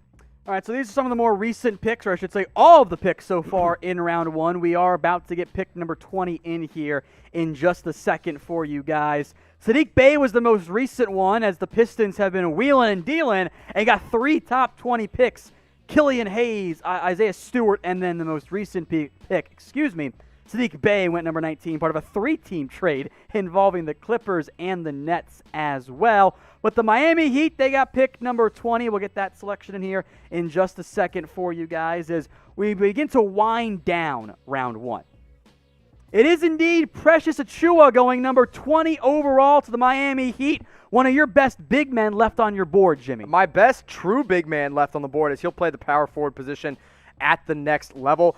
I love this pick for the Miami Heat as they desperately needed a guy that could either play behind or alongside Bam Adebayo. Another guy, so now they have Bam Adebayo and they have Precious Achiuwa, 2 guys that can guard multiple positions from the big man spot. Precious guarded point guards, shooting guards, small forwards, power forwards, and centers in the NBA in college. And in today's NBA, you desperately need a guy that can defend well in the pick and rolls on guards and big men, and Achiuwa did that. This is a guy that'll come in, give you high energy, not a great shooter right now, but he's slowly getting there. He rebounded the ball well at 11 boards per game. The thing that helped him the most was the fact that, I just completely blanked on his name, James Wiseman was gone. Yeah, he didn't play for his whole freshman year. So instead, Achiuwa gets to step in, gets to be the main big man. I think it's a great pick for Miami. Fills a huge need for them. And he's young, so he can take some time to develop as well. But I think he'll be asked to kind of play a lot of minutes from night one for this Miami team. My best player available was Tyrese Maxey, who also could have filled a need if you didn't have Goran Dragic back. But I like this pick as well. Desmond Bane was still on the board, but go with the big man. Not shooting great right now. So here's the thing with his shot. We'll break down his shot for you. Top of his shot, hands, form, everything looks good. Okay, so but he sets his feet poorly. If he sets his feet, they're faced the wrong way. They're not squared up to the basket. So it's a little awkward. But people are kind of saying, hey, it's not going to, completely make or break his game, his jump shot. He's more of that high energy, come in, crash the boards, play in the pick and roll. Elite name, too, by the way. Elite name, elite defender. I like this pick. Thumbs up for me from Miami. So we are now outside of the top 20. Just a couple picks left here in round one. The Philadelphia 76ers are now on the clock here at pick number 21 here. Look, I want to let you guys know here we have been well on our way to securing and locking up the number 1 most watched NBA draft stream on YouTube. There's still another round and a half, round and 3 or 2/3, whatever, math, I don't care. We have the best viewers on YouTube here. I broke myself with the wrong direction as well, like an idiot. But we have the best viewers on YouTube, so give yourself a pat on the back here. Everyone type in best for me in the comment. Not you, Jimmy, the viewers. Type in best on YouTube for us, man. Hey, you know what would really make them the best?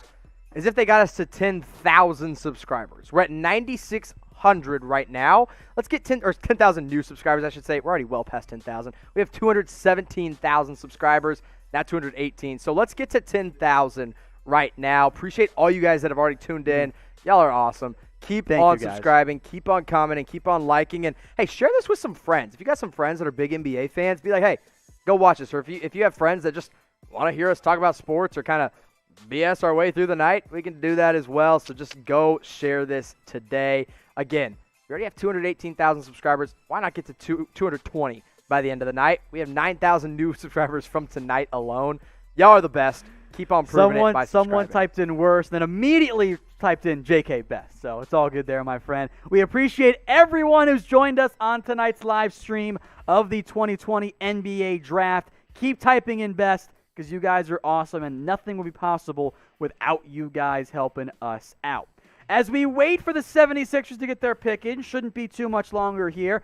Brief little recap of some picks that happened so far, Jimmy. Yeah, Anthony Edwards, number 1, perfect pick, perfect fit.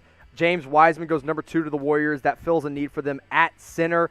I like it. Take him and start him right away. LaMelo Ball at 3. They kind of took a risk on him, but fit-wise, but it makes sense from the star-level talent. And then Patrick Williams, the biggest risk of the night so far, at number 4. Going to the Chicago Bulls. Got to take time with him, but he's going to be worth it. At pick number 21, the Philadelphia 76ers have taken Tyrese Maxey, the guard out of Kentucky, Jimmy. Best player available on my board. Super tough. A great defender. Can play either guard position. The problem is he's not a very good shooter. And when I look at Philadelphia, you had to get a shooter in this draft. Now, lucky for them, they still have picks. Sub 30% from yes, deep. They still have some picks. They still have some time. And Maxey is a good scorer when he gets around the rim and in the mid-range. But if I was Philadelphia, based on fit, and you can really draft based on fit if you're Philly, I would have taken Desmond Bane, who I think is top 3 shooter in this draft. But instead, they go with Tyrese Maxey. And he's a great player. I love Maxey. He was obviously, again, my best player available. And he can be a backup to Ben Simmons. I think maybe them acquiring Danny Green kind of offsets the fact that Maxey isn't a good shooter. And so it works out well for both sides. I think he'll come in and make an impact on night 1. Again, a guy that was 6'3", a bit undersized for the 2, but plays well at the 1, 200 pounds, and 6'6" wingspan.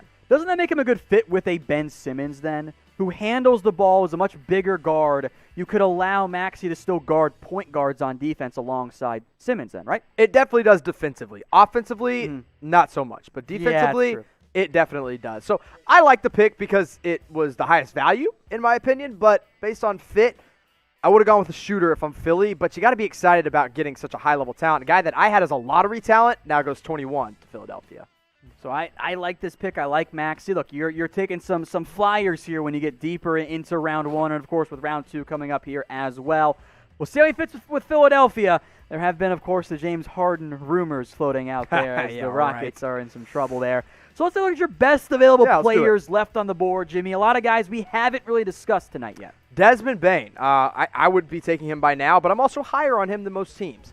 I like him a lot. I got to watch a lot of him in college because I went to Oklahoma State. I got to work in the athletic department, so I was up close and personal with a lot of Big 12 teams. Got to see Desmond Bane quite a bit, and the dude's a workhorse, absolute workhorse. That's why I have him at 16.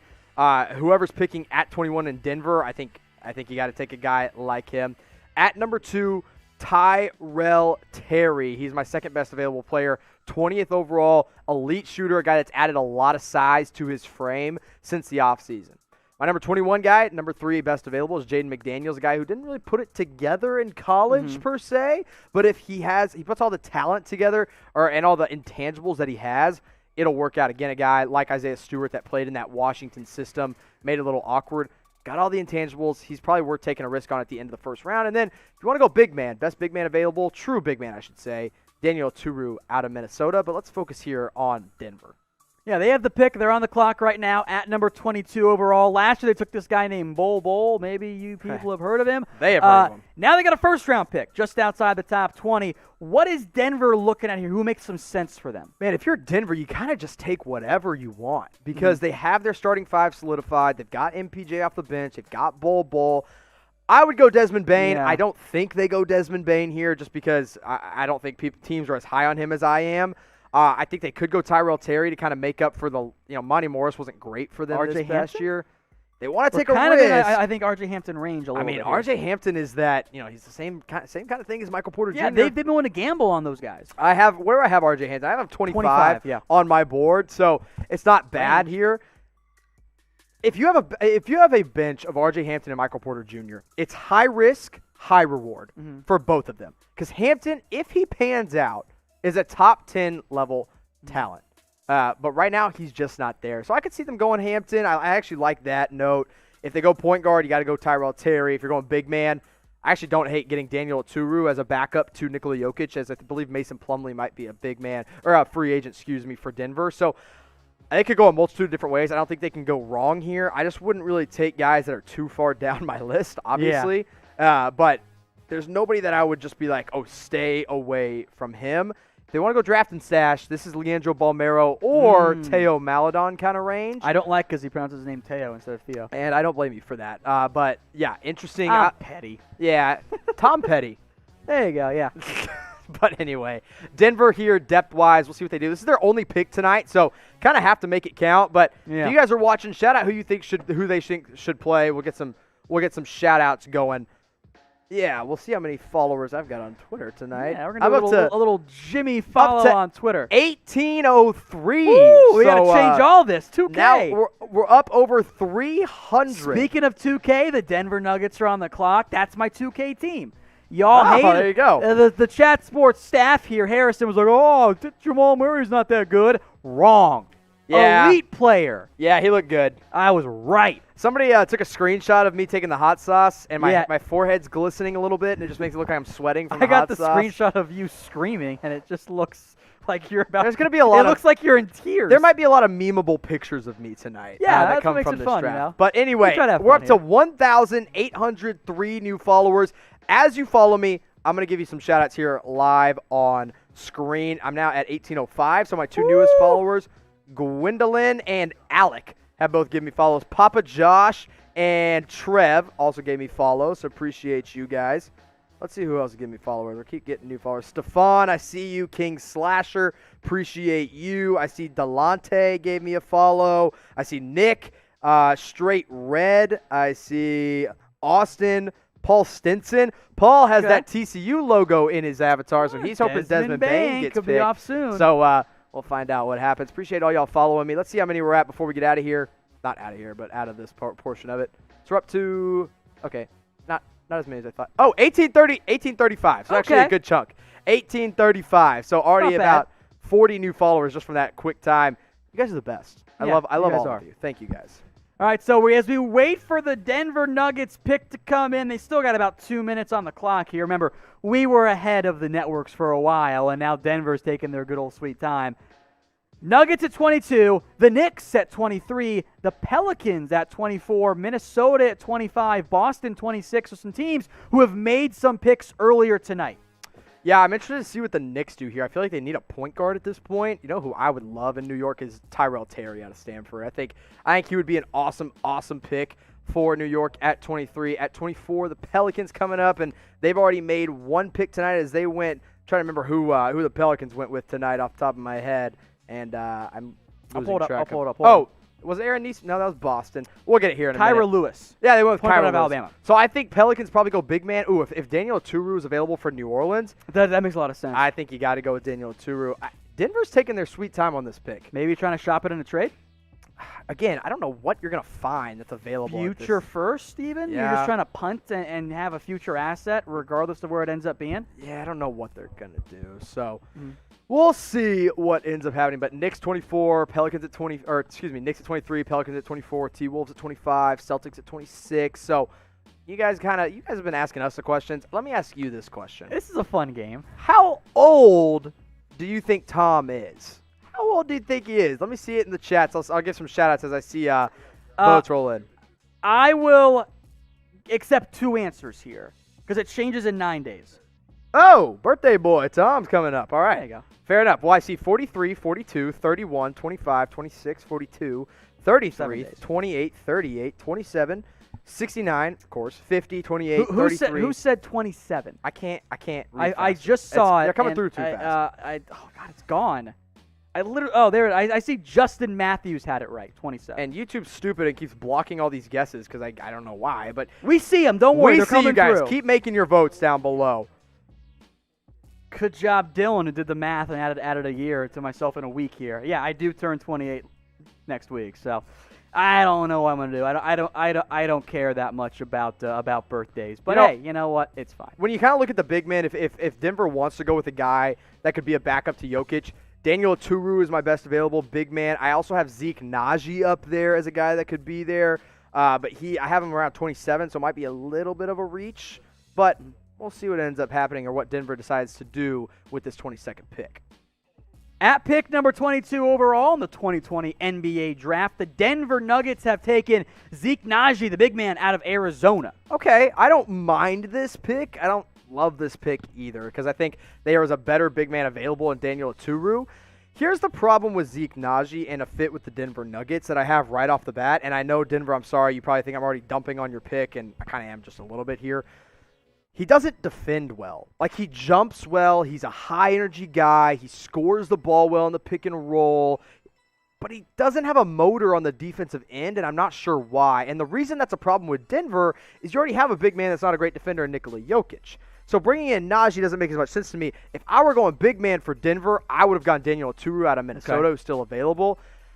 Zeke Najee's a fun prospect. He will come in and give you a lot of offense right off the bat. He will play in the pick and roll. He could play a little bit in the pick and pop as well. Defensively, he just hasn't put it together quite yet. He's 19 years old. He's younger. He's kind of insurance for Mason Plumlee. In fact, he plays a lot like Mason Plumlee does on the offensive end. So it's a good backup. It's a safe pick, but it's not really a great pick in my opinion. I think he'll be good at the next level, but he's got to be able to put it together defensively, and he hasn't done that quite yet at Arizona. All right, folks, we have another giveaway for you guys. Some protein from our friends over at Panda Sups. Here's how you are eligible to win. You're going to text 480-712-8252. Now, what you are texting is your name and email. So text that number, 480-712-8252. Text your name and your email to that number. We'll put it copyable in the comments for you guys here. Jimmy, you're all about the protein, Tom, my man. Tom, you and your glam muscles, baby. Do you lift? Do you lift? Because you see those? Panda Sups, they can help you out. Cheating by they can help you out. I'm not doing anything. But anyway, you get this awesome protein here. So make sure you text that number, your name, and email address to 480-712-8252. Kids are calling it swole these days? Yes. Very good. Very good. So if you guys want to get your bench press up, if you guys want to get your squat up, if you guys want to impress everyone in the gym, check out Panda Sups. $85 value between the protein and the recovery that they offer. And here's the thing with Panda Sups.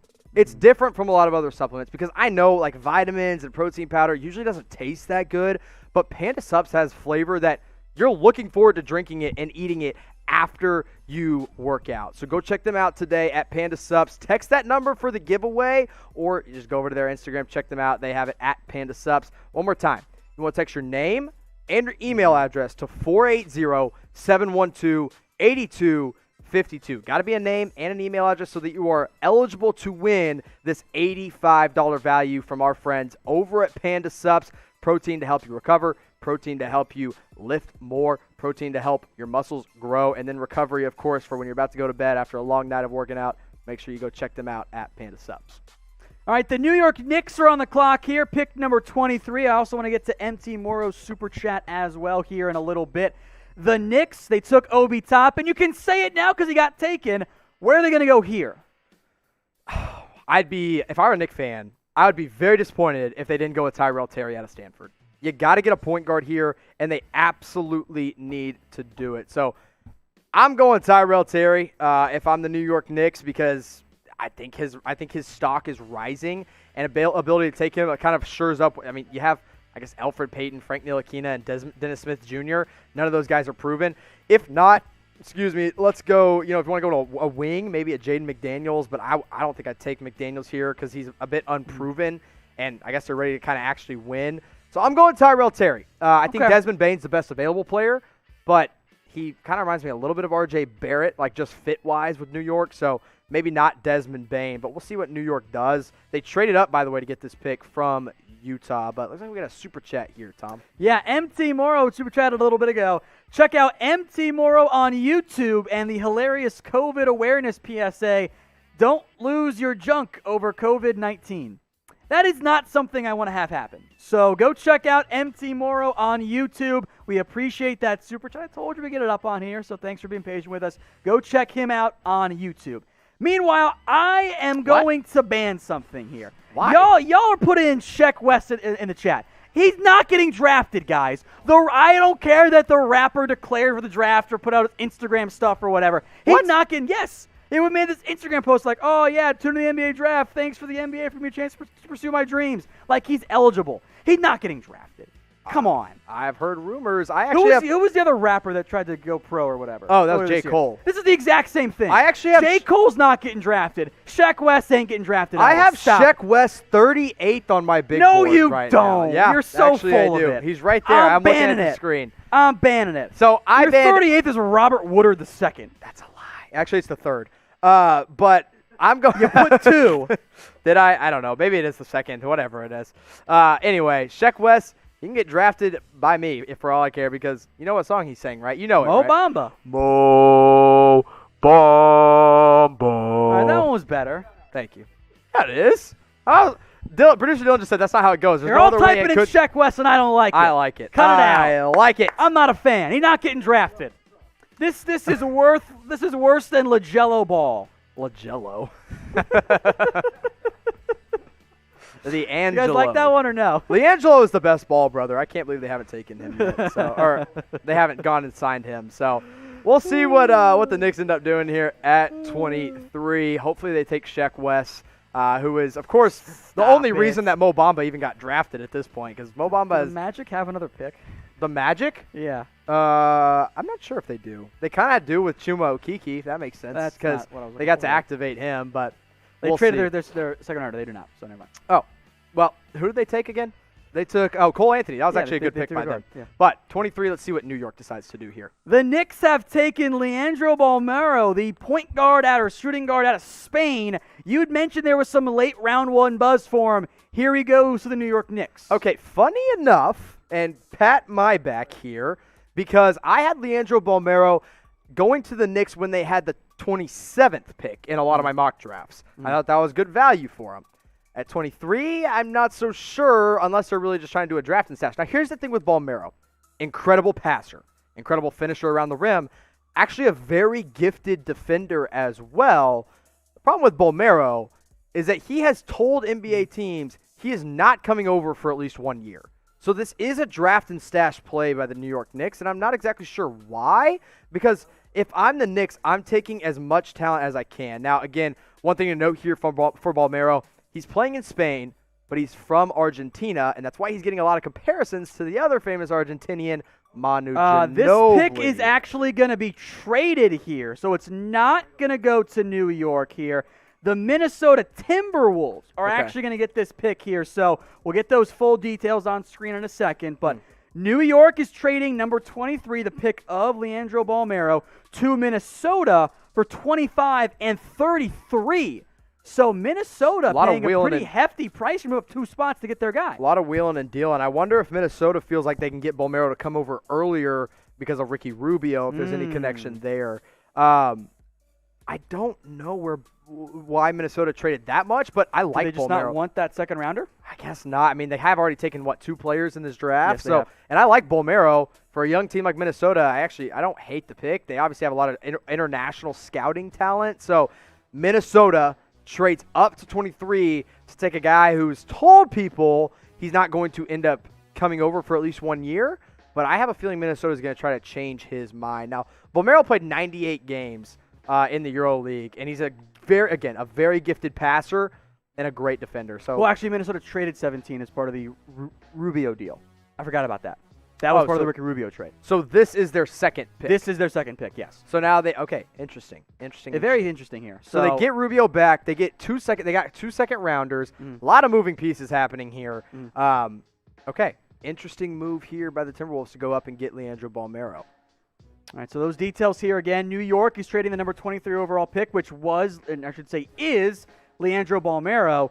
Pick number 25, a first-rounder, is going to the New York Knicks, along with a second-round pick, number 33 overall. So here are the details that we know so far. Again, stuff might change, so just kind of keep that in mind here. But these are the trade details. I'd still for the Knicks. Moving down 2 spots, get an extra early second-round pick. I think that's pretty smart. I think it's smart, too, especially when this wasn't really something that I was, super crazy about them doing anyway. So yeah, I like this. I like this move for the Knicks here. Where they can go out, still get a point guard that's probably going to be available at 25, and then also whoever they get in a high level second round pick at 33. Thumbs up for the Knicks. This is actually a pretty smart move, and Leandro Balmero to the Timberwolves. We'll see what Minnesota decides to do with him, but I like this. I like this move for New York, and they can potentially go out and get somebody else. So you guys can grade it. Grade the trade. Who do you think won this trade, the Knicks or the Timberwolves? Let us know in the live chat and in the comments section. The New Orleans Pelicans are on the clock here. We should have their pick momentarily as well. I am curious to see which route the Pelicans go here. Could they go after a big man here? They already made the pick of Kyra Lewis earlier. What route are they going to pursue here? I could see them going two different routes. Either they go with a big man to kind of fill a need like Daniel Oturu, or they end up going high upside in a Jaden McDaniels or an RJ Hampton. I think either of those two guys could make sense for a team that, doesn't have a ton of talent in the back half, like on their rotation, and those could both be guys that end up being good picks for them.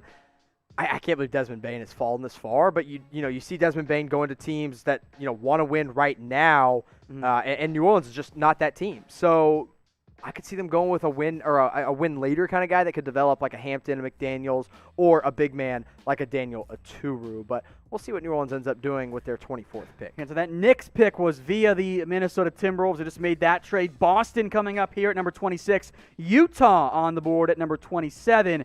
And then Minnesota again at number 28. So a lot of moving pieces tonight. The over on your bet clearly hit as well. So that was pretty fun there. So again, this was just the Timberwolves Knicks trade. Again, we'll get that Pelicans pick in here momentarily here, folks. Leandro Balmero goes to the Timberwolves. The Knicks, 25 and 33 here. So looks like this pick is also going to be traded.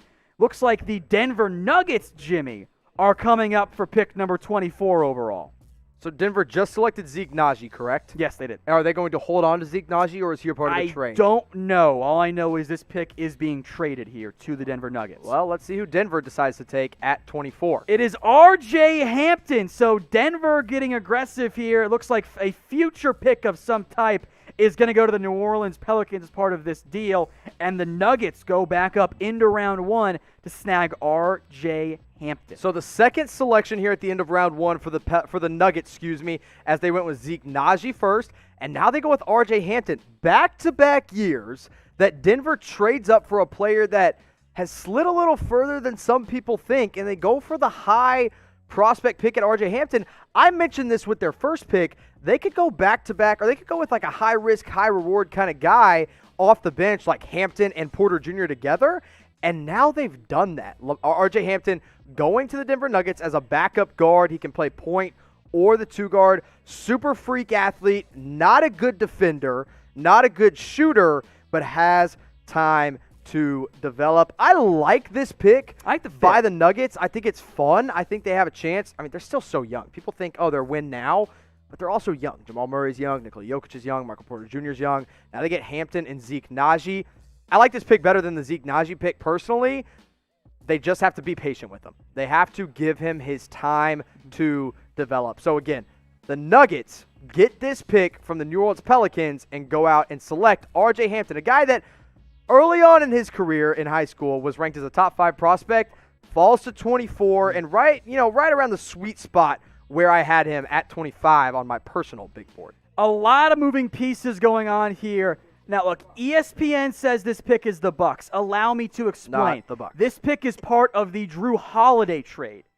So the Bucks sent it to the Pelicans, who the Pelicans are now saying this is part of the Denver Nuggets. So ESPN is stupid and doesn't show you what pick is actually going on here. We're going to explain what's going on. So a lot of different moving pieces that have gone on here right now with a bunch of different trades here.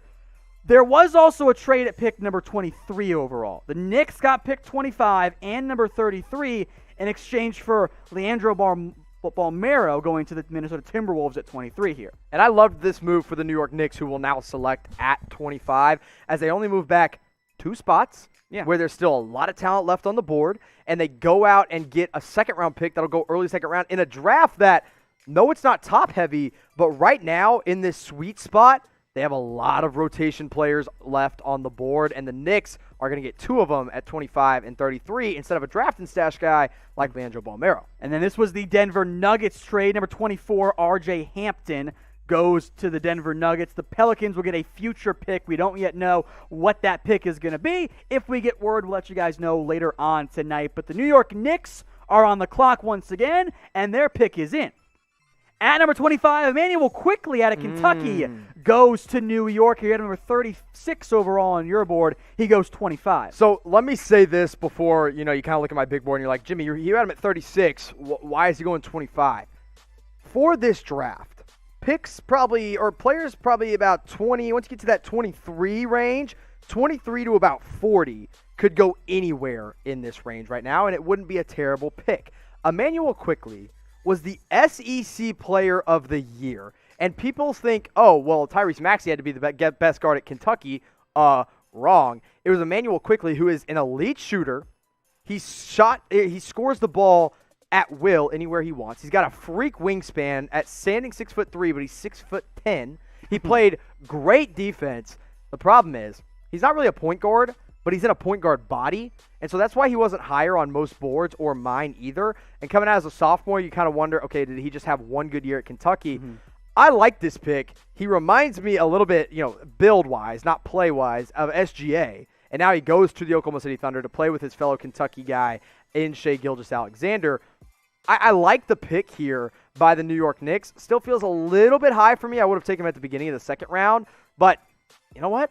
It's fun. And I don't mind it. Excuse me. I don't know why I said he's going to OKC. He's not. He's going to New York at 25. But this is a good traded pick. Yes. Excuse me. Good, solid pick, and it'll be interesting to see how he develops. Defense, not quite there at the NBA level, but in college he was a solid defender. All right. So the Boston Celtics are back up on the clock here. This time at pick number 26. Excuse me here. Jamie says a $5 super chat. With the Mavs taking Green, could you see them moving on from THG and or Curry? THJ, sorry. No, absolutely not. Josh Green will become an immediate part of the Dallas Mavericks rotation, and I think that is the smart play. He's a defender. He can finish. He's a great athlete. Only thing he lacks is ball handling ability, but he kind of took some tough shots at the college level. But I love that pick. He's not going to take the place of any current starters on the Mavs. He's also a freshman, so you got to be careful with him. If you want more Mavs coverage, youtube.com/allthingsMavs. But let's talk about the Celtics right now. Yeah, they are on the clock here. They made a pick earlier of Aaron Nesmith. Are they going to try and take a big man here, you think? I love Daniel Oturu. I would love Daniel Oturu for this team. All right. We also have a giveaway winner from Manscaped. Ethan Powell won with an all-time profile pick, Jimmy. This is on TikTok, by the way. I absolutely adore this pick. I am very glad that you won with that profile pick there. Ethan Powell won. Now, to claim your prize, you're actually going to DM Jimmy on TikTok. Let's go. Follow me on TikTok at @space_Jim_jam. Same as my Instagram handle. You can see it down below. So, hey, Ethan, this was his name, right? Ethan, that's our winner. Ethan Powell. DM me on TikTok at @space_Jim_jam.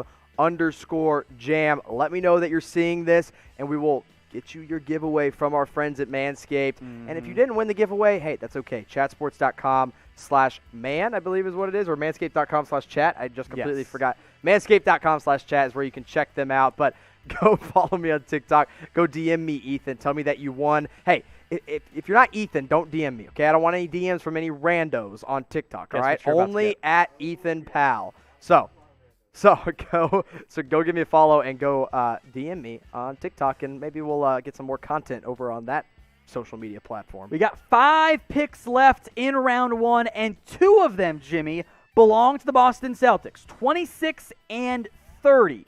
They already took Aaron Nesmith earlier.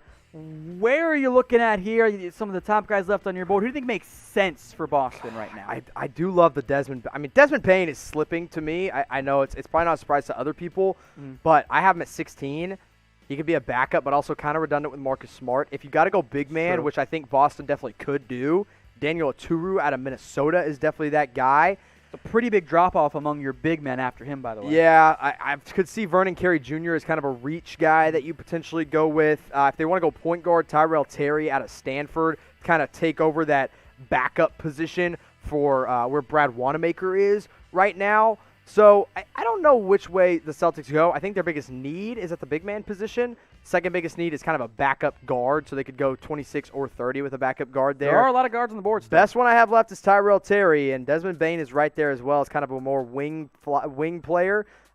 There's also Malachi Flynn, Grant Riller, Nico Mannion, all guys that I really like. That would be early second round, late first round targets. So we'll see what the Celtics end up doing here at number 26. Should get to that pick very shortly here. Again, Boston picking 26 and 30. Hey, look, we're trying to be the very clear-cut winner of the NBA draft with the most views, and we're on that pace. Help us out by retweeting the pinned tweet right now on our Twitter profile, @ChatSports.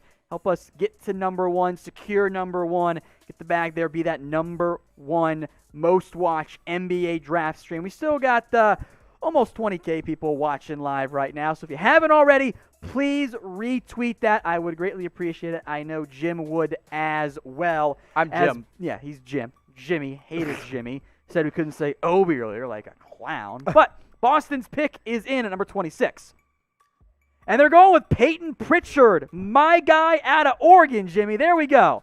Yeah, and that is actually not Peyton Pritchard. That's Skylar Mays you see on screen right now. But Peyton Pritchard out of Oregon is honestly a reach for sure. Nah, he can shoot, dude. He can shoot the lights out of the gym. I love Absolutely. shooters. Yeah, he can definitely shoot, but 26? I don't know, man. This is a reach. I guess Boston needed shooters, but if you're going to go shooter, you go Desmond Bane here, not Peyton 41 Pritchard. on your big board. This is the first pick that I am officially like, why, personally? Like, I know he's a good player, but not at 41. All right, so at pick number 26 overall, late in the first round, the Boston Celtics have gone with Peyton Pritchard, the point guard out of Oregon, who can score. I love shooters, but you don't like this pick here, Jimmy. I don't like it because it's too early, and the Celtics have second-round picks where Peyton Pritchard might be available. I'm not in on this pick. I have him 41st on my big board. He's a great shooter, and he will continue to be a good shooter, and that will continue to keep him in the NBA. I mean, he scored 21 points per game, and he was Pac-12 Player of the Year, but he's got Jimmer Fredette written all over him. Great college player. Okay, that's fair. And not just because he's white, but because that's just the college player that he was. Great scorer, but defensively and even some ball handling, maybe it's not always the best. Yeah, but that jump shot's beautiful. I mean, he might take a year. 41.5% from deep last year at Oregon. It's impressive. He has impressive stats. He's got NBA-level skills when it comes to shooting, but I wouldn't have taken him this inverse high. Marcus Smart. Yes. Smart's that great defender, not maybe not the best shooter. Peyton Pritchard, meanwhile, that dude can drain it from everywhere. Absolutely. And again, I like Peyton Pritchard, but not in the first round. I would have taken him in the second round if I'm the Boston Celtics. This is the first pick where I'm kind of scratching my head and asking, what was Boston thinking taking a guy like Peyton Pritchard this high in the draft? But one thing that doesn't leave me scratching my head, subscribe to the Celtics channel. chatsports.com/CelticsTV. The greatest place for all things Boston Celtics coverage. We're trying to get to 2,000 subscribers by the end of the night. If you want even more Celtics content and videos, chatsports.com/CelticsTV. And if you're watching on that Celtics channel, we've got our good friend Harrison Graham ready to break down the pick of Peyton Pritchard at 26. All right, so rate the pick here on a scale of 1 to 10 for us. 1 being the worst, 10 being the greatest pick ever. Where are you going, Hater Jimmy? I'm going 4.3. Not because of the player. No, get rid of the points. Just pick a number. No, rounded numbers are for rookies, and I'm not a rookie. Peyton Pritchard is so pretentious. I have him not too low simply because I like the player. I just don't get taking him in the first round. I just don't get it. So I got it as a 4.3, but it is what it is, I guess, at this point for the Celtics. The Utah Jazz have made their pick at number 27 overall. They're going big man Udoka Azubuike out of Kansas, who was number 50 on your board, Jimmy. What in the world, Utah? There's another trade going on with Utah, by the way. They're sending Tony Bradley, a center, and pick number 38 to the Detroit Pistons for future consideration. So big man Tony Bradley heading out of Utah, and Azubuike coming in to be his replacement, I think. What? Why? Look, Azubuike's good, and he was a good college player. He finishes well around the rim. He had good athleticism. He's got a good size, man. He's huge. He fills the lane really, really well. But the guy can't shoot worth a lick. He's not your prototypical NBA center. He is kind of the lowest version of DeAndre Jordan possible. Okay. He can be a lob threat, but if he's on the floor, teams are going to foul him. I don't get picking Azubuike here. I maybe would have taken him middle of the second round at the highest. I like Daniel Aturu a lot. I would have taken him well above Udoka Azubuike. But you do get your backup for Rudy Gobert here, and he is kind of a guy you plug in and play right away. Another reason, sorry, Tom, just before you get in there, one of the reasons I had him at 52 is because he's an older prospect, and that, but again, Utah can kind of afford to do that. So this is a bit of a head scratcher. I do like this little fun note. So Azubuike last year to this year, his vert improved by 9.5 inches. This is your stat. Wild growth. That's such great growth there. Kind of fake, though, at least a little bit. His standing reach dropped by 3.5 inches. So he tanked the standing reach to make his vert look better. Tell you what, folks, that is some A-caliber hustle. I love it. That's why I like the pick. I respect the guy who's going to pull that and trigger everything in his vert's better than it actually is because he tanked his standing reach. Like, I'm just going to bend my knees a little bit and help drop that down a bit and not fully extend my arms. Like, oh, my shoulders are sore. So you must be brilliant. You must be giving this an A then. Yeah, it's brilliant. I love it. Okay. I love the hustle. Okay, cool. I'm giving it a D. Ooh, Hater Jimmy's back, baby. For you, Udoka Azubuike. Oh, get that. There were way better big men available. You're just mad it wasn't Daniel Oturu. No, that's what you're mad about. He's not. He doesn't have that NBA talent. He has the ability to jump. And look, I could come back and eat my words later. That's fine. Tyler Hero. But yeah, I ate my words on Tyler Hero last year. Could be Azubuike this year. But I didn't like Peyton Pritchard to Boston at 26. But I didn't hate it. I hate Azubuike going to Utah this early. I'm out personally. All right, folks, we're going to do another game here as we wait for Minnesota's pick at 28 to come in here. Shout out your favorite team. The first one I see, we'll talk about them. So I know that people still typing in their votes here. Got to be fully up to live here. I'm waiting to see the first one that comes in. Ooh, I see a Cassius Winston coming. That's not a team, though. We're talking teams here, guys. Teams. Cassius Winston still again. Ooh, a lot of A's and B's. I see the Kings. Jim Lahey, the Kings, barely actually beating out two Celtics picks, which, hey, they just made a pick, so you're fine there. The Kings here, Jimmy. So, number 12, they had the number 12 pick. I'm trying to, sorry, I can't remember off the top of my head. Tyrese Halliburton. Yes, oh yeah, I loved that pick. And then they also have the 35th and 43rd and 52nd. So, they're going to be active tonight. I like the Tyrese Halliburton pick. I think it was smart. I think he can play alongside De'Aaron Fox. It's a good fit. Yeah, it is a good fit. So far, Kings have done pretty well. They don't pick again until the second round. But this is a Kings team that isn't going to make a whole lot of noise, so we're going to have to wait and see, what's next for them. But I don't know, man. I'm interested about this Kings team. They're going to go through a lot of change this offseason with Bogdan and Buddy Hield potentially, and getting a healthy Marvin Bagley back. We'll see what ends up happening there. So Kings, you have a brighter future now with Tyrese Halliburton, De'Aaron Fox, and even Marvin Bagley getting healthy. But at the end of the day, I don't love this Kings team until they get rid of Luke Walton as their head coach. The pick is in here at number 28. This is Minnesota. I know it's saying Lakers on ESPN, but they're behind. It was traded to the Thunder, then traded to Minnesota, and they're taking Jaden McDaniels, power forward out of Washington. Love this pick for the Minnesota Timberwolves as they went with Leandro Bolmaro, traded for Leandro Bolmaro earlier. Third best player left on the board? He is my third best player left on the board. He has probably the highest ceiling left on the board. A guy, again, I've said this before and I'll say it again, he didn't put it all together in college. He had the talent, he had the body, but he just really couldn't prove himself at the collegiate level. Now he comes into Minnesota with a real chance to prove himself either as a backup small forward or power forward, can play both of those positions. The Timberwolves need to go out and get a power forward, and they did that here with Jaden McDaniels as he can play either forward position, 6'10", nearly a 7-foot wingspan.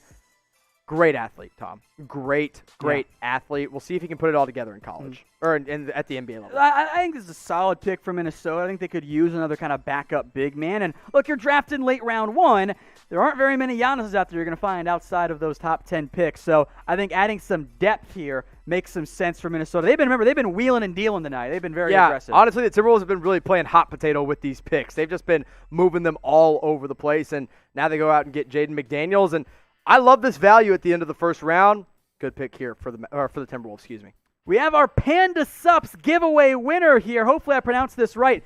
Nico Kabongo, and if I'm wrong, I am terribly sorry here. Oh, Nico Mannion's brother.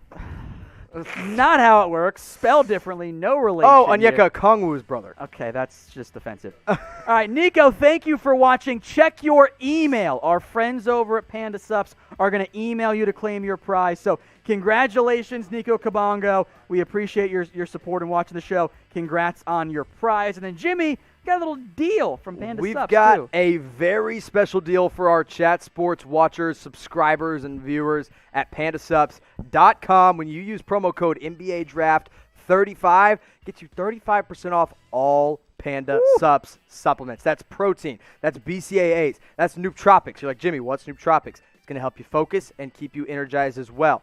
Pre-workout. Literally anything you need. They just came out with their new line of protein, which is a great flavor. So after you work out, for me, after I work out, I don't know what it is, but I crave sweets.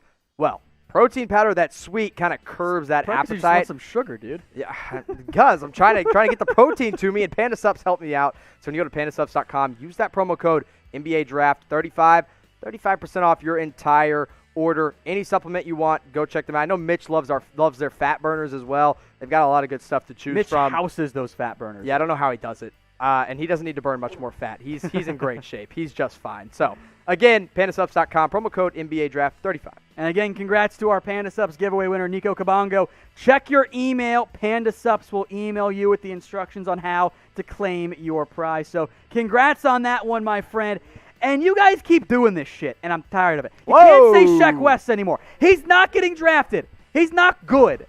All right? These rappers who want to be NBA players, no. Well, let's see. I'm trying to see where I have him on my big board. He's not on your big board. He's under Tyrell Terry and By the under way, it Desmond would be Bane. hilarious if someone just spent a wasted pick on him for the memes. Oh, yeah. Pick I number 60. low-key actually want that to happen. Pick number it'd 60. be pretty funny. Why not? So, That's Shaq West. That's the Bucks. Shaq West, of course, the rapper that got the giraffe that is Mo Bamba drafted by the Orlando Magic. I don't think you can credit him for getting him drafted. No, there. not really. He definitely deserved it. But can't say Shaq West because it makes Tom mad. You can say it because I like it when you actually do it. All right, the Toronto Raptors are on the clock right now. They've got the penultimate pick in round 1 and the penultimate pick in round 2. Sorry if I'm using too many big words there for you, Jimmy. Oh, it what? means A second to penultimate? last.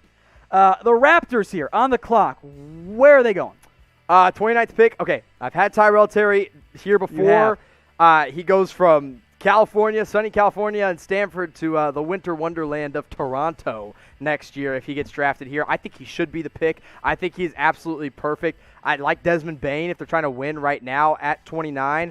So we'll see what they end up doing. But best player available is Desmond Bane, then Tyrell Terry. If they go big man for some insurance here, Daniel Oturu out of Minnesota is definitely the way to go. So we'll see what Toronto does at 29. I think there's a lot of good value. Are you surprised that Desmond Bane is still on the board? Your number 16 overall guy. Yeah, I'm surprised. I am very surprised. He's proven himself in draft workouts. He's had great interviews. He's a great defender. I think he's the third best shooter in this draft behind Aaron Nesmith and maybe Devin Vassell. Mm-hmm.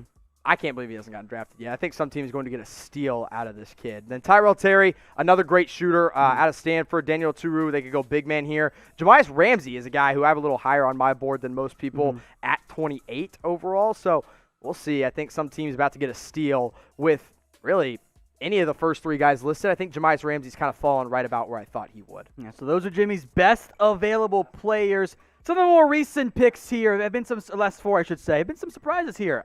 Emmanuel Quickley goes to the Knicks. Peyton Pritchard goes to Boston. Udoka Azubuike goes number 27 to the Jazz. Jimmy did not like those last two picks there. And then Jaden McDaniels goes to Minnesota. Reminder, folks, there's a ton of trades going on. I know that like Sports Illustrated, the failing company over there, and ESPN, everyone's like, oh, this was the Lakers pick. No, we're telling you who actually made the picks. There will be trades involved, but we're letting you know where this player will actually end up.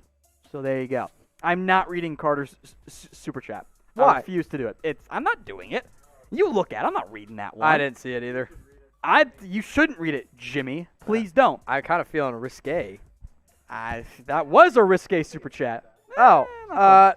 Is she watching right now? No, she's not. All right, well, Carter said for the $5 super chat, Tom Downey's mom should have gone number 1, put her and Shaq West on a team, and watch them go fun off. fact, my mom actually was a good basketball player. Okay, Miss Downey. She was actually good. Back when she was in high school, she went to one of the Pat Summit camps. Would she be ranked above Shaq West on my big board? I'm going to go with yes on principle. Okay, all right, interesting. Interesting. So, again, recapping those last few picks. Quickly, Pritchard, Azubuike, and McDaniels. I like the McDaniels pick. Quickly, I think, was an interesting pick who could have gone late first round or early second like he did, obviously. But a lot of talent left on my board. Desmond Bane, I have him as my 16th best player. Yeah, I'm high on him, but I like him a lot. But Tyrell Terry, Daniel Turu, you look at Jamias Ramsey, guys like that. The next guy's up, but you see Tyler Bay, Malachi Flynn, Grant Riller, Nico Mannion, all available. Maybe they go Teo Maledon could be a pick for Toronto if they're going to go draft and stash kind of player. But Toronto at 29 has a lot of options, and, you know, there have been a lot of trades, but I've expected a couple more here at the end of the first round. But you hit the over. I Right? hit the maybe over. Boston in particular, Yeah. with all of their draft picks, or maybe they could go draft and stash too, but I could see them trying to trade, like, offering up, like, any first we'll take for number 30 because it can't get any lower in any draft there. So the first round picks here, as a reminder, we had the rest of them, I should say. We only got 2 left here. Toronto at 29, that pick should be in momentarily here. The Celtics, they're at number 30, and then we get into round 2. The second to last pick of round 1, Malachi Flynn going to the Toronto Raptors, Jimmy. That's honestly really good value. I had him at 30 on my big board, and he goes 29. Fills in a backup point guard role, which is not something I thought was real great for them, you know, or something that was a great need for them, I should say. But also, it depends on if they get Fred VanVleet back. And if they don't, they get Malachi Flynn instead, who's actually one of the older prospects in this draft at 22. He'll be 23 here pretty soon as well. But he's really just a strong passer. He has a great feel for the game. He's mentally very tough and just kind of does everything you need him to do as a point guard except great shooting. He's not a great shooter right now. But darn it, I don't love that guy. Yeah, I know you don't. But he kind of reminds me of like a Jason Williams kind of guy. I kind of like that late round one, though. Yeah, like a flashy kind of guy. He's a good backup. How about a Fred VanVleet comp, a former Raptor player? Not the shooter that Fred VanVleet is, but the defender, the defensive kind of grittiness in him. Okay. I kind of agree. I don't mind that comp at all. I'm interested to see what VanVleet does, because if VanVleet comes back, I don't know where Malachi Flynn really fits on this team unless he's a direct backup to Kyle Lowry. I might have gone big man here. I would have gone Daniel Oturu, as they're probably going to lose Ibaka and they're probably going to lose Marc Gasol. And if not that, I would have gone with a higher upside kind of guy. But I don't mind Malachi Flynn. I think this is a safe pick for them, and I think he could be a fun prospect and a really good passer as well at the NBA level. Washington State, San Diego State transfer, by the way, where he won Mountain West Player of the Year and Defensive Player of the Year, which is pretty damn cool there. So, all right, the Celtics are on the clock, although this one's going to get traded. Finally. Waiting on those details there. We got another late round 1 trade just to rub it into producer Sam for losing his bet against Jimmy there. If you guys want a shout out as we wait for the details of this pending Boston Celtics trade, type in S. I'll do as many here as I can. There are a lot of them coming in. All right. Yeah, you make the shout-outs All here. right, Captain, Joshua, Anvit, Muhammad, Opening Doors, TFS, Dharma, Dominic, Eric, JP, Ryan, Seed, Dharma, Kenton. I got to refresh because it's all slow and stuff. They're all getting blocked now. Okay.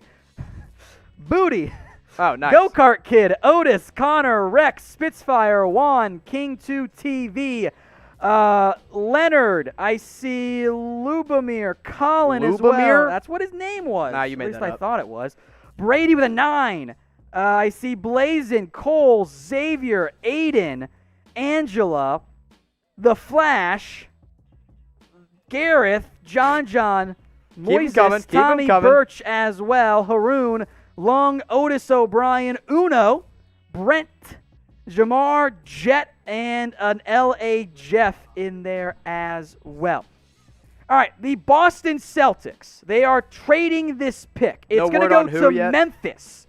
Memphis is taking this pick here from the Boston Celtics. We don't yet know who this is going to be, but hey. Well, good for Memphis. They get into the first round because they didn't have a first-round pick. They had the 40th overall pick, and now they are up 10 spots to 30. I don't know if they moved that second-round pick, but technically Memphis players went twice in round one. Who? Precious Achiuwa. Oh, and James Wiseman. Yeah. I see what you did there. That was stupid. Anyway, Memphis getting this last pick here. I wonder who they're going for. Desmond Bane. God, it should be Desmond Bane, but also he's more of a win-now guy, and Memphis isn't really in win-now mode necessarily, although they could win now if they wanted to. Maybe if they want a backup for John Morant, it's Tyrell Terry. If they want a big man, it's Daniel Aturu. If they want a wing scorer, it's Jamias Ramsey. We'll see what they do here at 30, but I think they have a lot of really good options. I think Desmond Bane being the best of them at 16 on my big board. It is indeed Desmond Bane going to the Memphis Grizzlies. He was ranked number 16 on Jimmy's big board. The Grizzlies trade up. We don't yet know what they're giving up here to jump in front of the Dallas Mavericks at 31 to take Desmond Bane. But I know you love this pick for Memphis. I love this pick for Memphis. Dallas was going to take him, weren't they? They were going to take him. They had their sights set on him at 31. I wonder if they called and they were like, hey, don't let anyone take him. But Memphis gets a great one in Desmond Bane. I'm happy for him to go to a team that he can go help win right away and kind of play that two-guard role, because you look at guys like Dylan Brooks and Kyle Anderson as your two guards next to John Morant, and he can step in right away and make a difference for the Memphis Grizzlies. Good for them for going up and getting him. The best shooter in the draft, a great defender, a workhorse in the gym. I had him ranked 16th on my board. So round of applause for the Memphis Grizzlies for going up and getting this kid. No idea what they gave up, but I would say it's worth it, whatever it probably was. He is older, 22 years old already, but he shot 42.5% from or better from deep his last 3 years at TCU. That's pretty darn good, I think. It's really darn good, and he continues. Is this your favorite pick of round one? Yeah. I mean, it makes me sad as a Mavs fan, personally. But as a pure fan of Desmond Bane, good for him. Also, TCU, first-round pick for them since 1995. Wow. So big-time move here for TCU to go out and get a first-round for the program as a whole. It is a future draft pick. The exact details not known at this point. So both teams get what they want. Boston doesn't have to pay another first-rounder. Memphis gets a great player in Desmond Bane. All right, the Dallas Mavericks are on the clock to kick things off here in round two. We're trying to get our Mavericks channel up to 10,000 subscribers. We're at 9,245. Jimmy, this is your baby. This All is Things it. Mavs. If I could virtually hold youtube.com/allthingsmavs in my arms right now, I would. So please help my baby grow and go subscribe. It's okay. They're going to subscribe, I promise. So you can't break a promise to a baby. So youtube.com/allthingsmavs. You want to know what they do at 31. If you want all the breakdowns of every single pick and everything the Mavs are doing, go subscribe today. 10,000, that's our goal by the end of the night. So let's go out and do it. youtube.com/allthingsmavs. Mavs fans, I know you wanted Desmond Bane, but he's gone at number 30. You're heartbroken by that, aren't you? A little bit. Because you wouldn't have minded him at 16. I would have taken him. And he was one pick there. I would have taken him in the lottery, personally. Remember, they took Josh Green, or not 16, 18 earlier. Oh, yeah. He was 16 on your board. Yeah, I would have taken Bane. I would have been happy with Bane there. I'm very happy with Josh Green. I have them very similar prospects. I think the Mavs got what they wanted in Josh Green, a guy that can finish right away, a 7-foot wingspan on a 6'5" guy that can play defense, that can shoot, that can create his own shot. It's a great athlete. So I'm interested to see what Dallas does now. Tyrell Terry's on the board if they want to go point guard. Jamias Ramsey is a wing. That is actually a DFW native. Xavier Tillman is a great defensive guy. I don't know what the Mavs are going to do here, in all honesty. And usually I have a good feel. Maybe it's Daniel Aturu. Maybe they want to beef up. You would like that. Maybe they want to beef up that big man spot, and I would be happy with Aturu there. there's a lot of – listen, honestly, at 31, there's so many different options I could talk myself into if I'm the Dallas Mavericks. How about Teo Maladone and you stash him overseas? That's the one. Pick 31's often been made for that. I know, but that's the one that I'm like, listen, he's a good player. Mm. I think I'd be a little disappointed if I'm the Mavs and if I'm a Mavs fan, just because I want a win-now player if I'm the fair. Mavs. And Teo Maladon is not that, but it wouldn't surprise me, right? Because this is a team that has historically taken international guys, and he could definitely be that. You know, they want to go shooting Jordan Nwora out of Louisville. Isaiah Joe out of Arkansas are guys that they could go with. There are just a lot of ways Dallas could go with this one, and really in this 31st pick and really in the second round, this talent gets deep, and these are guys that I think could become role players for a lot of different teams. Defensively, Tyler Bay is a guy that can play either defensive position and really help out the Mavs. But, guys, help us continue to subscribe at youtube.com/allthingsmavs. I can't wait to see what the Mavs do here at 31. I think they have a lot of options to go with, and I've got a lot of players on my board that are still really high up in talent. This is going to be a fun pick to watch and really a fun second round, guys. Don't go anywhere because we got a lot of big picks coming up.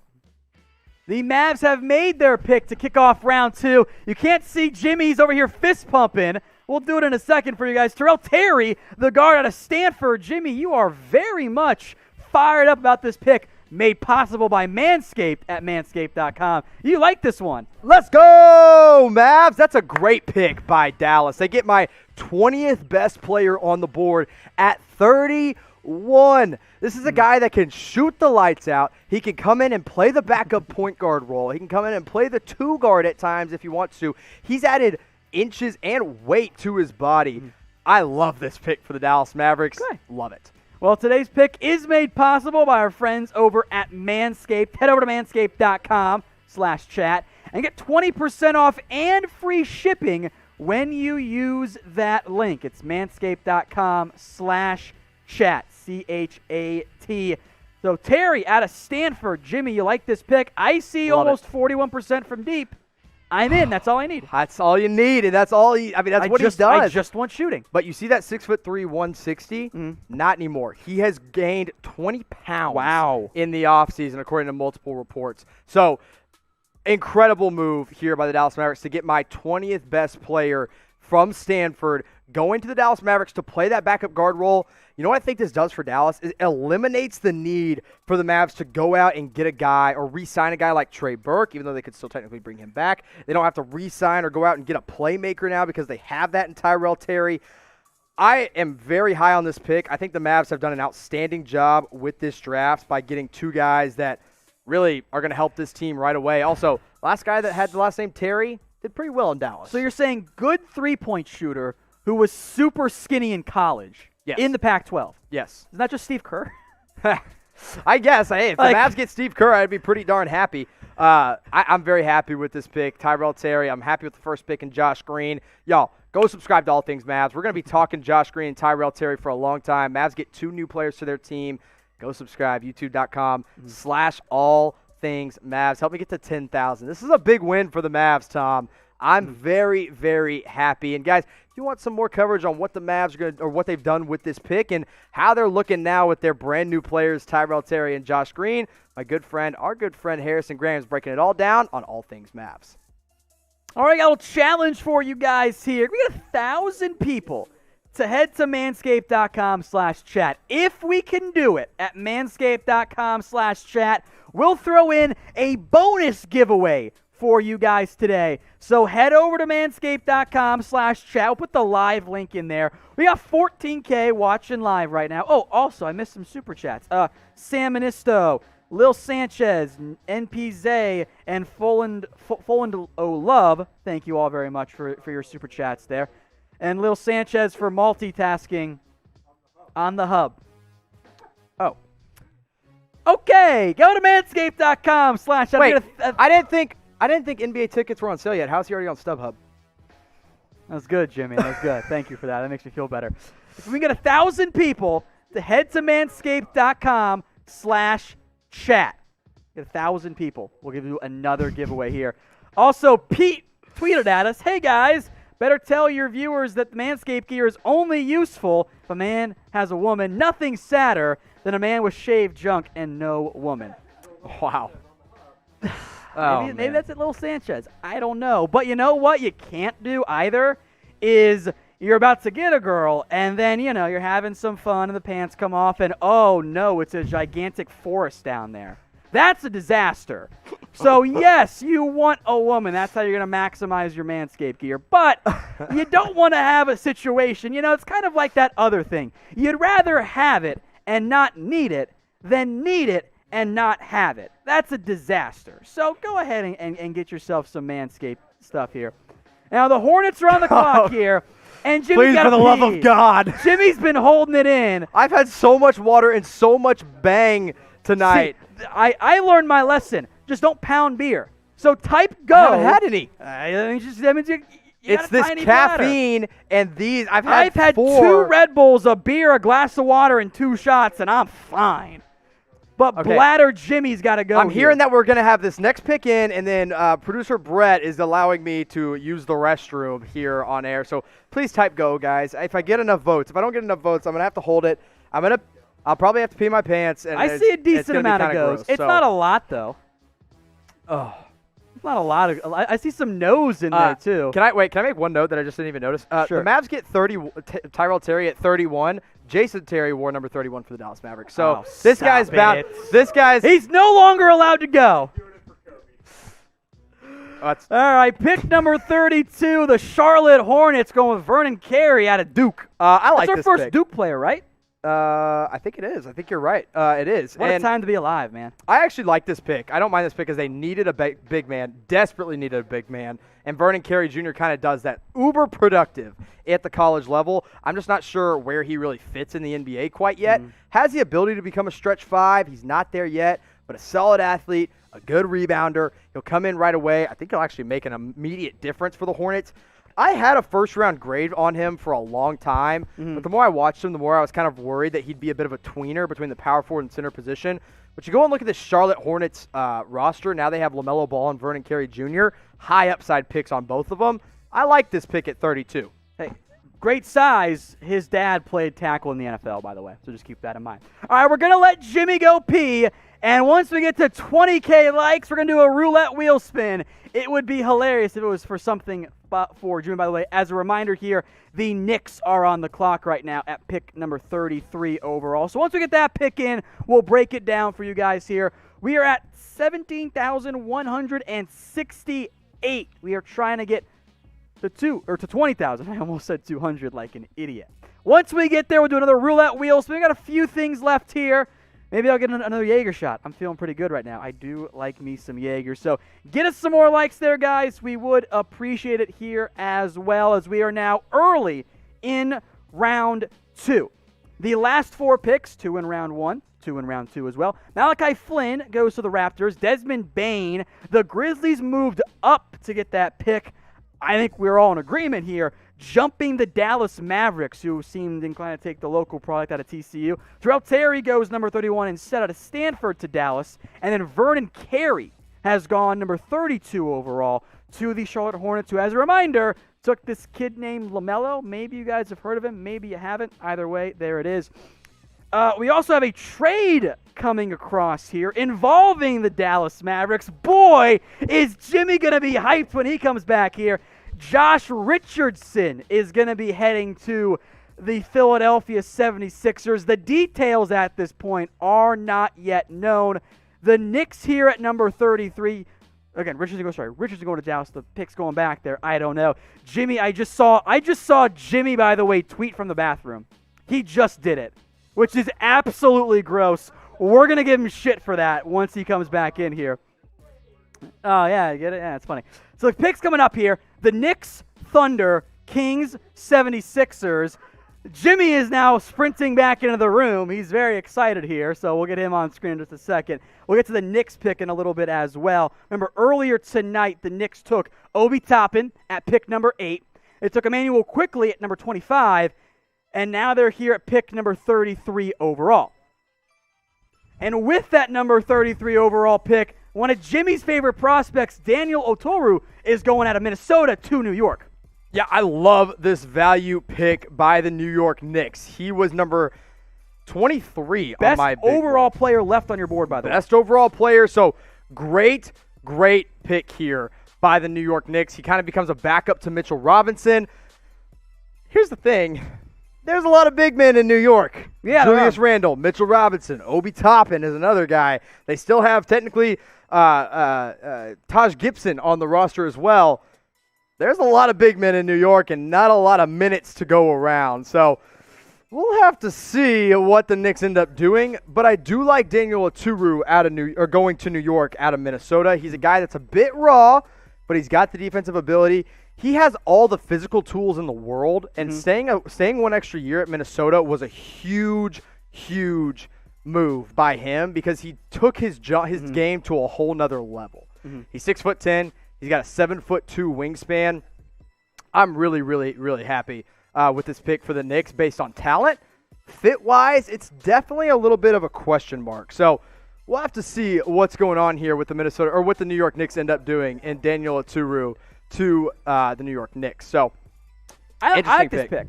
Yeah. Backup big men round 2. I think that's fine usage of the value here. I really do. So Daniel Oturu goes to the New York Knicks.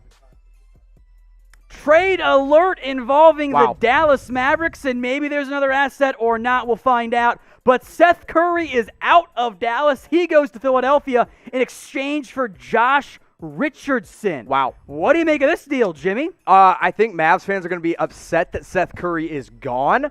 But here's what's interesting to me.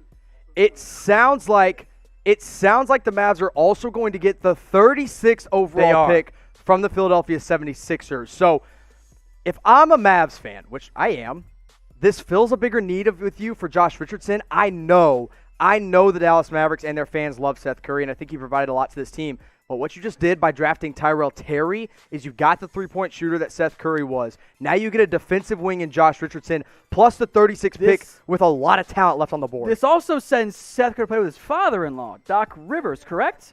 Isn't that correct? Wow. Oh, wow. Didn't even think about that. I don't know. Now, Mavs fans, if you're watching right now on our Main Chat Sports channel, go over to youtube.com/allthingsmavs where we'll break this down even more. So, as a Mavs fan, very connected to Seth Curry, we all loved him, it hurts a little bit there, but this fills a huge need for the Dallas Mavericks by getting a defensive wing in Josh Richardson, and they also get a second-round pick. And they just drafted Tyrell Terry and Josh Green, two guys that are good shooters as well.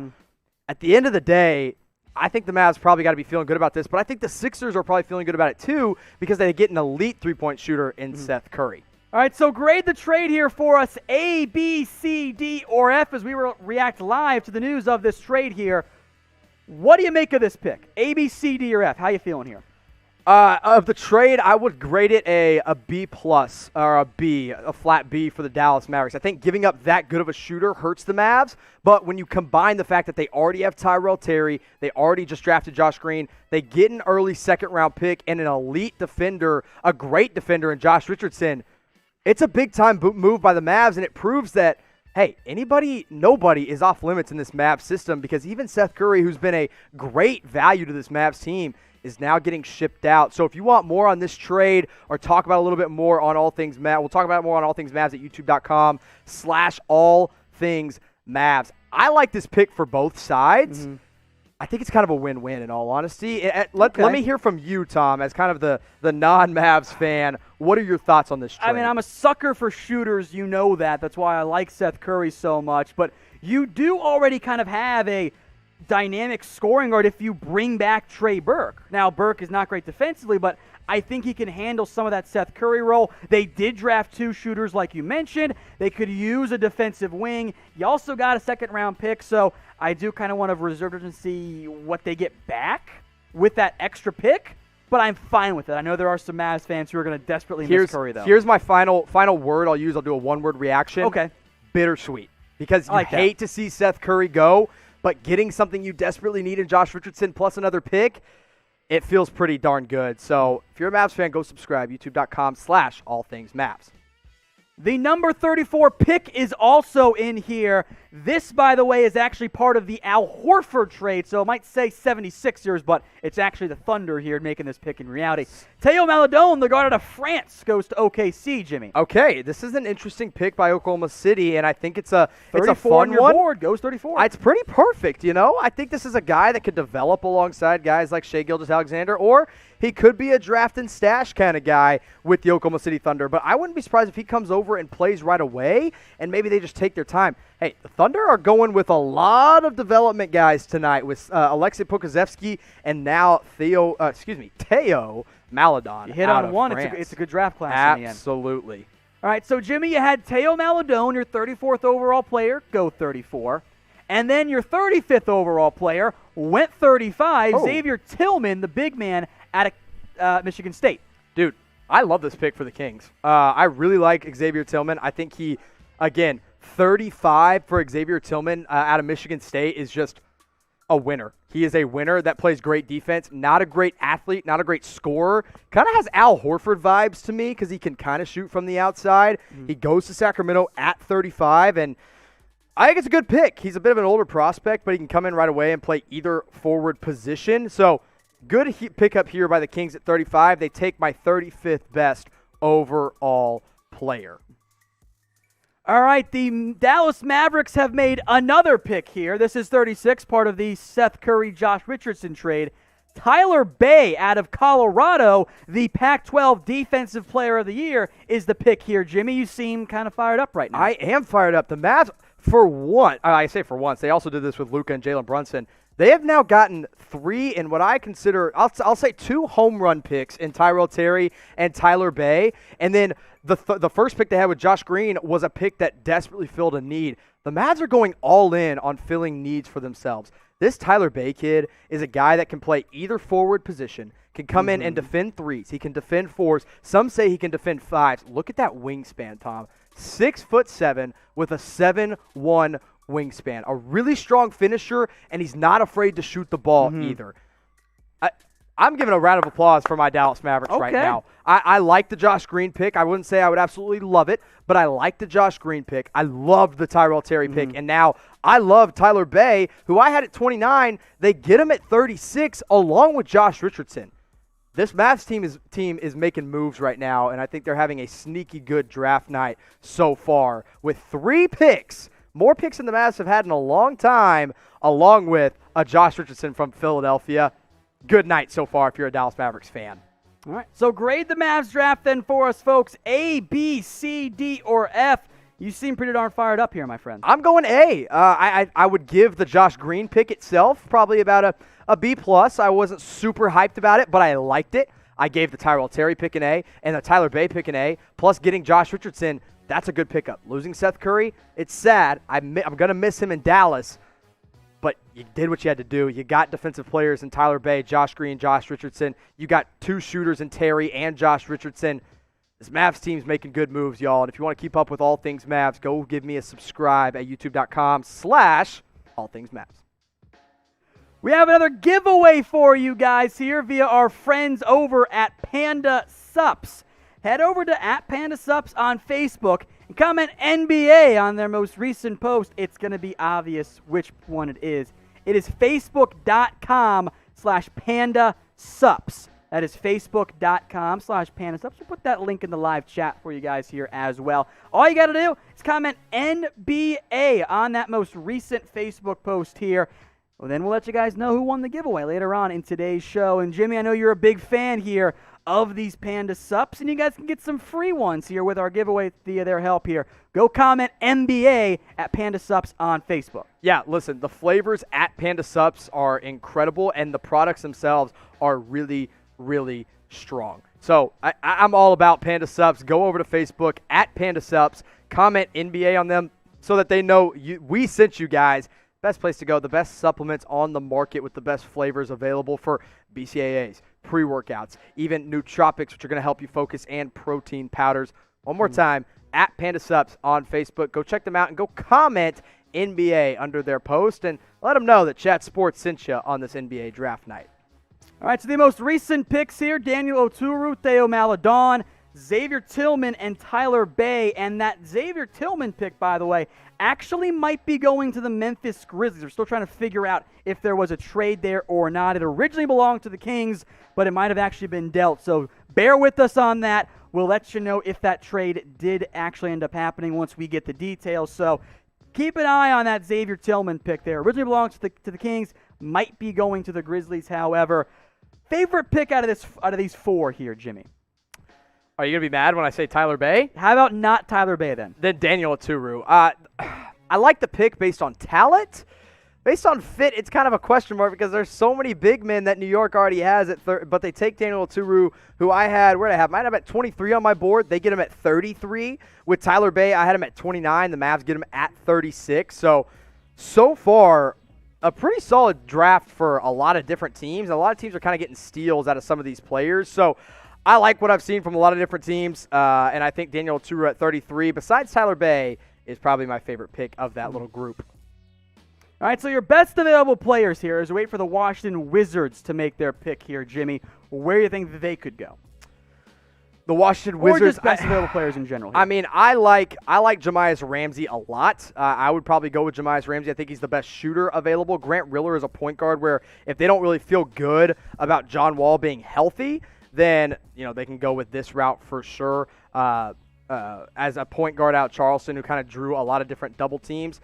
But they could go a lot of different routes. Maybe they go draft and stash. We haven't seen a lot of draft and stash players quite yet, and this could potentially be one of those. I know Teo Maledon could be a draft and stash guy. Alexei Pokusevsky's probably not draft and stash. Leandro Balmero definitely is. So we'll see what the excuse me, I just completely blanked what the Washington Wizards are doing here at 37. But it's actually going to be a trade. Is the it? Oklahoma City Thunder are getting back involved here, Jimmy, because they just love to get wild with it here. So the Thunder are once again wheeling and dealing, trying to acquire extra draft picks. So the 37th overall pick, and guys, a reminder, there's going to be a ridiculous amount of trades going on here, but reports are that this is going to go to the Oklahoma City Thunder at pick number 37 overall. As a reminder, folks, of what the Thunder have done so far tonight, they have loved the foreign players. Alexei Pokusevsky goes number 17.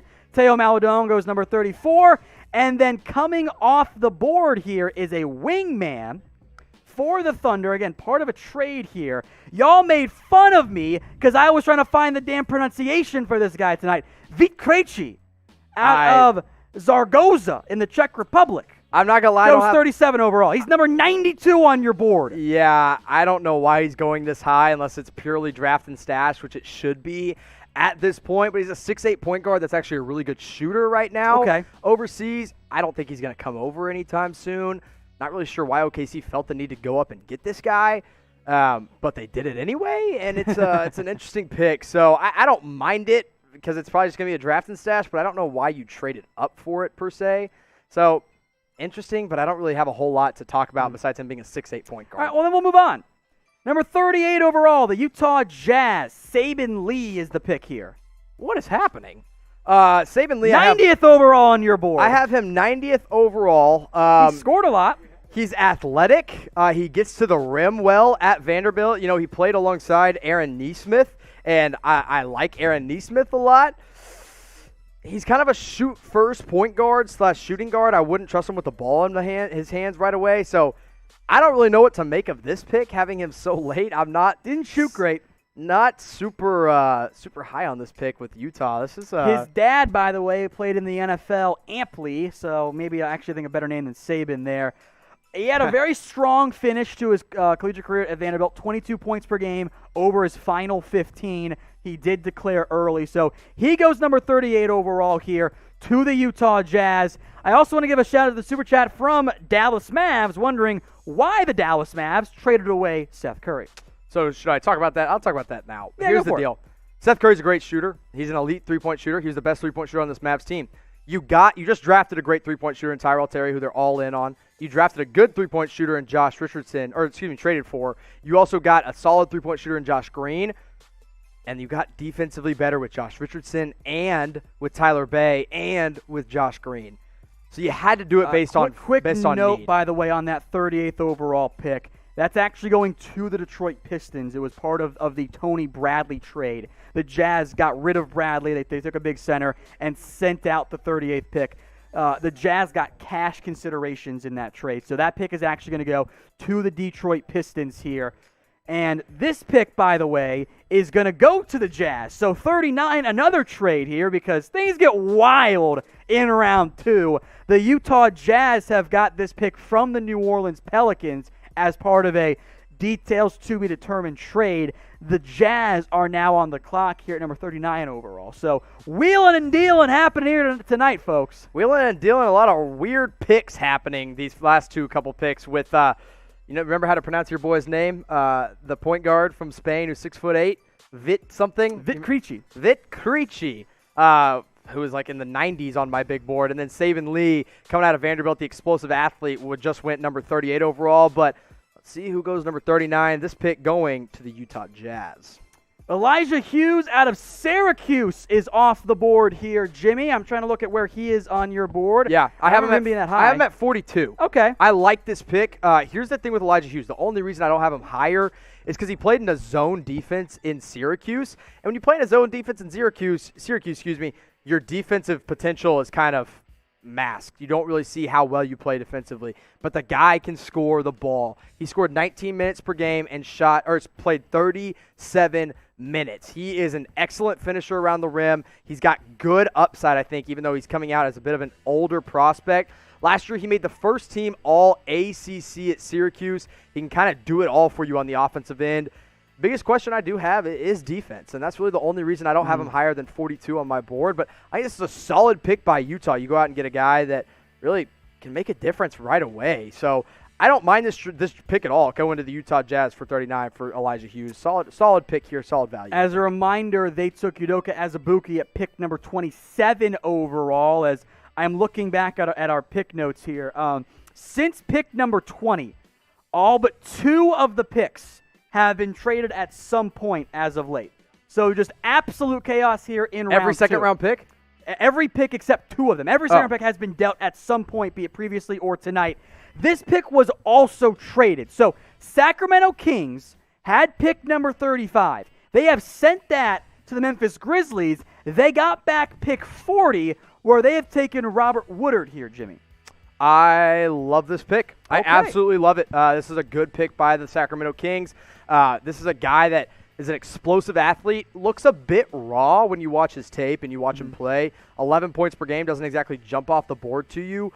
But if his jump shot comes around, which I believe it will because it has all the makings of it, that plus his athleticism and ability to play defensively it's a great combination. I think Sacramento made a smart pick here with Robert Woodard at pick number 40.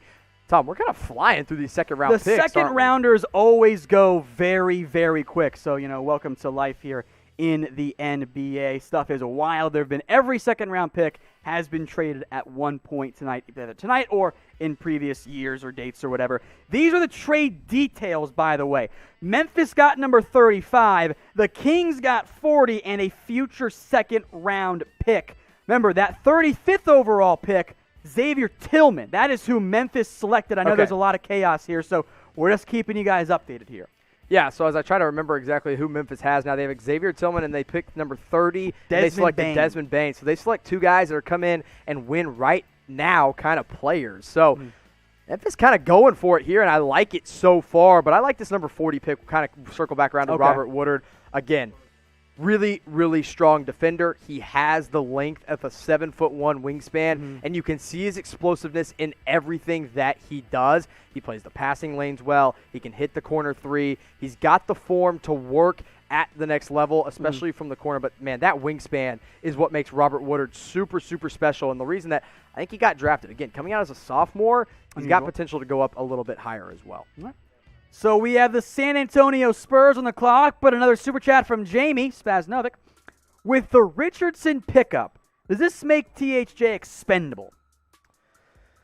I'm going to say no, because with the Josh Richardson pickup, you lose three-point shooting in Seth Curry. And Tim Hardaway Jr. was arguably your best volume shooter from 3. So I'm not sure it does, but it kind of depends. I'm interested to see what Dallas does next. I don't think they're done wheeling and dealing. Probably for tonight they are, but the Mavs got way better defensively tonight with Josh Richardson and with Tyler Bay. So I'm pretty happy if I'm the Dallas Mavericks. I don't think THJ is expendable yet. It depends on the players that become available. Because if they want to go now with the offensive with the defensive mindset that they now have with Josh Richardson, Tyler Bay, and even Josh Green, now you kind of look at guys like Zach LaVine that could become available. That's a great offensive player. Someone else offensive-minded via trade. So we'll see what Tim Hardaway Jr. does, but I think he's sticking around in Dallas for a little while.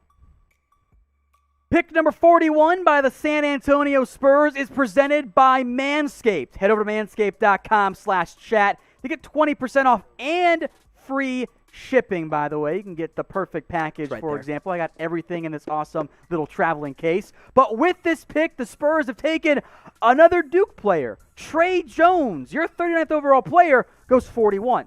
Solid pick. by Tyus Jones' brother, yes, by the way. Yes. And pretty similar player to Tyus Jones, I think. I think maybe he could be a little bit of a better creator, but he comes in, he gets a chance to kind of back up DeJounte Murray and play that point guard role if they lose Patty Mills, who I think they might look to trade this offseason. Trey Jones fills in as a really solid player. He's a good scorer. The only problem with Trey Jones is, of course, he's kind of small. 6'2", 6'4" wingspan. Yeah, he got better this past year, though. Did get better. He's a gritty defender as well, and although he doesn't make what he lacks in size, he makes up for in hustle and heart. So I like Trey Jones. I don't mind this pick at 41 for the San Antonio Spurs. It's not a sexy pick by any means, but at 39 on my big board, you're getting good value with the 41st pick in the San Antonio Spurs. You guys can get the perfect package by heading over to manscaped.com/chat. 20% off. You get everything you see there. The most comfortable pair of boxers you will own. I cannot find any more comfortable, and I have tried. The Lawnmower 3.0, by the way, the single best men's grooming tool out there. Manscaped.com/chat. That'll save you 20% off and get free shipping. It's right here. It's simple. It can work in the shower as well, which makes life a lot easier because then there's not hair everywhere. You can also get the awesome travel case as part of the perfect package as well. Makes your life easier just to be able to travel with everything in one simple little package there. Manscaped.com/chat. 20% off and free shipping when you use that link. Check the live chat. It is in there. It's manscaped.com/chat. Go check them out today. It'll make your life a little bit easier if you have one. Pick number 42, the Pelicans. Another Kentucky player here, Jimmy. Nick Richards, who was down at, I believe, 68 overall on your big board. Yeah, I don't mind this pick with them going to kind of fit a need for them, needing another big man, but Nick Richards is really, really raw, and he doesn't shoot the ball well at all. He's not going to do that. But he is a high-energy big man that played 3 years at Kentucky that can come in and get you rebounds. He can kind of play the pick-and-roll, lob threat kind of guy. 14 points per game this past year for Nick Richards. I don't love it, in all honesty. I think it's a little bit high for a guy like him. I'm trying to look at some of my other big men that I had available if they really wanted one. You look at a guy like Reggie Perry. You look at a guy even like Paul Reed, I think would have been a better pick here for them. Okay. Yeah, I don't love this pick, in all honesty, if I'm the New Orleans Pelicans. But it fills a need, I guess, as you needed a big man. All right, once we get to 20K likes, we will do another roulette wheel spin. We're at 17,473. I just saw an update on my end here. So if you guys want to do another roulette wheel spin, there's something not fun for you, by the way, coming up, I don't think, Jimmy, based on what I've heard in the whispers in there. So we'll me? see. Yeah, we'll see what ends up happening. Get us some more likes, 20K. We'll do another roulette wheel spin. Also, quick note, that last pick of Nick Richards, the Pelicans are sending it to the Charlotte Hornets, actually. Okay, another big man. That just came across after that pick was initially announced. So another deal, the Hornets adding another big man here as Richards goes from the Pelicans pick at 42 to the Charlotte Hornets. And now the Kings, Jimmy, are once again back on the clock here. I am very curious to see what route that they end up going here in just a little bit. Should be a fun pick for the Kings. What do you think of their draft so far tonight? I actually like it. I like the fact that they took Tyrese Halliburton with their first pick in the NBA draft with the 12th overall pick. So I like what they've done. We'll see what they do here at 43. At pick number 43, I believe your best player left on your big board, Jamias Ramsey out of Texas Tech, goes in the middle of round 2. Yes, very happy with this pick for the Kings. The Kings are sneakily having a pretty solid draft now with Tyrese Halliburton being their first pick. They also got, I believe, they didn't draft Xavier Tillman. They traded him, but they do go out and get Jamias Ramsey now, who is one of the best shooters, I believe, in this draft, and I think could come in and create as well. Defense isn't really there for Ramsey quite yet. He doesn't create well for others at this point in time, but Jamias Ramsey, Texas kid, now heading over to the Sacramento Kings with that 43rd overall pick. So your best available players left on your board. Talk about some of these guys for me, Jimmy. I love Grant Riller. I think Chicago could actually be a perfect fit for him as they're picking up next at 44. He draws double teams. He knows how to get to the basket. Good athlete, good shooter. Nico Mannion is a bit of a project, a guy who was an elite high school talent and now comes in. He's more of a creator and kind of a question mark on both sides of the ball, but the talent is there. Isaiah Joe, best shooter left in this draft. I love him, but Jordan Nwora not far behind him out of Louisville, an elite shooter, and has really proven himself at Louisville. The problem with Nwora, and the reason he's kind of dropped all the way to the second round as low as he has, is the fact that I don't know what he does besides shoot. And so that's why I have him at 40th overall, but I think some team is going to be happy with him. Look, we're getting into pick number 44, and again, there's a lot of players left that could go a lot of different ways. Tom, there's going to be a lot of really solid talent in the undrafted player pool that I think people are going to be very happy with. I know we're only at 44. We got plenty more picks to go, but even still, not everyone left in my top 60 is going to end up getting picked. And so I'd be pretty happy with who ends up coming out of this draft if I'm going here. Now, do want to talk about this trade that just happened because you saw the Pelicans drafted Nick Richards out of Kentucky, who's a high-energy, rebounding, rim-protecting big man. But that pick, Nick Richards, will be going to the Charlotte Hornets at 42. So, interesting here as the Hornets go for their second big man of the night. They got Vernon Carey Jr., and now they go out and get Nick Richards, who I think will be kind of a raw prospect, but luckily they have time to kind of develop a raw prospect. So, anyway, that's the pick going to the Hornets at 42. Nick Richards out of Kentucky from the New Orleans Pelicans, who was the pick there. So, again, that's kind of your recap there. A lot of different trades happening so far tonight, Tom. Yeah, the Chicago Bulls are on the clock right now here at pick number 44. And this pick is in. It's not pretty because we're going way down on Jimmy's big board. Another one of the guys that y'all made fun of me for getting the pronunciations for. You're welcome. Marko Simonovic goes to the Bulls here. Jimmy, you're surprised. A big man out of Montenegro who I had number 107. He can kind of shoot, which is good. I mean, he put up 17 points per game this past year. This is probably a draft and stash player. And that's really all I have to say about Marko Simonovic. You know, I know a little bit. I just know he can kind of shoot, but that's 41.7% from deep last year in very limited playing time. In Montenegro. So, or Spain, I guess, is where he played a little bit as well. So, I don't know. Draft and stash, probably never see you in the NBA, Marco, but congrats on getting picked number 44 by the Chicago Bulls. I think you'll like this one a little bit more here, Jimmy. Jordan Nwora out of Louisville, your number 40 player. I think one of the top 5 guys left on your board. He goes 45 to the Milwaukee Bucks. Such a great shooter. Now, the reason he's fallen here, because I know, Tom, you're the same way. You look at this and you're like, this dude can shoot the lights out of the gym. Why is he going so low? Yes, explain to me. Because outside of shooting, and in the college level, it's a little easier to shoot because you have more space and you can kind of space the floor.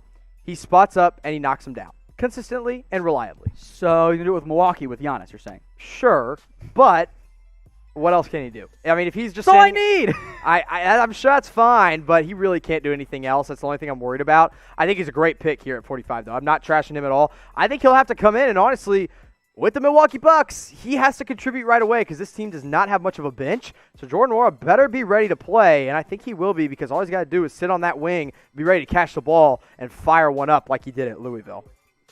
All right, so we are now about midway through the second round here. So let's recap what's happened so far in round 2. The Mavs at 31 took Tyrell Terry. Vernon Carey goes to the Hornets at number 32. Daniel Oturu goes number 33 to the a little bit ahead there to the Knicks. Teo Maledon goes to the Thunder. Xavier Tillman to the Grizzlies. Tyler Bay, by the way, 35 was via trade. 35 is Xavier Tillman via trade. 36 is Tyler Bay to the Dallas Mavericks. A guy I did the pronunciation work for earlier today, Vit Krejci, goes to the Thunder. Saban Lee goes to the Pistons. Elijah Hughes to the Jazz. Robert Woodard to the Kings via trade. Trey Jones to the Spurs. Nick Richards to the Hornets via trade. Jamias Ramsey to the Kings. Marko Simonovic to the Chicago Bulls. Jordan Nwora to the Milwaukee Bucks, and then the latest pick here, Jimmy, C.J. Elleby. I have heard that C.J. Elleby could sneak into the end of to the beginning of the second round. By the way, elite hair. Elite look at this hair out of Washington State. Kid's 6'6". He's a sophomore. Type hair, folks. Now, the thing with Elleby is he played at Washington State, so that's kind of your first question mark. You're like, okay, what can this kid really do? Well, he's a talented scorer. He can score at all three levels. He can play either guard position, he can play the wing position. He's kind of cornered into that three. He's athletic. His shot isn't super great, and you're never going to ask him to be a creator for another player. You're never going to give him the ball and say, hey, go out and get an assist. Go out and make a play for somebody else. If he's going to – Who does this man think he is? Josh Childress? That's a beautiful Josh Childress right there. So type Fro in the live chat. How many people we got watching right now, Tom? What are our numbers at? We got over almost 12K right now. Okay, so we're into the second round, so that's pretty darn good. I'm pretty happy with that number. So, yeah, type Fro in the live chat, letting people know you're watching. Anyway, up to 12,000. We got 17,000 likes, so keep liking the video and subscribe. CJ Elleby, I like the pick. I don't mind it. I mean, I had him 69th overall. He's nothing super, exciting, but Portland gets a score, which they needed off the bench. And, you look at these second-round guys, these probably aren't going to be guys that contribute right away. But I said this in the beginning of the draft. I'll say it again. This second round, and really from picks, 25 all the way down to 40, we're about in the range now. These guys can contribute in the long run. So, CJ Elleby going to the Portland Trailblazers at 46. I don't mind it. I like his hair, though. His hair is the thing that makes it. So he goes from Washington State to Portland, Oregon. Kind of makes some sense. Good for him getting drafted 46 overall. So the Boston Celtics are now on the clock here at pick number 47. Yeah, they've had a fun night tonight. They've been active and aggressive. Yeah, they traded away that 30th pick. And by the way, if you want to know everything they're doing with their picks and with their players, chatsports.com/CelticsTV. Go subscribe. We're quickly approaching 2,000 subscribers on our Celtics channel. Go check us out at chatsports.com/CelticsTV. I literally have videos coming out every day on that channel. Go check us out. 2 super chats just came in. First up from Sam Ministo. What do you think about Cassius Winston? Who, by the way, is your 4th best player left on the board? He is. Here's my thing with Cassius Winston, and the reason I honestly probably would have moved him a little bit lower. Guy is such a bad athlete. He legitimately tested as the worst athlete in point guard history at the Combine, and that's not good at the NBA level, but he's a winner. And that's why I still have him 43rd overall, and I have him worth taking in the second round. He is a winner. That's important at the NBA level, and he can do that at Michigan State. Did that at Michigan State and can do that in the NBA as well. He's not going to be able to get around players at the NBA level. He's going to get burnt around on the edge by other NBA players. So I like Winston a lot as a guy, as a player, but as an athlete, he's just not there. Jamie's super chat, do the moves the Mavs made put them in the top 4, health pending?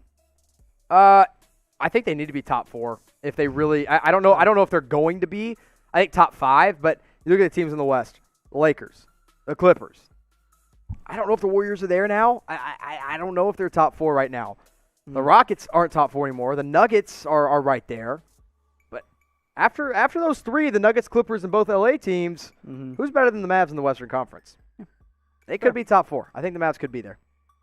Pick number 47 is in. The Boston Celtics taking the second Israeli tonight. Yamadar from Israel goes 47 overall, was number 59 overall on your big board, Jimmy. I like Yamadar. I'm interested to see if name flows, baby. Yamadar. Oh, yeah. It's all just one. That is the guy you always call first and last name. Yeah. Do you remember a guy named Gal Mekel? Or Gal Mekel? No. Okay, so he played in the NBA a while ago. He's from Israel. I kind of get Gal Mekel vibes from Yam Madar. But he's a scrappy defender. He's a guy that wants to get out of Israel, at least basketball-wise, and wants to come over and play. I don't think he will come over and play right away with Boston. I think they'll probably look to draft and stash him. But he is a scrappy defender. And, he knows how to score the ball when given the opportunities. He's nothing super special. but we'll see what he does in Boston, or if he ever comes to Boston. I think he will at least spend one more year overseas in Tel Aviv and potentially playing over there. Maybe goes up on a couple levels in the Euro leagues. He could do that, but it's definitely a draft and stash feel kind of pick for the Celtics, even though Yamadar has said that he wants to play right away. Again, I don't know if you really need him to if you're Red Boston. flag for me, has not shot very well. 25% last year over in the Tel Aviv League. 26.7 this past year. I'm getting flashes because it's Boston here. Good defender, Marcus Smart. Didn't we say that about our last defender, Tyrese Yes, Maxey? I believe we did. No, they took Peyton Pritchard. So now the Celtics have taken a couple. Wasn't it Peyton Pritchard that went to the Boston Celtics? I believe it Yes. was. So now I called him inverse Marcus Yeah, Smart. so now they've taken 2 point guards. One of them might not even play next year, and the other one, I don't know why they took in the first round. Boston making a couple questionable moves here early in the draft now, I got to admit. So grade the pick for us here. A, B, C, D, or F. It is mid-late of round 2 here. Grade the pick for me, Jimmy. I give it a B. It's nothing exciting. I don't even think he ends up playing, but if he pans out overseas and comes over in maybe 2 years, could end up being a worthwhile pick in the second round. No harm, no foul done. This pick is made possible by our friends over at Manscaped. Yeah, Jimmy's pointing to that link there. Head over to manscaped.com/chat. That'll save you 20% and get free shipping. This pick is for the Golden State Warriors at number 48 overall, and they are going with Nico Mannion, who is one of your top players left on the board, Jimmy, out of Arizona. 33 overall for you. He goes 48th here. What do you think? Man, good for Golden State. They get a backup playmaker that can come in and contribute right away. He definitely has his downsides. He's not a great defender. He didn't shoot the ball incredibly well in his only year at Arizona. He's the guy that, you look at Arizona, they had Zeke Naji and Josh Green both go in the first round, and this is the kid, Nico Mannion, that coming out of high school everybody was talking about. Well, he takes a little bit of a step back, but I think this is a perfect fit for the Golden State Warriors because their only other real backup point guard is Kai Bowman out of Boston College from last year. Yeah, he's a solid player, but Nico Mannion has a much higher ceiling. If this dude pans out, I like this pick a lot. And another thing with the Warriors here, and now what really changes for them, they're missing a guard in Klay Thompson. So they go out and get a guard in Nico Mannion. Now, Klay and Nico obviously play two different guard positions, but with Klay Thompson potentially suffering a really serious injury, taking Nico Mannion might be a smart pick for them at 48, a guy that I had valued at 33. As a reminder, the updates here on Klay Thompson, injured during a workout, and the reports, as we mentioned earlier this evening, it is feared to be a serious Achilles injury. MRI is forthcoming tomorrow on Thursday, or I guess even today, depending on when you're actually watching this video. Does not sound good for Klay, and a major blow to the Golden State Warriors. So we'll see what happens there, but things do not look particularly good for Golden State and for Klay Thompson. But Nico Mannion is the pick here at 48. Jimmy, grade it for me. A, B, C, D, or F. As good as a second round can be, this is an A pick for me. He's available. He has very high ceiling. He has great playmaking ability. He's just an incredible passer. And plus, some of the best hair game in the draft this year, the Red Mamba, Nico Mannion, coming out at 48. Third Arizona player picked tonight by Josh Green and Zeke Naji. I kind of thought he might get picked before Zeke Naji, but obviously not the case. And Golden State fills a need. Backup guard? Check. Nico Mannion, that's your next man up. Earlier tonight, we asked you guys to go visit manscaped.com/chat, and if 1,000 people did it, we were going to do another giveaway. Well, you guys did it, so here's how you guys can be eligible to claim this last giveaway from our friends over at Manscaped. Go to Manscaped's Instagram and tag @ChatSports on their most recent Instagram post. So, Manscaped on Instagram. We'll get that link in there for you guys here in the live chat. That's Manscaped on Instagram. And then tag us @ChatSports in that most recent post. And then we'll let you guys know who won that one. So, again, Instagram, it's @Manscaped. Tagged us @ChatSports. That is how you are eligible to win the most recent Manscaped giveaway here. We asked for 1,000 people to go visit it, and we got there. So we're adding another giveaway for you guys with our friends over at Manscaped. So go do that right now. We'll give you guys some time before we announce the winner, so you guys don't have to panic and drop everything. You got time. Go do it. It's @Manscaped, and then tag us @ChatSports. Pick is in, number 49 overall, the Philadelphia 76ers Isaiah Joe out of Arkansas. Home run pick for the 76ers. There were reports that they were giving him a first-round grade, which I think is crazy. He's not there. But at 49 for a team that always needs shooting, this is a money move for the Sixers, taking Isaiah Joe out of Arkansas. The best pure shooter, I think, left in this draft, and they go out and He was get him. the second best player left on your board. Then, yeah, who was my best player left on my board at the time? If you remember, I think it was Grant Riller, but Isaiah Joe feels a bigger need for the Sixers here at 49. Comes in, can shoot at NBA range already. This is a good move for Philadelphia, who desperately needs shooting around Ben Simmons and Joel Embiid. I like his release, man. It's fluid. In all honesty, I think this is a guy that could legitimately play on night one in the NBA. I really think so, and I think just the fact that he's not a great creator kind of held him back from being a first-round pick. Very different than Tyrese Maxey, who was their pick earlier in round 1, pick number 21. This is their second-round pick, Isaiah Joe out of Arkansas. We have a Panda Sups giveaway here as well, my friends. Matthew Sandy is the Panda Sups giveaway winner. So, Matthew, congrats on that Panda Sups giveaway. Here's how you're going to claim it, okay? DM Panda Sups on Facebook. They'll know who you are because they picked the winner. So, DM Panda Sups on Facebook. Let them know you are the Panda Sups giveaway winner. So, congrats, my friend, on that giveaway. And, by the way, we got another one coming up here in just a little. Am I eligible?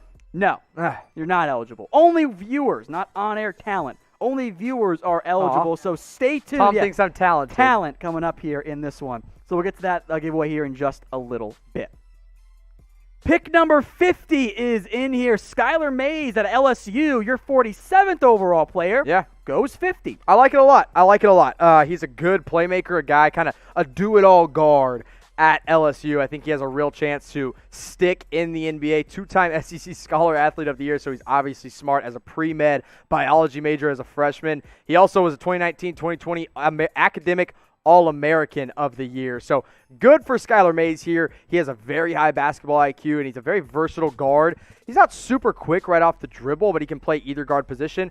Only thing I didn't see him do was kind of play that real point guard role. He was a bit of a shooting guard in a point guard's body a little bit, but I'm high on Skylar Mays. I think Atlanta made a smart pick here at number 50. Again, number 50 getting the 47th guy on my big board.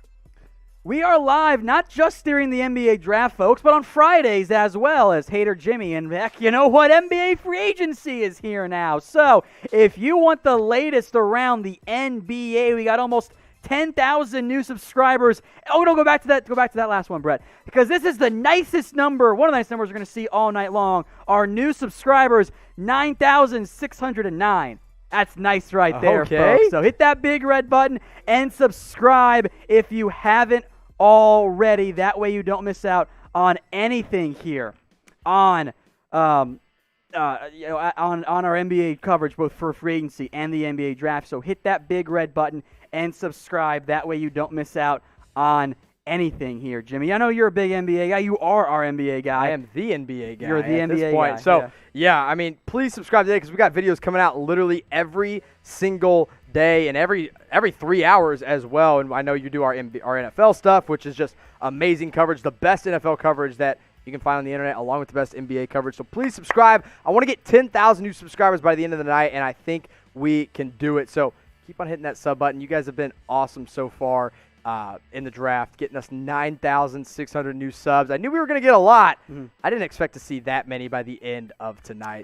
A super chat that came in from Emeka Chidu. I don't think I got that last name right. I'm sorry, my friend. Anyeka Kongwu. Wrong one. Thoughts on Cassius Stanley? Great athlete.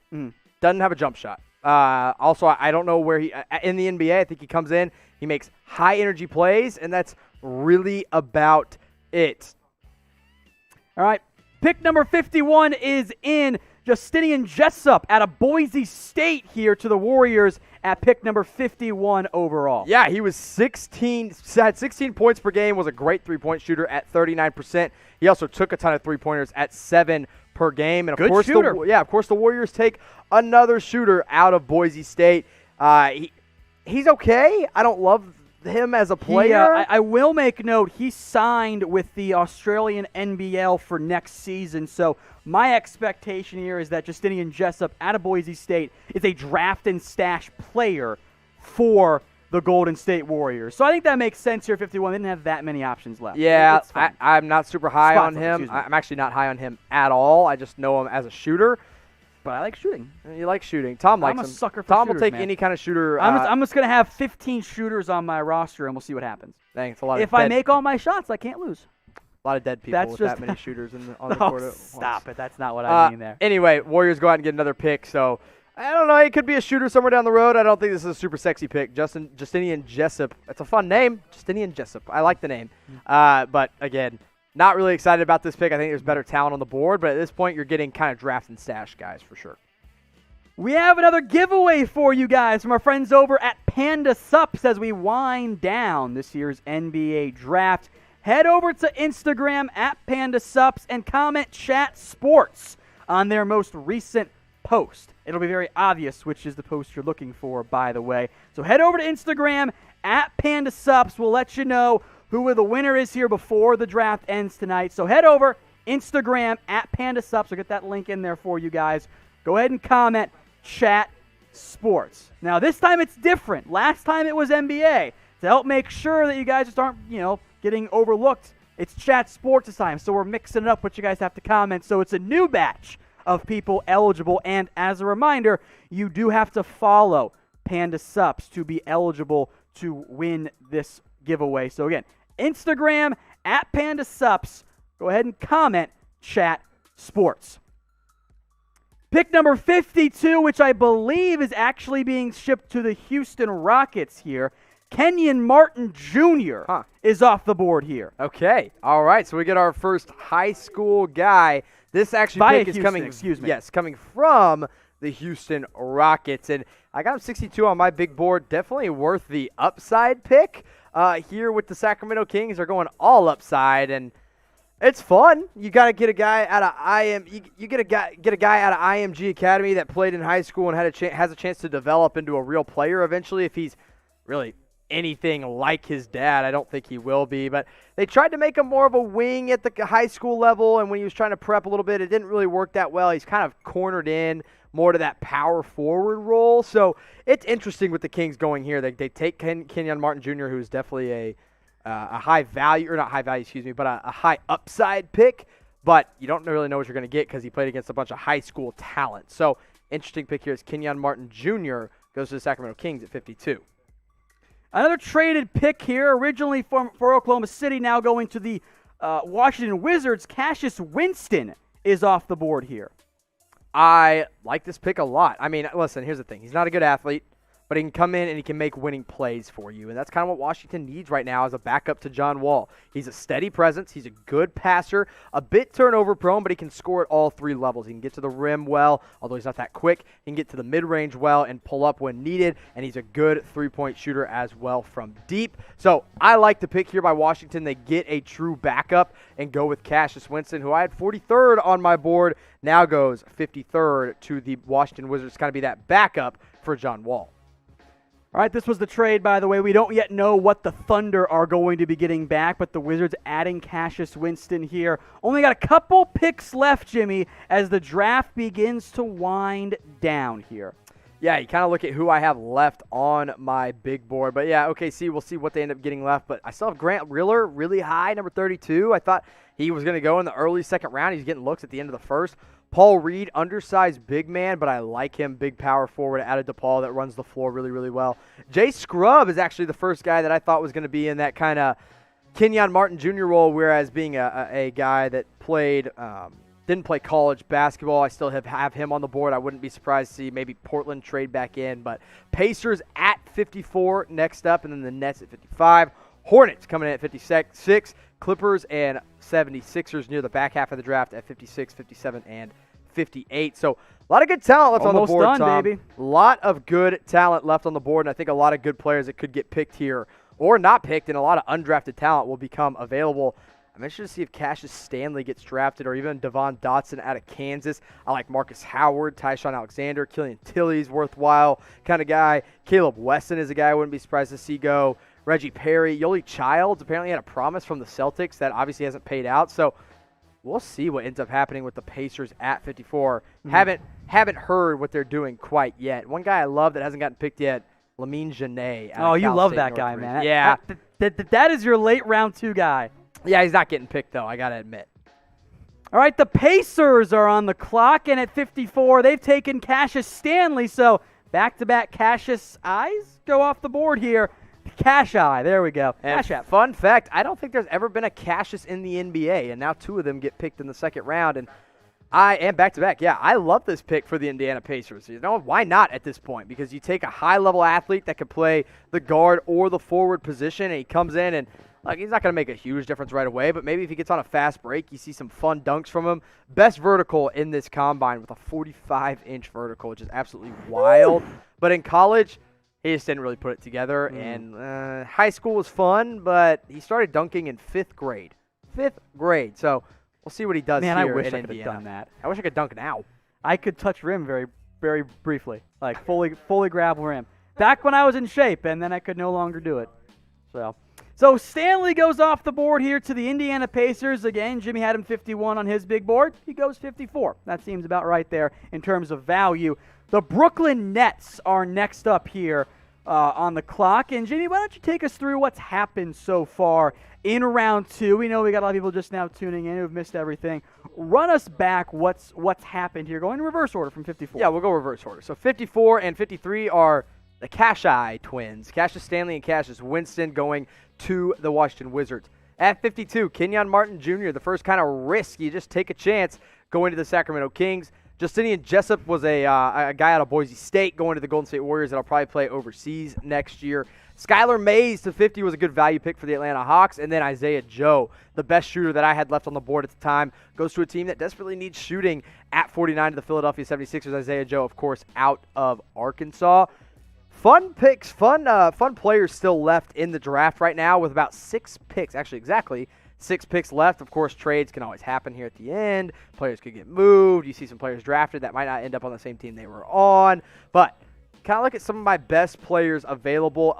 Grant Riller, somehow, still on the board. I love Grant Riller. I don't know what he's doing still on the board. Devon Dotson, Jay Scrubb, Paul Reed, Yoli Childs out of BYU. If you want another drafting stash guy, Rokas Jokubaitis or Abdullah Ndoye, both make some sense. Killian Tilly could be a big man taken here. So we'll see what ends up happening at the end of this draft. You kind of go to the very bottom of my big board.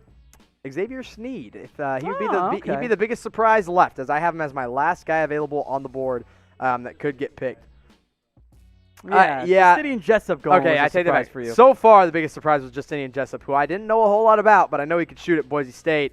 I just didn't think he was going to get drafted. I'm kind of surprised that he did, but Golden State kind of took a surprise last year when they took Jordan Poole, and they did it again with Justinian Jessup in the second round. Not quite the same level of player you're taking, but you're taking the same level of risk in a guy that I didn't really have there, and they took him anyway. So again, Nets, Hornets, Clippers, Sixers, Raptors still on the board, and the Bucks will take Mr. Irrelevant with that number 60 overall pick coming up here soon. So if you guys haven't subscribed yet as you're still watching here late in the second round, if you're not subscribed and you are watching the second round, I don't know what you're doing, but you need to subscribe. YouTube.com/ChatSportsTV if you want our Mavs coverage. YouTube.com/AllThingsMavs. Got a lot of coverage over there as well. So hit that subscribe button. Hit like on this video as well. All right, so a couple picks left here. Again, the Brooklyn Nets are on the clock right now. We are awaiting who they've taken here. The Hornets, again, you mentioned your best player. There's one obvious standout here. Grant Riller out of Charleston is your 32nd overall player, and we're all the way down here at pick number 55. So based on your board, Jimmy, there is some immense value here.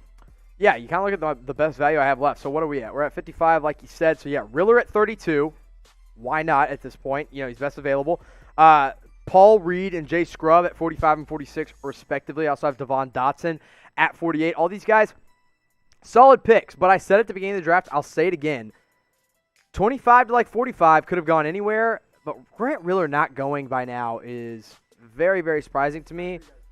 I think there is a chance that Riller goes undrafted and somebody picks him up and they're pretty happy with him at the end.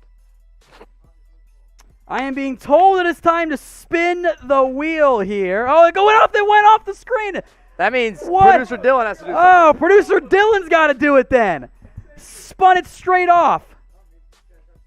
I'll do all of them. That doesn't Yeah, make any right. sense here. All right, let's see what it is. I can't read that. Audience liked the video. Okay, we're gonna do another one. Everyone like it here, and then go ahead and like the video as this spins away or spins around here. All right, there's the hand of producer Brett. Takes a look at it. Brett likes this one, which means I'm not gonna like it. Tom chugs a beer. Okay, this one has like nothing left. So how about I get a fresh one? Grab me a fresh beer here.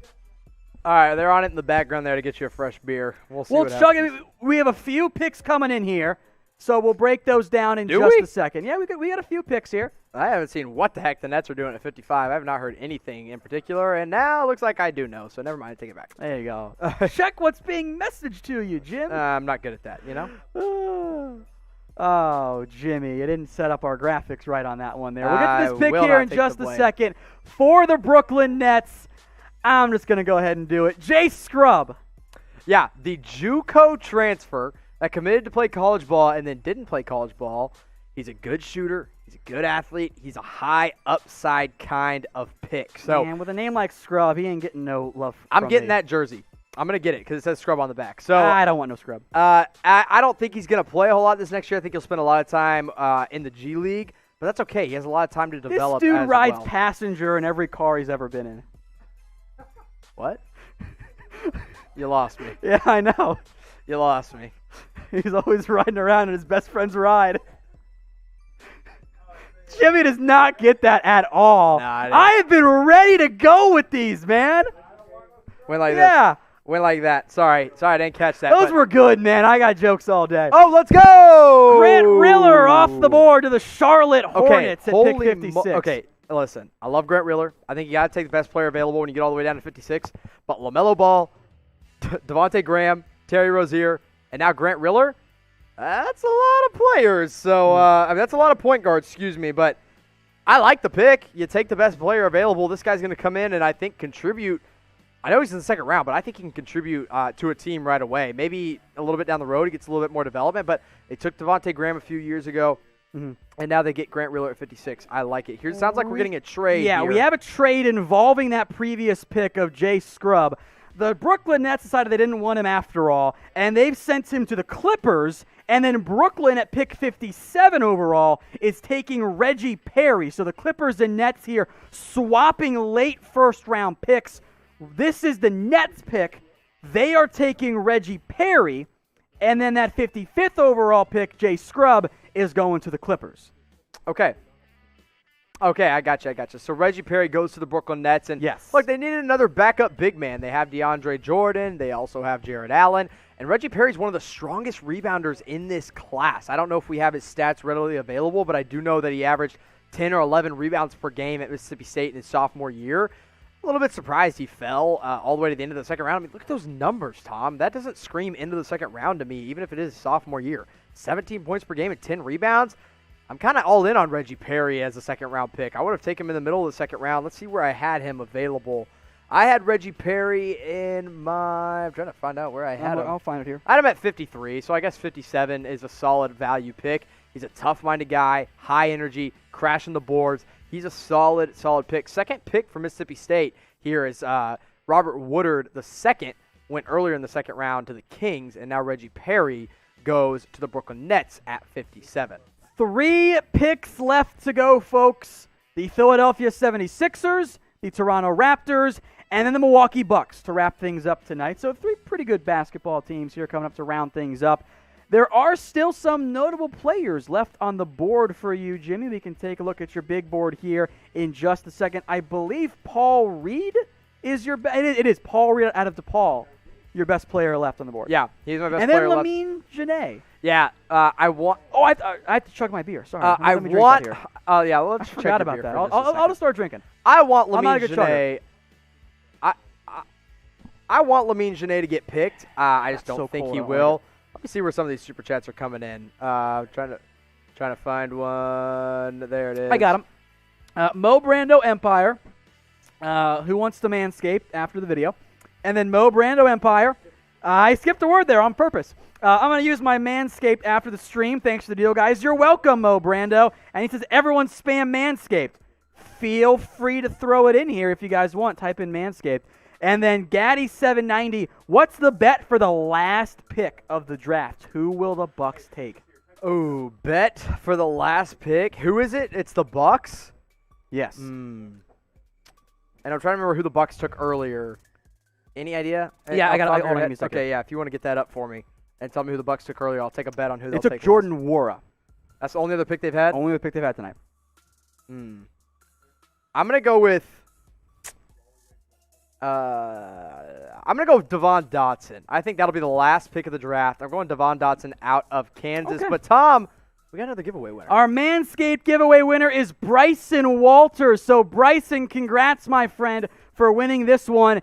In order to claim Bryson, DM @ChatSports on Instagram. So, a big shout-out here to Bryson Walters for winning that last Manscaped giveaway. DM @ChatSports on Instagram or get your information and make sure you win your prize there for that giveaway.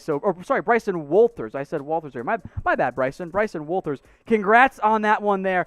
DM @ChatSports on Instagram in order to claim. Congrats on winning that here.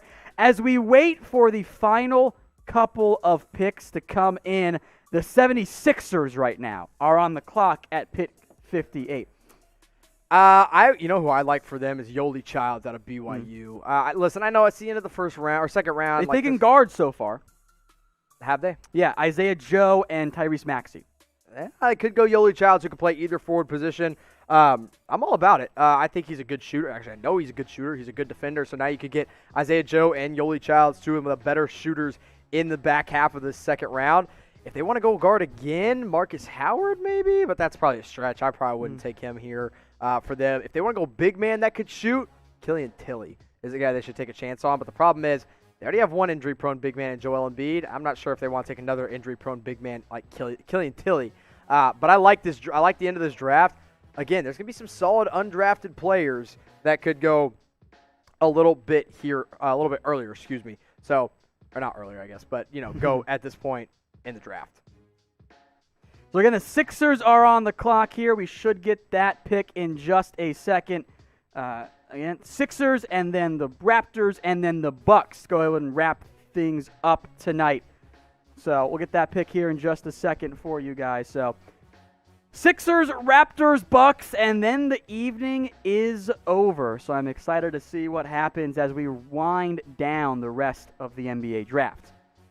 The Sixers pick at number 58 overall is presented by Manscaped. Head over to manscaped.com/chat and you'll save 20% off and get free shipping on all their great products here. The pick at 58, Paul Reed, your best available player, goes here. Yeah, good move. Look, he's not a big shooter, but he's a great rebounder. He runs the floor well. He is one of the best players in transition from a big man standpoint. I really like this pick a lot by the 76ers. Again, 58, you kind of get down to this level, you're not getting some knockout, home run pick, but you're getting a smart and safe player in Paul Reed. The Toronto Raptors are on the pick, and I should say have their pick in at number 15 overall, Jalen Harris out of Nevada. This is a kid who I saw climbing up a lot of draft boards, never climbed up mine. I had him at 77. He's a good athlete. Hater, Jimmy. He's pretty solid off the dribble. He's got good scoring instincts are the notes that I have on him. He's also can create pretty well. He's another DFW native. That's a lot of DFW natives that have been taken tonight. Now goes to Toronto, 59th overall. I think he has a place in the NBA at some point, maybe not right off the bat with Toronto. So I like this pick, Jalen Harris at 77. Or my 77 on my big board, 59 in the draft. It's not bad. It's not exciting. So, pretty solid in all honesty. Now, we're going to get to number 60 in a second, but first, go over to manscaped.com/chat. Get 20% off and free shipping on all of their great products. And, by the way, proceeds also benefit cancer research. So, going for a good cause there as well. Manscaped.com/chat. 20% off and free shipping. To wrap up the 2020 NBA Draft, Sam Merrill, my dude out of Utah State, gets taken here. You just photoshopped. Because he can score. Tom, you just photoshopped yourself onto this graphic. We all know what's If I get rid of the going beard, on honestly, it's not that here. far off. No, Sam Merrill was a 4-year starter at Utah State. He's an incredible shooter, and he's a really good passer as well. I think he could play really either on or off the ball, as he did all 4 years. 6'5". He's 24 years old, though, so the dude is absolutely ancient. He's old, old, according to prospect but he shot standards. 42% from deep, and that's all I care about. Hey, Give me you the know shooters, what? baby. We'll take it at number 60. Going to Milwaukee. Go stand in the corner and shoot threes with Giannis. And you know Boom, what? I fixed it. That's what he's about to do. Sam Merrill out of Utah State goes 60th overall. Mr. We will see if he's Irrelevant. athletic enough to actually stick around. Probably not, but he'll be fun. All right, so that, folks, wraps up the 2020 NBA Draft. Stay tuned, by the way. We'll have NBA Draft grades coming up later tonight for you guys for every single team here. I am Tom Downey. That is Jimmy Crowther. Let's take you through all of the picks that happened tonight. Jimmy, I'll let you point out one guy from the top 4. I mean, we know about the top 3 guys, right? Yeah. Patrick Williams. The surprise. High upside pick, the first big surprise of the night, but wasn't that big of a surprise apparently, according to a lot of Chicago people. High upside, good defense. All right, so again, Edwards, Wiseman, Ball. Isaac Okoro goes 5. Yeka Okonmu goes 6. Killian Hayes 7, and my boy Obi Toppin goes 8. I love the Onyeka Okongwu pick at 6. I have him as my 3rd best player. He'll probably back up Clint Capella, but I think he's a starter in the NBA long term. Denny Avdia goes number 9 to the Wizards. Jalen Smith, the surprise at 10 to the Suns. Yeah, I guess the fit as a power forward need kind of makes some sense, but bit surprising with Smith going number 10. Denny Avdia at 9, probably the steal of the draft in my opinion. You like Devin Vassell at 11 as well. That was also a great pick. I had him at number 11 on my big board. He goes number 11 to the Spurs. Tyrese Halliburton goes 12. Kyra Lewis goes number 13. Aaron Nesmith 14. Cole Anthony 15. Isaiah Stewart 16. Same deal. One pick of those 4. Which one do you want to talk about the most? I love the Cole Anthony fit. I think he goes in there. He can back up Markelle. He can back up Evan Fournier. He's going to play some big minutes in Orlando. I'm excited to see what he does at the NBA level. Ladies and gentlemen, we were once again the most watched NBA draft stream, and it's all thanks to you guys. We have the absolute best viewers on YouTube. Go ahead and take a victory lap here in the comment section for yourself here. Type in best. Thank you all so much for enjoying the NBA draft with us tonight. We hope you had a little bit of fun along the way as we let you know which players actually went where in the NBA draft amid a chaos-filled trades. I'm looking back. We'll get to round 2 in a second here. As I look at the round 2 picks, all but 1, 2, 3, 4, 5, 6, 7 of them were traded at some point. Wild. All right, moving along here, we mentioned Kyra Lewis and Cole Anthony and Aaron Nesmith and Isaiah Stewart just a second ago.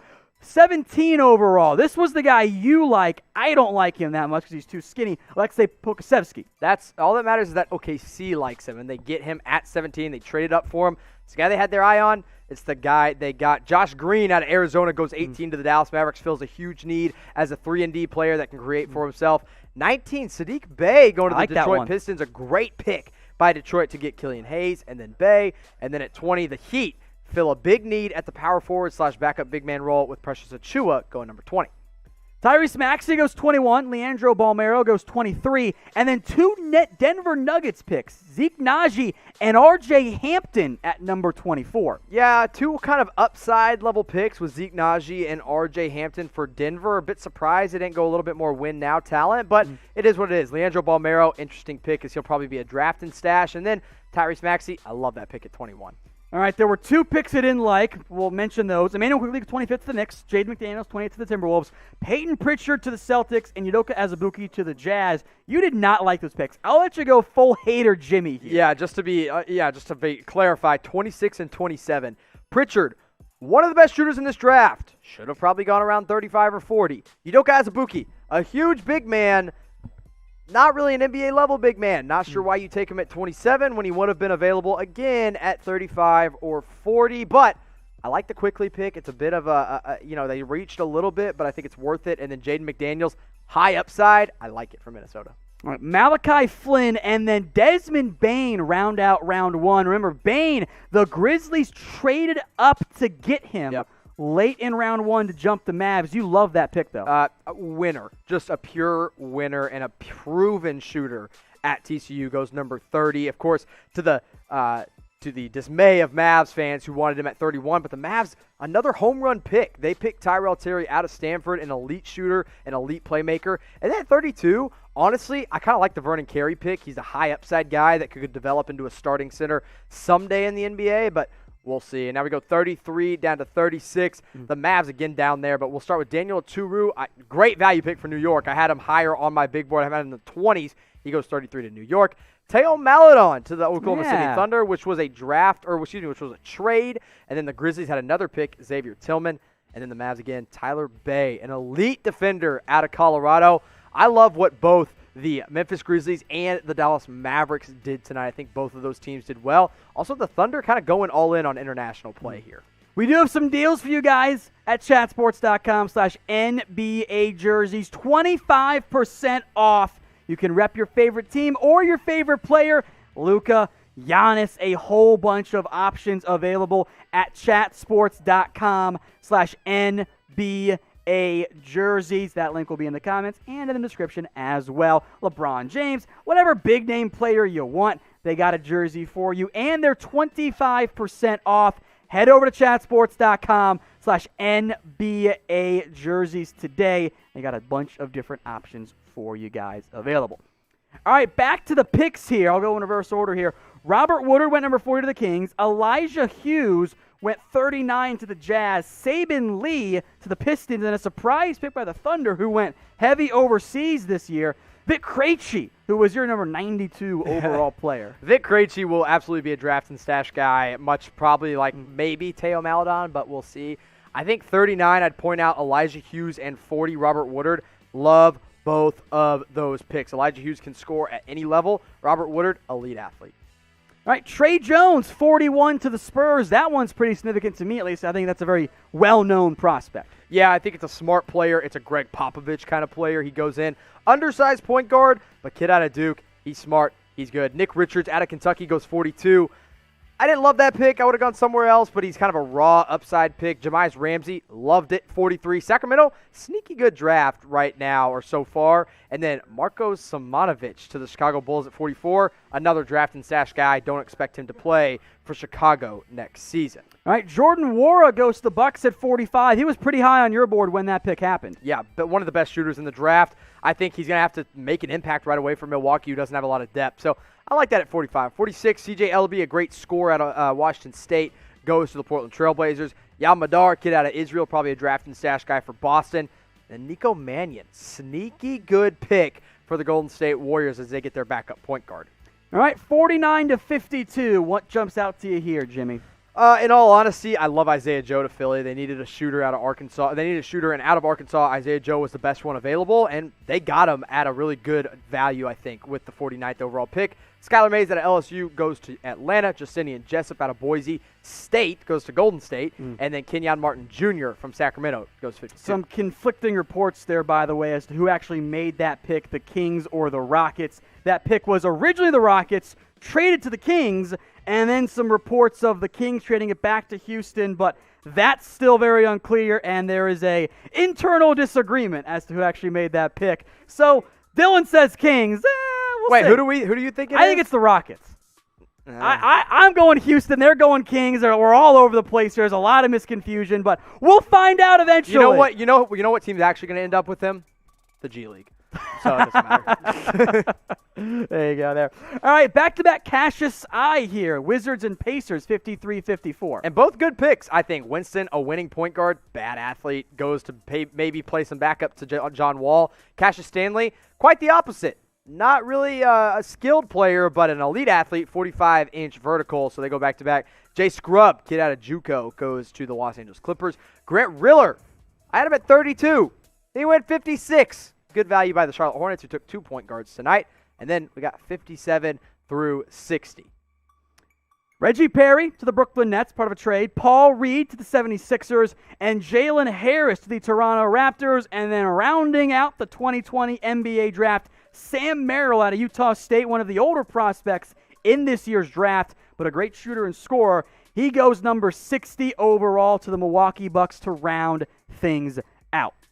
So who won the NBA draft tonight? Stay tuned later on. We'll have some grades and winners and losers as well for you folks here. But let me know in the comment section, who won the draft? Jimmy, where are you going here? Who do you think won? Oh, man, that's so tough. And I have to remember to go back and look at every single player. You know what? I'm going to hold off a little bit. I'm going to wait and make the people that reward the people. Coward. Now I'm rewarding the people that stick around a little bit longer, and I'm going to tell them who I think won the draft. All right, keep your votes coming there, folks, as we'll go to Loop here in just a second. We do have a giveaway winner that I want to mention, however, from Panda Sups, David Wingate. Congratulations, my friend. You are the Panda Sups giveaway winner. David Wingate, congrats, my friend, on winning this one here. DM Panda Sups on Instagram. DM at Panda Sups. Again, congrats to David Wingate for winning that final Panda Sups giveaway. Go ahead and DM at Panda Sups on Instagram. Thank you very much for everyone who watched. And yes, don't worry, coming up here in a little bit, we will have draft grades. Before we do that, though, Jimmy, one last time, the deal for Panda Sups. PandaSups.com, promo code NBA Draft 35 gets you 35% off all supplements at Panda Sups. You can get anything you want: protein, pre-workout, BCAAs. For those of you that work out and lift heavy, or you go on runs, whatever it may be, you need all the supplements you can get, and the best ones and the best tasting ones are at Panda Sups, at PandaSups.com, promo code NBA Draft 35. Thank you all so much for watching. Coming up on Loop, all the picks, and then later tonight, NBA draft grades. That, folks, wraps up the 2020 NBA draft. Stay tuned, by the way. We'll have NBA draft grades coming up later tonight for you guys, for every single team here. I am Tom Downey. That is Jimmy Crowther. Let's take you through all of the picks that happened tonight. Jimmy, I'll let you point out one guy from the top four. I mean, we know about the top three guys, right? Yeah. Patrick Williams. The surprise. High upside pick, first big surprise of the night, but wasn't that big of a surprise apparently, according to a lot of Chicago people. High upside, good defense. All right, so again, Edwards, Wiseman, Ball. Isaac Okoro goes 5. Yeka Okonmu goes 6. Killian Hayes 7, and my boy Obi Toppin goes 8. I love the Onyeka Okongwu pick at 6. I have him as my third best player. He'll probably back up Clint Capella, but I think he's a starter in the NBA long term. Denny Avdia goes number 9 to the Wizards. Jalen Smith, the surprise at 10 to the Suns. Yeah, I guess the fit as a power forward need kind of makes some sense, but bit surprising with Smith going number 10. Denny Avdia at 9. Probably the steal of the draft, in my opinion. You like Devin Vassell at 11 as well. That was also a great pick. I had him at number 11 on my big board. He goes number 11 to the Spurs. Tyrese Halliburton goes 12. Kyra Lewis goes number 13. Aaron Nesmith 14. Cole Anthony 15. Isaiah Stewart 16. Same deal. One pick of those 4. Which one do you want to talk about the most? I love the Cole Anthony fit. I think he goes in there. He can back up Markelle. He can back up Evan Fournier. He's going to play some big minutes in Orlando. I'm excited to see what he does at the NBA level. Ladies and gentlemen, we were once again the most watched NBA draft stream, and it's all thanks to you guys. We have the absolute best viewers on YouTube.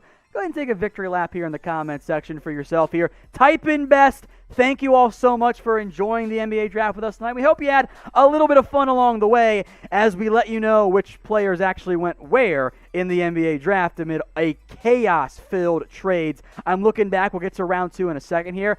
As I look at the round 2 picks, all but 1, 2, 3, 4, 5, 6, 7 of them were traded at some point. Wild. All right, moving along here, we mentioned Kyra Lewis and Cole Anthony and Aaron Nesmith and Isaiah Stewart just a second ago. 17 overall. This was the guy you like. I don't like him that much because he's too skinny. Alexei Pokasevsky. That's all that matters is that OKC likes him, and they get him at 17. They traded up for him. It's the guy they had their eye on. It's the guy they got. Josh Green out of Arizona goes 18 to the Dallas Mavericks. Fills a huge need as a 3-and-D player that can create for himself. 19, Sadiq Bey going to the Detroit Pistons. A great pick by Detroit to get Killian Hayes and then Bey. And then at 20, the Heat fill a big need at the power forward / backup big man role with Precious Achiuwa going number 20. Tyrese Maxey goes 21, Leandro Balmero goes 23, and then two Denver Nuggets picks, Zeke Naji and R.J. Hampton at number 24. Yeah, two kind of upside level picks with Zeke Naji and R.J. Hampton for Denver. A bit surprised they didn't go a little bit more win now talent, but it is what it is. Leandro Balmero, interesting pick as he'll probably be a draft and stash. And then Tyrese Maxey, I love that pick at 21.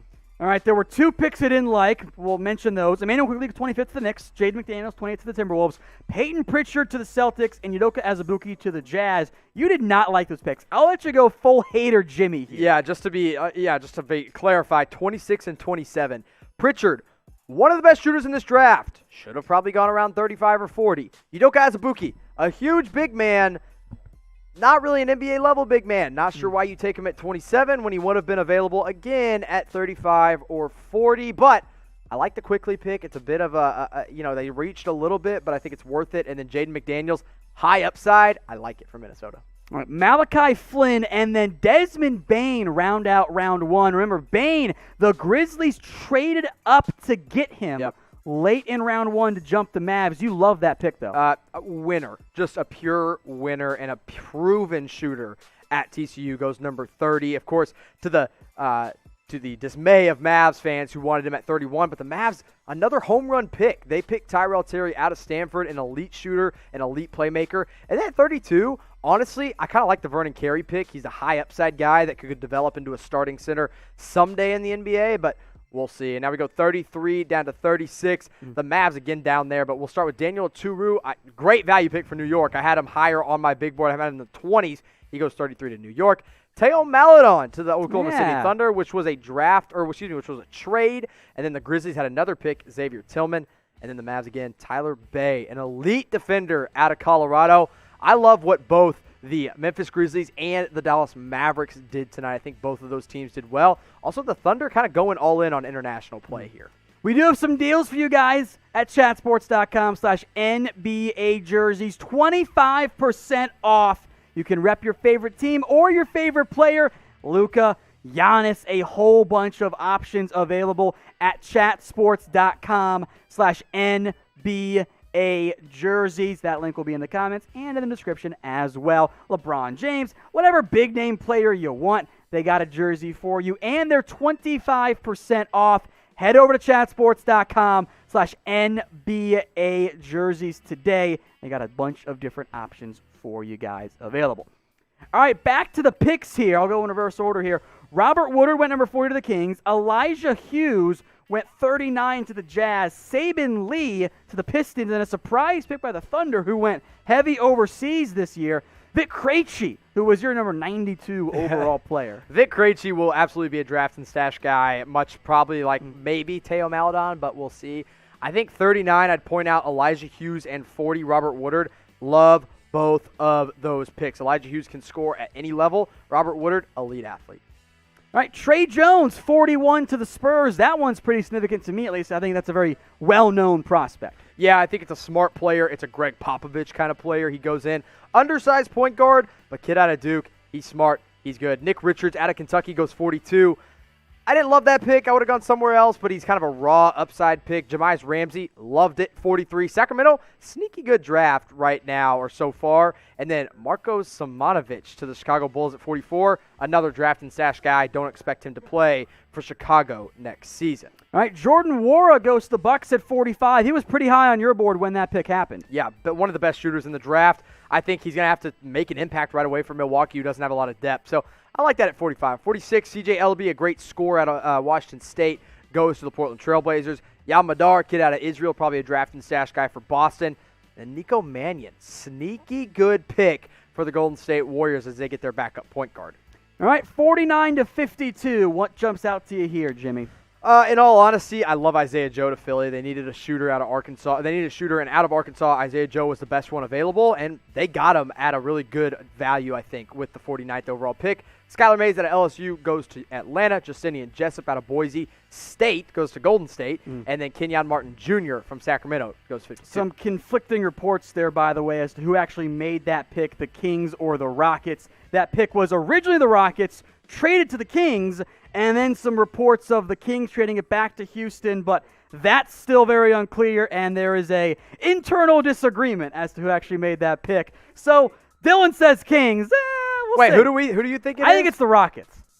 I'm going Houston. They're going Kings. We're all over the place. There's a lot of misconfusion, but we'll find out eventually. You know what? You know what team's actually going to end up with him? The G League. So it doesn't matter. There you go there. All right, back-to-back Cassius I here. Wizards and Pacers, 53-54. And both good picks, I think. Winston, a winning point guard, bad athlete, goes to maybe play some backup to John Wall. Cassius Stanley, quite the opposite. Not really a skilled player, but an elite athlete, 45-inch vertical, so they go back-to-back. Jay Scrubb, kid out of JUCO, goes to the Los Angeles Clippers. Grant Riller, I had him at 32. He went 56. Good value by the Charlotte Hornets, who took 2 point guards tonight. And then we got 57 through 60. Reggie Perry to the Brooklyn Nets, part of a trade. Paul Reed to the 76ers. And Jalen Harris to the Toronto Raptors. And then rounding out the 2020 NBA draft, Sam Merrill out of Utah State, one of the older prospects in this year's draft, but a great shooter and scorer. He goes number 60 overall to the Milwaukee Bucks to round things out. So who won the NBA draft tonight? Stay tuned later on. We'll have some grades and winners and losers as well for you folks here. But let me know in the comment section, who won the draft? Jimmy, where are you going here? Who do you think won? Oh, man, that's so tough. And I have to remember to go back and look at every single player. You know what? I'm going to hold off a little bit. I'm going to wait and make the people that reward the people. Coward. No, I'm rewarding the people that stick around a little bit longer, and I'm going to tell them who I think won the draft. All right, keep your votes coming there, folks, as we'll go to Loop here in just a second.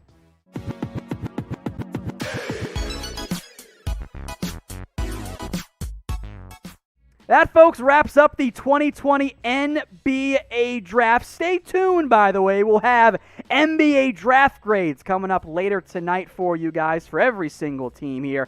I am Tom Downey. That is Jimmy Crowther. Let's take you through all of the picks that happened tonight. Jimmy, I'll let you point out one guy from the top four. I mean, we know about the top three guys, right? Yeah. Patrick Williams. The surprise. High upside pick, first big surprise of the night, but wasn't that big of a surprise apparently, according to a lot of Chicago people.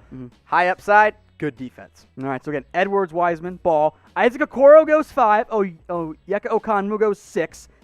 Killian Hayes 7, and my boy Obi Toppin goes 8. I love the Onyeka Okongwu pick at 6. I have him as my third best player. He'll probably back up Clint Capella, but I think he's a starter in the NBA long term.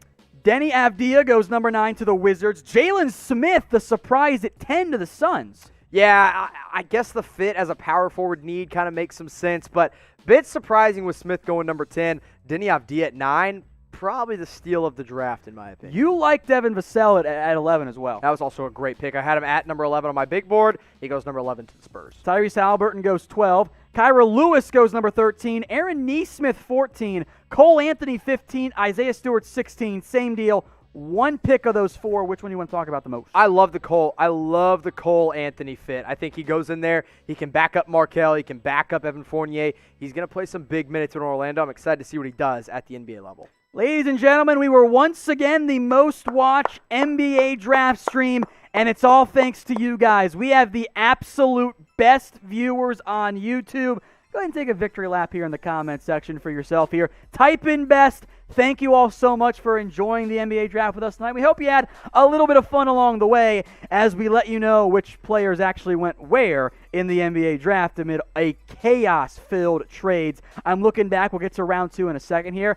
As I look at the round 2 picks, all but 1, 2, 3, 4, 5, 6, 7 of them were traded at some point. Wild. All right, moving along here, we mentioned Kyra Lewis and Cole Anthony and Aaron Nesmith and Isaiah Stewart just a second ago. 17 overall. This was the guy you like. I don't like him that much because he's too skinny. Alexei Pokusevsky. That's all that matters is that OKC likes him, and they get him at 17. They traded up for him. It's the guy they had their eye on. It's the guy they got. Josh Green out of Arizona goes 18 to the Dallas Mavericks. Fills a huge need as a 3-and-D player that can create for himself. 19, Sadiq Bey going to the Detroit Pistons. A great pick by Detroit to get Killian Hayes and then Bey. And then at 20, the Heat fill a big need at the power forward / backup big man role with Precious Achiuwa going number 20. Tyrese Maxey goes 21. Leandro Balmero goes 23. And then 2 net Denver Nuggets picks, Zeke Naji and R.J. Hampton at number 24. Yeah, 2 kind of upside level picks with Zeke Naji and R.J. Hampton for Denver. A bit surprised they didn't go a little bit more win now talent, but it is what it is. Leandro Balmero, interesting pick as he'll probably be a draft and stash. And then Tyrese Maxey, I love that pick at 21. All right, there were 2 picks I didn't like. We'll mention those. Emmanuel Quigley, 25th to the Knicks. Jaden McDaniels, 28th to the Timberwolves. Peyton Pritchard to the Celtics. And Udoka Azubuike to the Jazz. You did not like those picks. I'll let you go full hater Jimmy here. Yeah, just to be clarified, 26 and 27. Pritchard, one of the best shooters in this draft. Should have probably gone around 35 or 40. Udoka Azubuike, a huge big man. Not really an NBA-level big man. Not sure why you take him at 27 when he would have been available again at 35 or 40. But I like the Quickly pick. It's a bit of they reached a little bit, but I think it's worth it. And then Jaden McDaniels, high upside. I like it for Minnesota. All right, Malachi Flynn and then Desmond Bane round out round 1. Remember, Bane, the Grizzlies traded up to get him. Yep. Late in round 1 to jump the Mavs. You love that pick, though. A winner. Just a pure winner and a proven shooter at TCU goes number 30. Of course, to the dismay of Mavs fans who wanted him at 31. But the Mavs, another home run pick. They picked Tyrell Terry out of Stanford, an elite shooter, an elite playmaker. And then at 32, honestly, I kind of like the Vernon Carey pick. He's a high upside guy that could develop into a starting center someday in the NBA, but we'll see. And now we go 33 down to 36. The Mavs again down there, but we'll start with Daniel Oturu. Great value pick for New York. I had him higher on my big board. I had him in the 20s. He goes 33 to New York. Teo Maledon to the Oklahoma City Thunder, which was a trade. And then the Grizzlies had another pick, Xavier Tillman. And then the Mavs again, Tyler Bey, an elite defender out of Colorado. I love what both the Memphis Grizzlies and the Dallas Mavericks did tonight. I think both of those teams did well. Also, the Thunder kind of going all in on international play here. We do have some deals for you guys at chatsports.com/NBA jerseys. 25% off. You can rep your favorite team or your favorite player. Luka, Giannis, a whole bunch of options available at chatsports.com/NBA jerseys. That link will be in the comments and in the description as well. LeBron James, whatever big name player you want, they got a jersey for you, and they're 25% off. Head over to chatsports.com/NBA jerseys today. They got a bunch of different options for you guys available. All right, back to the picks here. I'll go in reverse order here. Robert Woodard went number 40 to the Kings. Elijah Hughes went 39 to the Jazz. Saban Lee to the Pistons, and a surprise pick by the Thunder, who went heavy overseas this year. Vic Krejci, who was your number 92 overall player. Vic Krejci will absolutely be a draft and stash guy, much probably like maybe Teo Maledon, but we'll see.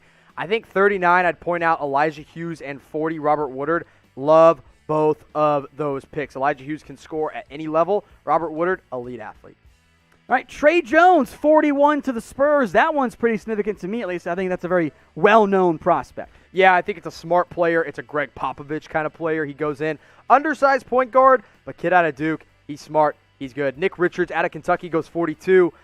I didn't love that pick. I would have gone somewhere else, but he's kind of a raw upside pick. Jamias Ramsey, loved it, 43. Sacramento, sneaky good draft right now or so far. And then Marko Simonovic to the Chicago Bulls at 44. Another draft and stash guy. Don't expect him to play for Chicago next season. All right, Jordan Nwora goes to the Bucks at 45. He was pretty high on your board when that pick happened. Yeah, but one of the best shooters in the draft. I think he's going to have to make an impact right away for Milwaukee, who doesn't have a lot of depth. So I like that at 45. 46, CJ Elleby, a great scorer out of Washington State, goes to the Portland Trailblazers. Yal Madar, kid out of Israel, probably a draft and stash guy for Boston. And Nico Mannion, sneaky good pick for the Golden State Warriors as they get their backup point guard. All right, 49 to 52. What jumps out to you here, Jimmy? In all honesty, I love Isaiah Joe to Philly. They needed a shooter out of Arkansas. They needed a shooter, and out of Arkansas, Isaiah Joe was the best one available, and they got him at a really good value, I think, with the 49th overall pick. Skylar Mays out of LSU goes to Atlanta. Justinian Jessup out of Boise State goes to Golden State, and then Kenyon Martin Jr. from Sacramento goes 52. Some conflicting reports there, by the way, as to who actually made that pick, the Kings or the Rockets. That pick was originally the Rockets, traded to the Kings, and then some reports of the Kings trading it back to Houston, but that's still very unclear, and there is a internal disagreement as to who actually made that pick. So Dylan says Kings. We'll Wait, see. who do you think it is? I think it's the Rockets. I'm going Houston. They're going Kings. We're all over the place. There's a lot of misconfusion, but we'll find out eventually. You know what? You know what team's actually going to end up with him? The G League. So it doesn't matter. There you go there. All right, back-to-back Cassius I here. Wizards and Pacers, 53-54. And both good picks, I think. Winston, a winning point guard, bad athlete, goes to maybe play some backup to John Wall. Cassius Stanley, quite the opposite. Not really a skilled player, but an elite athlete, 45-inch vertical, so they go back-to-back. Jay Scrubb, kid out of JUCO, goes to the Los Angeles Clippers. Grant Riller, I had him at 32. He went 56. Good value by the Charlotte Hornets, who took 2 point guards tonight. And then we got 57 through 60. Reggie Perry to the Brooklyn Nets, part of a trade. Paul Reed to the 76ers. And Jalen Harris to the Toronto Raptors. And then rounding out the 2020 NBA draft, Sam Merrill out of Utah State, one of the older prospects in this year's draft, but a great shooter and scorer. He goes number 60 overall to the Milwaukee Bucks to round things out. So who won the NBA draft tonight? Stay tuned later on. We'll have some grades and winners and losers as well for you folks here. But let me know in the comments section, who won the draft? Jimmy, where are you going here? Who do you think won? Oh, man, that's so tough. And I have to remember to go back and look at every single player. You know what? I'm going to hold off a little bit. I'm going to wait and make the people that reward the people. Coward. No, I'm rewarding the people that stick around a little bit longer, and I'm going to tell them who I think won the draft. All right, keep your votes coming there, folks, as we'll go to Loop here in just a second.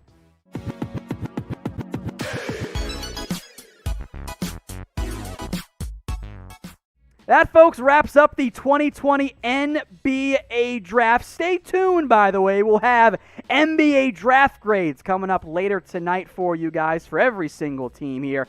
I am Tom Downey. That is Jimmy Crowther. Let's take you through all of the picks that happened tonight. Jimmy, I'll let you point out one guy from the top four.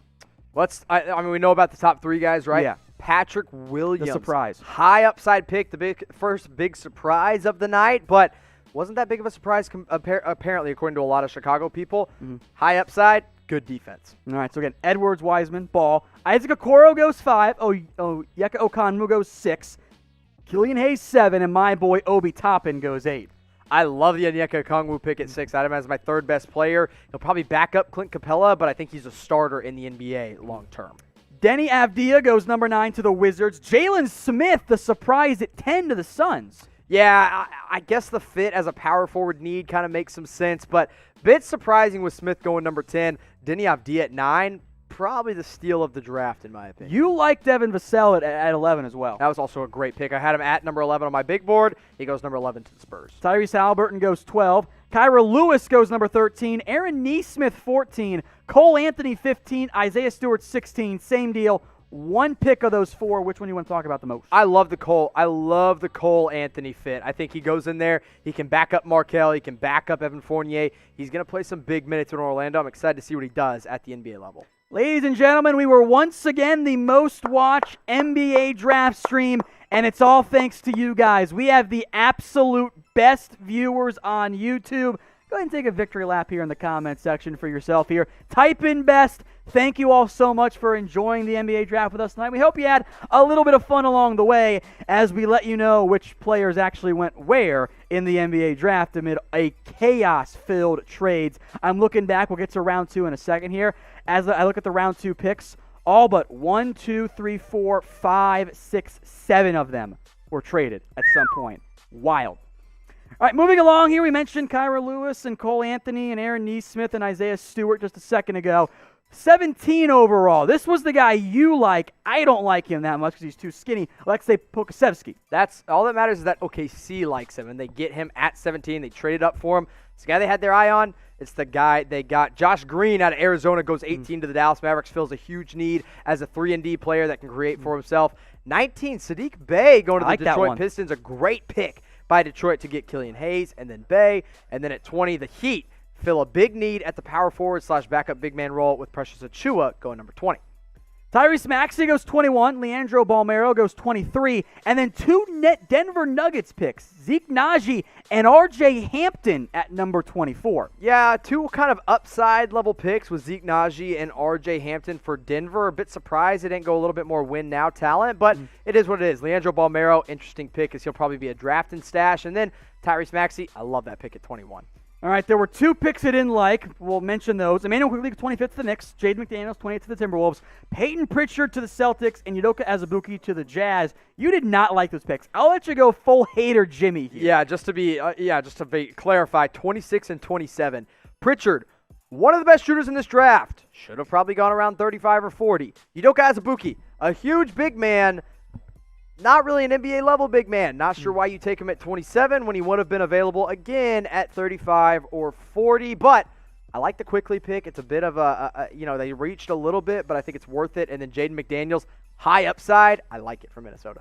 All right, Malachi Flynn and then Desmond Bane round out round one. Remember, Bane, the Grizzlies traded up to get him. Yep. Late in round one to jump the Mavs. You love that pick, though. A winner. Just a pure winner and a proven shooter at TCU goes number 30. Of course, to the dismay of Mavs fans who wanted him at 31. But the Mavs, another home run pick. They picked Tyrell Terry out of Stanford, an elite shooter, an elite playmaker. And then at 32, honestly, I kind of like the Vernon Carey pick. He's a high upside guy that could develop into a starting center someday in the NBA, but we'll see. And now we go 33 down to 36. The Mavs again down there, but we'll start with Daniel Oturu. Great value pick for New York. I had him higher on my big board. I had him in the 20s. He goes 33 to New York. Teo Maledon to the Oklahoma City Thunder, which was a trade. And then the Grizzlies had another pick, Xavier Tillman. And then the Mavs again, Tyler Bey, an elite defender out of Colorado. I love what both the Memphis Grizzlies and the Dallas Mavericks did tonight. I think both of those teams did well. Also, the Thunder kind of going all in on international play here. We do have some deals for you guys at chatsports.com/NBA jerseys. 25% off. You can rep your favorite team or your favorite player. Luka, Giannis, a whole bunch of options available at chatsports.com/NBA jerseys. That link will be in the comments and in the description as well. LeBron James, whatever big name player you want, they got a jersey for you, and they're 25% off. Head over to chatsports.com/NBA jerseys today. They got a bunch of different options for you guys available. All right, back to the picks here. I'll go in reverse order here. Robert Woodard went number 40 to the Kings. Elijah Hughes went 39 to the Jazz. Saban Lee to the Pistons, and a surprise pick by the Thunder, who went heavy overseas this year. Vic Krejci, who was your number 92 overall player. Vic Krejci will absolutely be a draft and stash guy, much probably like maybe Teo Maledon, but we'll see. I think 39, I'd point out Elijah Hughes, and 40, Robert Woodard. Love both of those picks. Elijah Hughes can score at any level. Robert Woodard, elite athlete.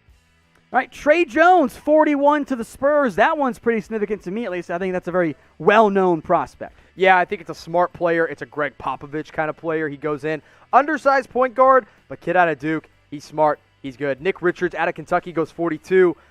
I didn't love that pick. I would have gone somewhere else, but he's kind of a raw upside pick. Jamias Ramsey, loved it, 43. Sacramento, sneaky good draft right now or so far. And then Marko Simonovic to the Chicago Bulls at 44. Another draft and stash guy. Don't expect him to play for Chicago next season. All right, Jordan Nwora goes to the Bucks at 45. He was pretty high on your board when that pick happened. Yeah, but one of the best shooters in the draft. I think he's going to have to make an impact right away for Milwaukee, who doesn't have a lot of depth. So I like that at 45. 46, CJ Elleby, a great scorer out of Washington State, goes to the Portland Trailblazers. Yal Madar, kid out of Israel, probably a draft and stash guy for Boston.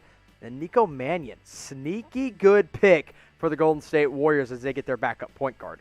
All right, 49 to 52. What jumps out to you here, Jimmy? In all honesty, I love Isaiah Joe to Philly. They needed a shooter out of Arkansas. They needed a shooter, and out of Arkansas, Isaiah Joe was the best one available, and they got him at a really good value, I think, with the 49th overall pick. Skylar Mays out of LSU goes to Atlanta. Justinian Jessup out of Boise State goes to Golden State, and then Kenyon Martin Jr. from Sacramento goes 52. Some conflicting reports there, by the way, as to who actually made that pick, the Kings or the Rockets. That pick was originally the Rockets, traded to the Kings, and then some reports of the Kings trading it back to Houston, but that's still very unclear, and there is a internal disagreement as to who actually made that pick. So Dylan says Kings. We'll Wait, see. who do you think it is? I think it's the Rockets. I'm going Houston. They're going Kings. We're all over the place. There's a lot of misconfusion, but we'll find out eventually. You know what? You know what team's actually going to end up with him? The G League. So it doesn't matter. There you go there.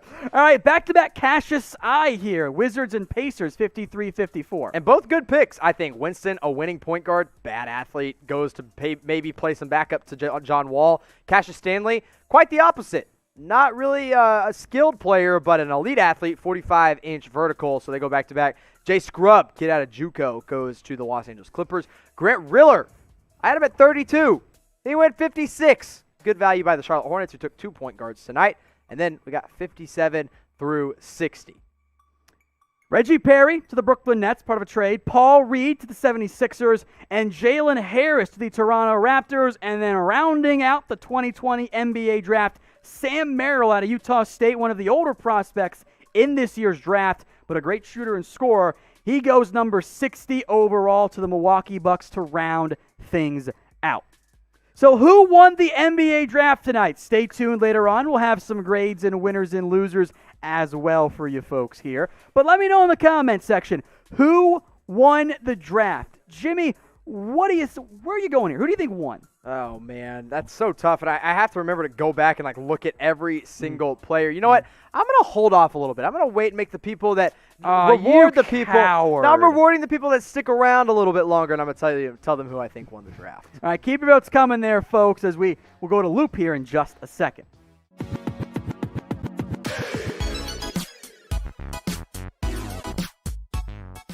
That, folks, wraps up the 2020 NBA draft. Stay tuned, by the way. We'll have NBA draft grades coming up later tonight for you guys for every single team here. I am Tom Downey. That is Jimmy Crowther. Let's take you through all of the picks that happened tonight. Jimmy, I'll let you point out one guy from the top four. I mean, we know about the top three guys, right? Yeah. Patrick Williams. The surprise. High upside pick, first big surprise of the night, but wasn't that big of a surprise apparently, according to a lot of Chicago people. High upside, good defense. All right, so again, Edwards, Wiseman, Ball. Isaac Okoro goes 5. Yeka Okonmu goes 6. Killian Hayes 7, and my boy Obi Toppin goes 8. I love the Onyeka Okongwu pick at 6. I had him as my third best player. He'll probably back up Clint Capella, but I think he's a starter in the NBA long term. Denny Avdia goes number 9 to the Wizards. Jalen Smith, the surprise at 10 to the Suns. Yeah, I guess the fit as a power forward need kind of makes some sense, but bit surprising with Smith going number 10. Denny Avdia at 9, probably the steal of the draft in my opinion. You like Devin Vassell at 11 as well. That was also a great pick. I had him at number 11 on my big board. He goes number 11 to the Spurs. Tyrese Halliburton goes 12. Kyra Lewis goes number 13. Aaron Nesmith 14. Cole Anthony 15. Isaiah Stewart 16. Same deal. One pick of those 4. Which one do you want to talk about the most? I love the Cole Anthony fit. I think he goes in there. He can back up Markelle. He can back up Evan Fournier. He's going to play some big minutes in Orlando. I'm excited to see what he does at the NBA level. Ladies and gentlemen, we were once again the most watched NBA draft stream, and it's all thanks to you guys. We have the absolute best viewers on YouTube. Go ahead and take a victory lap here in the comment section for yourself here. Type in best. Thank you all so much for enjoying the NBA draft with us tonight. We hope you had a little bit of fun along the way as we let you know which players actually went where in the NBA draft amid a chaos-filled trades. I'm looking back. We'll get to round 2 in a second here. As I look at the round 2 picks, all but 1, 2, 3, 4, 5, 6, 7 of them were traded at some point. Wild. All right, moving along here, we mentioned Kyra Lewis and Cole Anthony and Aaron Nesmith and Isaiah Stewart just a second ago. 17 overall. This was the guy you like. I don't like him that much because he's too skinny. Alexei Pokasevsky. That's all that matters is that OKC likes him, and they get him at 17. They traded up for him. It's the guy they had their eye on. It's the guy they got. Josh Green out of Arizona goes 18 to the Dallas Mavericks, fills a huge need as a 3-and-D player that can create for himself. 19, Sadiq Bey going to the Detroit Pistons. A great pick by Detroit to get Killian Hayes and then Bey. And then at 20, the Heat fill a big need at the power forward / backup big man role with Precious Achiuwa going number 20. Tyrese Maxey goes 21. Leandro Balmero goes 23. And then 2 Denver Nuggets picks, Zeke Naji and R.J. Hampton at number 24. Yeah, 2 kind of upside level picks with Zeke Naji and R.J. Hampton for Denver. A bit surprised they didn't go a little bit more win now talent, but it is what it is. Leandro Balmero, interesting pick as he'll probably be a draft and stash. And then Tyrese Maxey, I love that pick at 21. All right, there were 2 picks I didn't like. We'll mention those. Emmanuel Quigley, 25th to the Knicks. Jaden McDaniels, 28th to the Timberwolves. Peyton Pritchard to the Celtics. And Udoka Azubuike to the Jazz. You did not like those picks. I'll let you go full hater Jimmy here. Yeah, just to clarify, 26 and 27. Pritchard, one of the best shooters in this draft. Should have probably gone around 35 or 40. Udoka Azubuike, a huge big man. Not really an NBA level big man. Not sure why you take him at 27 when he would have been available again at 35 or 40. But I like the Quickly pick. It's a bit of they reached a little bit, but I think it's worth it. And then Jaden McDaniels, high upside. I like it for Minnesota. All right, Malachi Flynn and then Desmond Bane round out round 1. Remember, Bane, the Grizzlies traded up to get him. Late in round 1 to jump the Mavs. You love that pick, though. A winner. Just a pure winner and a proven shooter at TCU goes number 30. Of course, to the dismay of Mavs fans who wanted him at 31. But the Mavs, another home run pick. They picked Tyrell Terry out of Stanford, an elite shooter, an elite playmaker. And then at 32, honestly, I kind of like the Vernon Carey pick. He's a high upside guy that could develop into a starting center someday in the NBA, but we'll see. And now we go 33 down to 36. The Mavs again down there, but we'll start with Daniel Oturu. Great value pick for New York. I had him higher on my big board. I had him in the 20s. He goes 33 to New York. Teo Maledon to the Oklahoma City Thunder, which was a trade. And then the Grizzlies had another pick, Xavier Tillman. And then the Mavs again, Tyler Bey, an elite defender out of Colorado.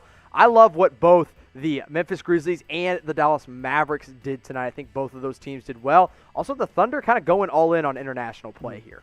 We do have some deals for you guys at chatsports.com/NBA jerseys. 25% off. You can rep your favorite team or your favorite player.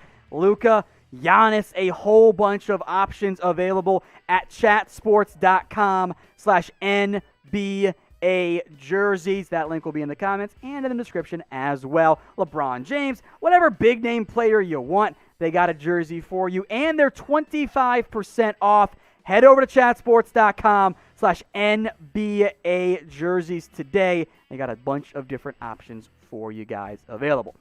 All right, back to the picks here. I'll go in reverse order here. Robert Woodard went number 40 to the Kings. Elijah Hughes went 39 to the Jazz. Saban Lee to the Pistons, and a surprise pick by the Thunder, who went heavy overseas this year. Vic Krejci, who was your number 92 overall player. Vic Krejci will absolutely be a draft and stash guy, much probably like maybe Teo Maledon, but we'll see. I think 39, I'd point out Elijah Hughes, and 40, Robert Woodard. Love both of those picks. Elijah Hughes can score at any level. Robert Woodard, elite athlete. All right, Trey Jones, 41 to the Spurs. That one's pretty significant to me, at least. I think that's a very well-known prospect. Yeah, I think it's a smart player. It's a Greg Popovich kind of player. He goes in. Undersized point guard, but kid out of Duke. He's smart. He's good. Nick Richards out of Kentucky goes 42. I didn't love that pick. I would have gone somewhere else, but he's kind of a raw upside pick. Jamize Ramsey, loved it, 43. Sacramento, sneaky good draft right now or so far. And then Marcos Simonovic to the Chicago Bulls at 44. Another draft and stash guy. Don't expect him to play for Chicago next season. All right, Jordan Nwora goes to the Bucks at 45. He was pretty high on your board when that pick happened. Yeah, but one of the best shooters in the draft. I think he's going to have to make an impact right away for Milwaukee, who doesn't have a lot of depth. So I like that at 45. 46, C.J. Ellaby, a great scorer out of Washington State, goes to the Portland Trailblazers. Yal Madar, kid out of Israel, probably a draft and stash guy for Boston. And Nico Mannion, sneaky good pick for the Golden State Warriors as they get their backup point guard. All right, 49 to 52. What jumps out to you here, Jimmy?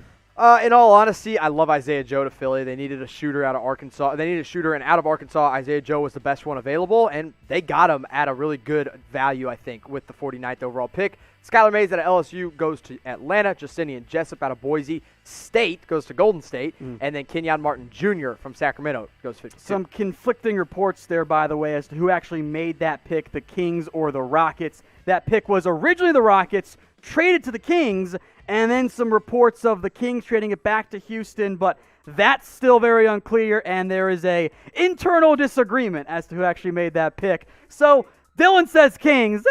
Wait, see. who do you think it is? I think it's the Rockets. I'm going Houston. They're going Kings. We're all over the place. There's a lot of misconfusion, but we'll find out eventually. You know what? You know what team's actually going to end up with him? The G League. So it doesn't matter. There you go there. All right, back-to-back Cassius I here. Wizards and Pacers, 53-54. And both good picks, I think. Winston, a winning point guard, bad athlete, goes to maybe play some backup to John Wall. Cassius Stanley, quite the opposite. Not really a skilled player, but an elite athlete, 45-inch vertical, so they go back-to-back. Jay Scrubb, kid out of JUCO, goes to the Los Angeles Clippers. Grant Riller, I had him at 32.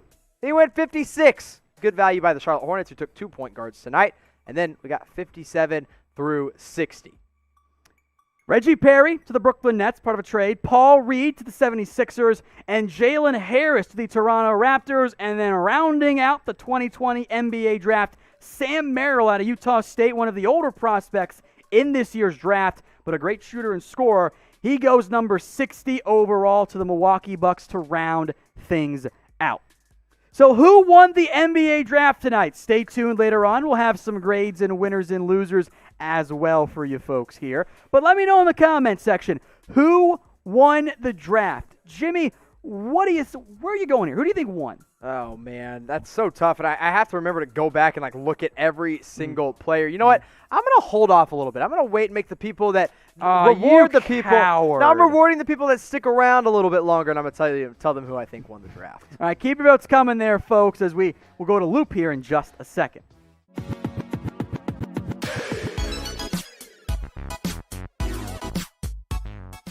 That, folks, wraps up the 2020 NBA draft. Stay tuned, by the way. We'll have NBA draft grades coming up later tonight for you guys for every single team here. I am Tom Downey. That is Jimmy Crowther. Let's take you through all of the picks that happened tonight. Jimmy, I'll let you point out one guy from the top four. I mean, we know about the top three guys, right? Yeah. Patrick Williams. The surprise. High upside pick, first big surprise of the night, but wasn't that big of a surprise apparently, according to a lot of Chicago people. High upside, good defense. All right, so again, Edwards, Wiseman, Ball. Isaac Okoro goes 5. Yeka Okonmu goes 6. Killian Hayes 7, and my boy Obi Toppin goes 8. I love the Onyeka Okongwu pick at 6. I have him as my third best player. He'll probably back up Clint Capella, but I think he's a starter in the NBA long term. Denny Avdia goes number 9 to the Wizards. Jalen Smith, the surprise at 10 to the Suns. Yeah, I guess the fit as a power forward need kind of makes some sense, but bit surprising with Smith going number 10. Denny Avdia at 9, probably the steal of the draft in my opinion. You like Devin Vassell at 11 as well. That was also a great pick. I had him at number 11 on my big board. He goes number 11 to the Spurs. Tyrese Halliburton goes 12. Kyra Lewis goes number 13. Aaron Nesmith 14. Cole Anthony 15. Isaiah Stewart 16. Same deal. One pick of those 4. Which one do you want to talk about the most? I love the Cole Anthony fit. I think he goes in there. He can back up Markelle. He can back up Evan Fournier. He's going to play some big minutes in Orlando. I'm excited to see what he does at the NBA level. Ladies and gentlemen, we were once again the most watched NBA draft stream, and it's all thanks to you guys. We have the absolute best viewers on YouTube. Go ahead and take a victory lap here in the comment section for yourself here. Type in best. Thank you all so much for enjoying the NBA draft with us tonight. We hope you had a little bit of fun along the way as we let you know which players actually went where in the NBA draft amid a chaos-filled trades. I'm looking back. We'll get to round 2 in a second here. As I look at the round 2 picks, all but 1, 2, 3, 4, 5, 6, 7 of them were traded at some point. Wild. All right, moving along here, we mentioned Kyra Lewis and Cole Anthony and Aaron Nesmith and Isaiah Stewart just a second ago.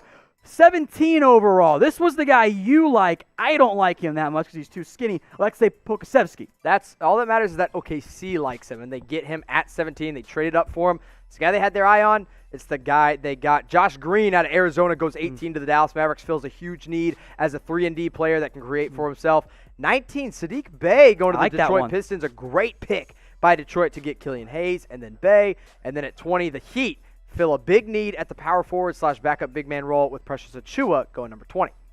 Tyrese Maxey goes 21. Leandro Balmero goes 23. And then 2 net Denver Nuggets picks, Zeke Naji and R.J. Hampton at number 24. Yeah, 2 kind of upside level picks with Zeke Naji and R.J. Hampton for Denver. A bit surprised they didn't go a little bit more win now talent, but it is what it is. Leandro Balmero, interesting pick as he'll probably be a draft and stash. And then Tyrese Maxey, I love that pick at 21.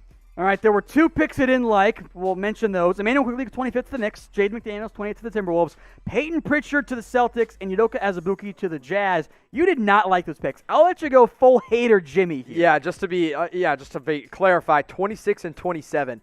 Pritchard, one of the best shooters in this draft. Should have probably gone around 35 or 40. Udoka Azubuike, a huge big man. Not really an NBA-level big man. Not sure why you take him at 27 when he would have been available again at 35 or 40. But I like the Quickly pick. It's a bit of they reached a little bit, but I think it's worth it. And then Jaden McDaniels, high upside. I like it for Minnesota.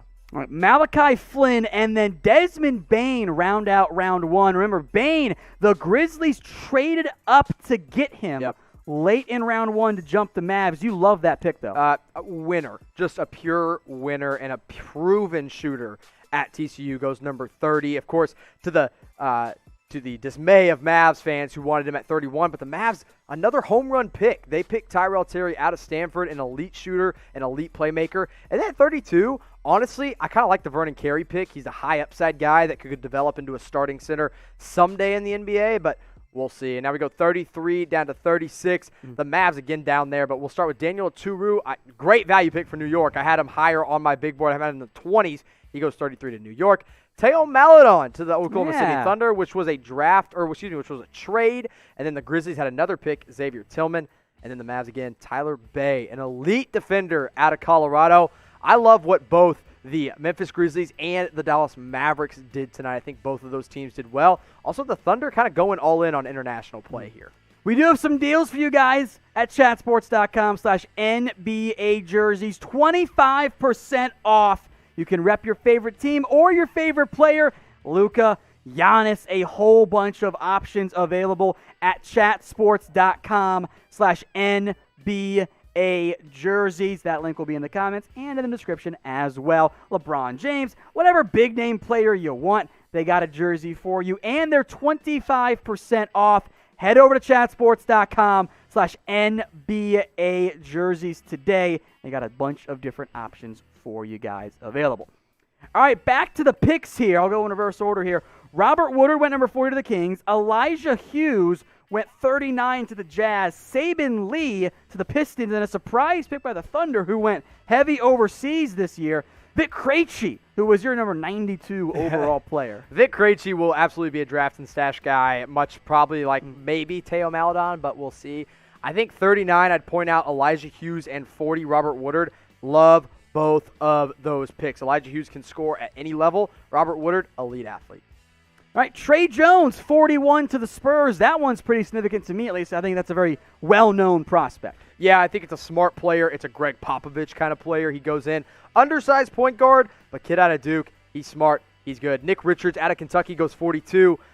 I didn't love that pick. I would have gone somewhere else, but he's kind of a raw upside pick. Jamize Ramsey, loved it, 43. Sacramento, sneaky good draft right now or so far. And then Marko Simonovic to the Chicago Bulls at 44. Another draft and stash guy. Don't expect him to play for Chicago next season. All right, Jordan Nwora goes to the Bucks at 45. He was pretty high on your board when that pick happened. Yeah, but one of the best shooters in the draft. I think he's going to have to make an impact right away for Milwaukee, who doesn't have a lot of depth. So I like that at 45. 46, CJ Elleby, a great scorer out of Washington State, goes to the Portland Trailblazers. Yal Madar, kid out of Israel, probably a draft and stash guy for Boston.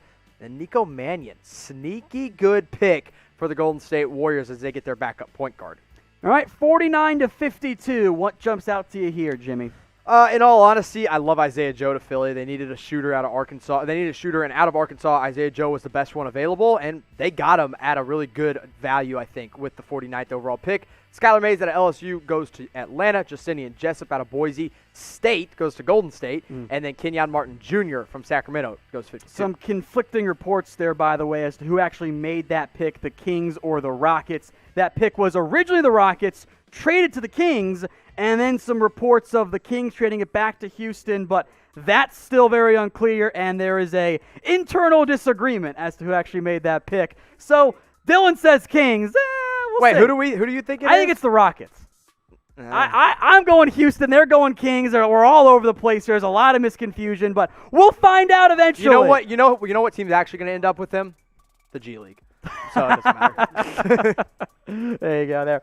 All right, back-to-back Cassius I here. Wizards and Pacers, 53-54. And both good picks, I think. Winston, a winning point guard, bad athlete, goes to maybe play some backup to John Wall. Cassius Stanley, quite the opposite. Not really a skilled player, but an elite athlete, 45-inch vertical, so they go back-to-back. Jay Scrubb, kid out of JUCO, goes to the Los Angeles Clippers. Grant Riller, I had him at 32. He went 56. Good value by the Charlotte Hornets, who took 2 point guards tonight. And then we got 57 through 60. Reggie Perry to the Brooklyn Nets, part of a trade. Paul Reed to the 76ers. And Jalen Harris to the Toronto Raptors. And then rounding out the 2020 NBA draft, Sam Merrill out of Utah State, one of the older prospects in this year's draft, but a great shooter and scorer. He goes number 60 overall to the Milwaukee Bucks to round things out. So who won the NBA draft tonight? Stay tuned later on. We'll have some grades and winners and losers as well for you folks here. But let me know in the comments section, who won the draft? Jimmy, where are you going here? Who do you think won? Oh, man, that's so tough. And I have to remember to go back and look at every single player. You know what? I'm going to hold off a little bit. I'm going to wait and make the people that reward the people. Coward. No, I'm rewarding the people that stick around a little bit longer, and I'm going to tell them who I think won the draft. All right, keep your votes coming there, folks, as we'll go to Loop here in just a second.